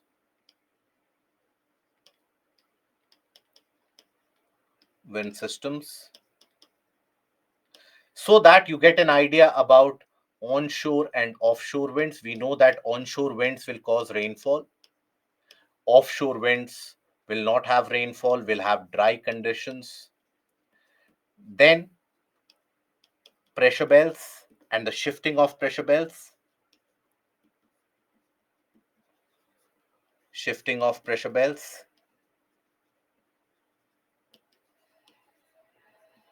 Okay. So that you understand that which area experiences what conditions. So cyclones, rainfall, etc. That and the latitudinal extent. If you have a well and a good grip with the help of maps in this area, you will be able to access this very easily. Payal, yes, you also had a question. That is, Alfred Wagner had provided evidence for the continental drift theory and gave 2 reasons for it. Yes. So the basic evidences that he provided, you have the in the PPT you would have seen paleontological evidences, geological evidences, all the various different jigs of it evidence. These were the evidences, and the reasons provided by Wagner were basically to tell you that what is the westward drift, or why is it that the westward drift of the continents are happening. So for that westward drift, basically, the Wagner said that you had the tidal force, or the gravitational pull of the moon and the sun, which is holding the continents in its place, and the remaining of the planet is rotating. So that is why we are observing the westward drift. And then basically you had the case where he also said that, look, there is a movement of the continents away from the poles. So that is where he basically talked about the movement of continents away from the poles, because the continents, as per Wagner, were floating freely over the oceans. So as they were floating freely over the oceans, that meant what? They would experience a force of buoyancy, upward force. And then a lateral force, that is the centrifugal force, would attract all the continental land masses towards the equator. That is why centrifugal force and the force of buoyancy would take the continents towards the center. Then, Shraddha, you had other question, that is Somali jet stream, how it affects the Indian monsoon. So when you have the Somali jet stream, so Somali jet stream basically moves from the region of Africa to the region of India. So it drags more moist winds underneath them, and that is when it basically brings more heavier rains to India during monsoon. Purva, is Purva there in the class? Okay, yes.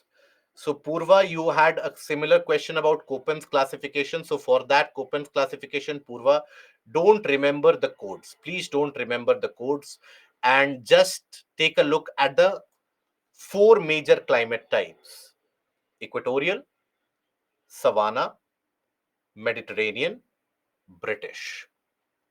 These four climate types. Understand when it rains, why it rains. That's it.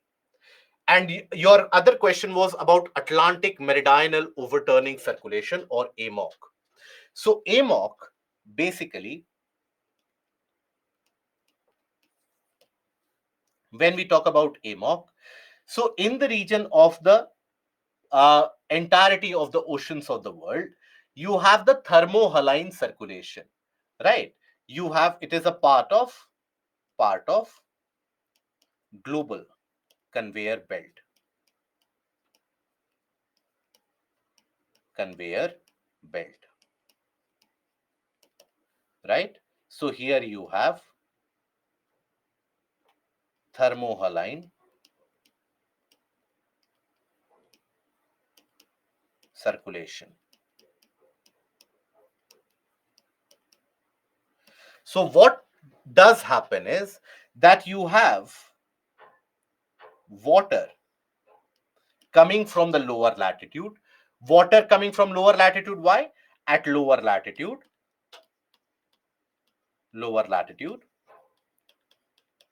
high heat leads to expansion of water. It starts moving. So it expansion of water means low density, and that basically starts moving, aided by the winds. As it comes to the higher latitudes, the water becomes colder. Colder water is denser. That is when it sinks, and it basically comes back as a subsurface movement. So this is the reason for the entire circulation, the global conveyor circulation across the world. So AMOC is a part of that global circulation. Is that understood, Purva? Or is there any other doubt?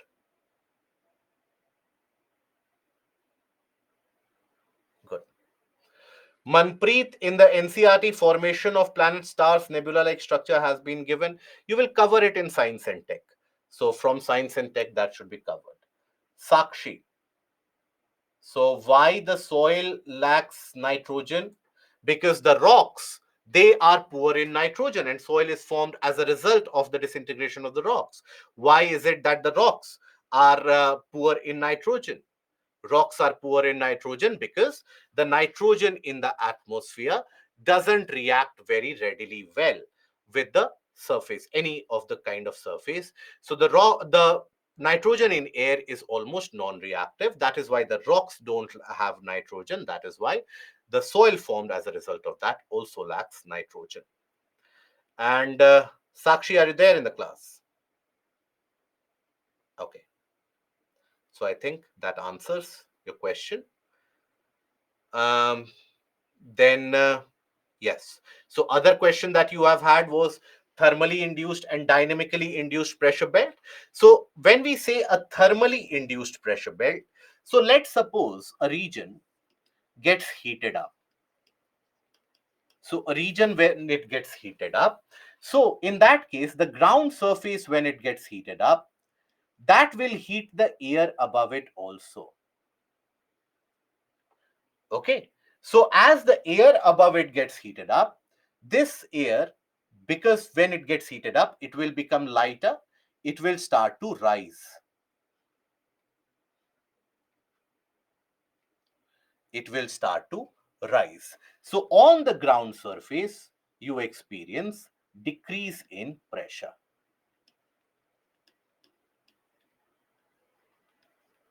Decrease in pressure.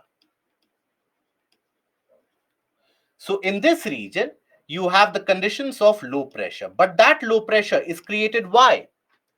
Because of temperature factor. So that is why it will be thermally induced. Thermally induced.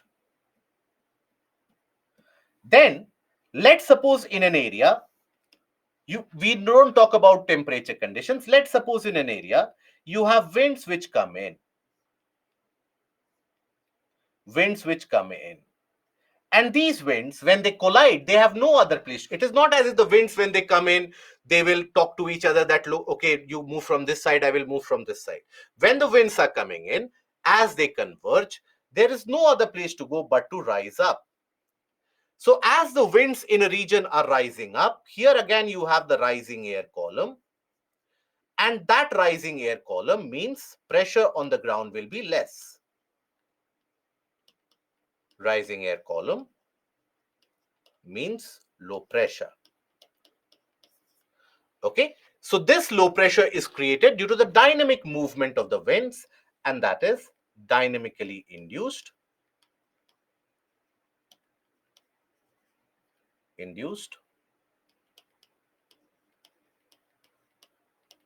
pressure.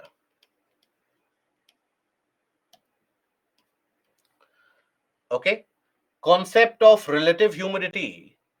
Why relative humidity increases? Because what is relative humidity? Relative humidity is, let's suppose you consider an air parcel. It will have its own carrying capacity at any temperature.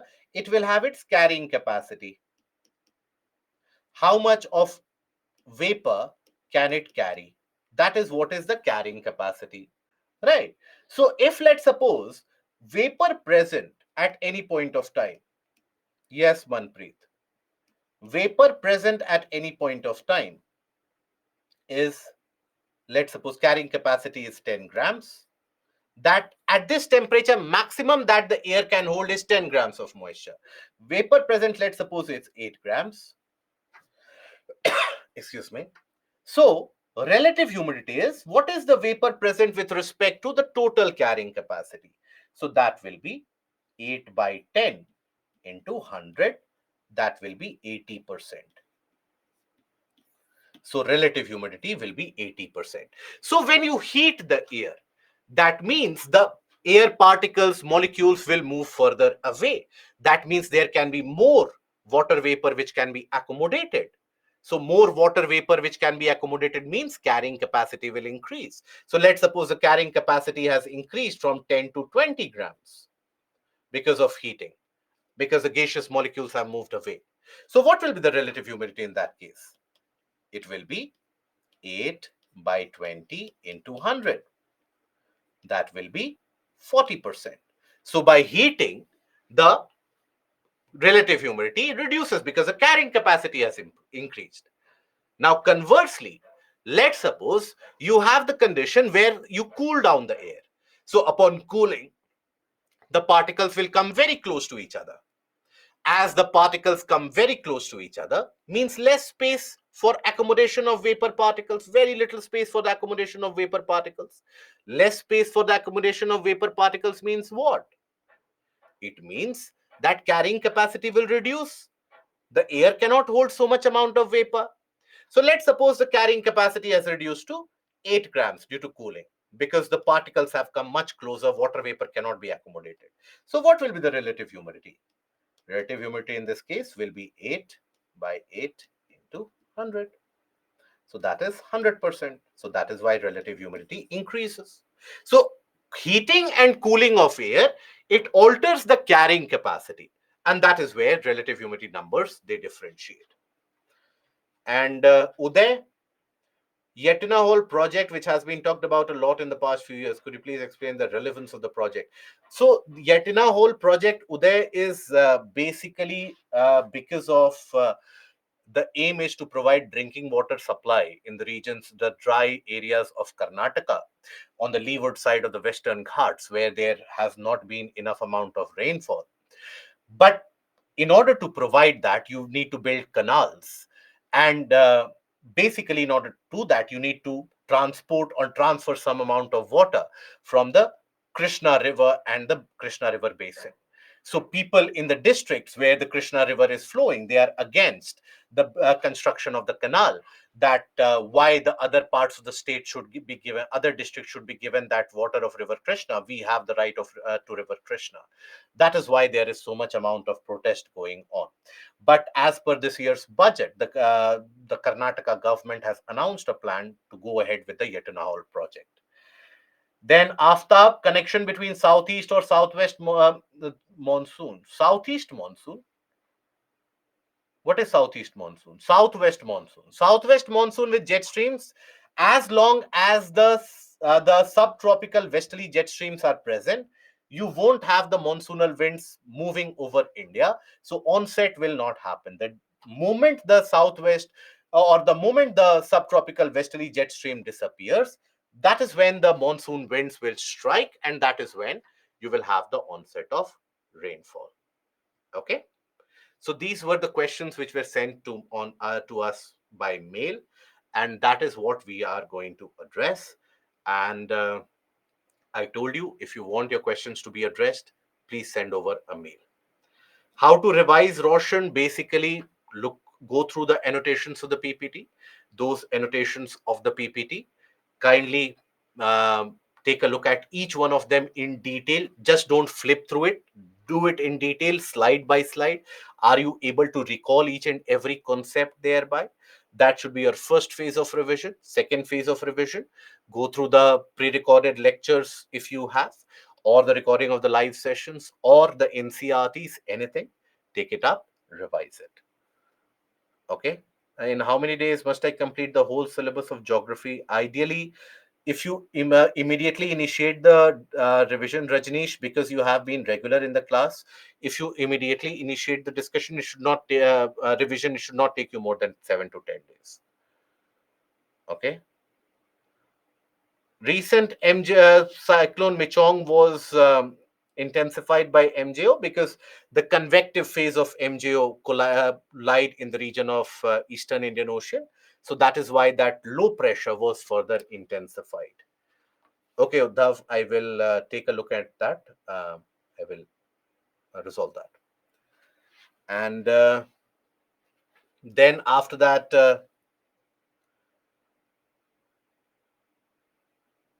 Ramavat, there is no link between geomagnetic and the drift theory. There's a link between geomagnetism and the paleomagnetism and seafloor spreading. Basically, paleomagnetism is when you study the age of the rocks with the help of the magnetic lines which are present on the rocks. They, in a way, hold the record or a data pointer of when a rock has been created. So, on both sides of the mid oceanic ridges at equidistant, it was found that at equidistant, the rocks have similar magnetic field lines, which indicates they had been formed at the same time. Ramavat, next year.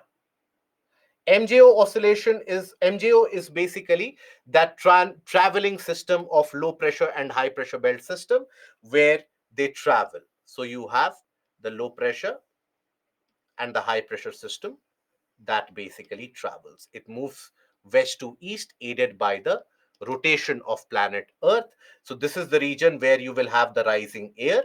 So this is the region of very, very heavy rainfall. And this is the area of low pressure. And this is the region of high pressure where you will have sunny and dry conditions. Okay, sunny and dry conditions.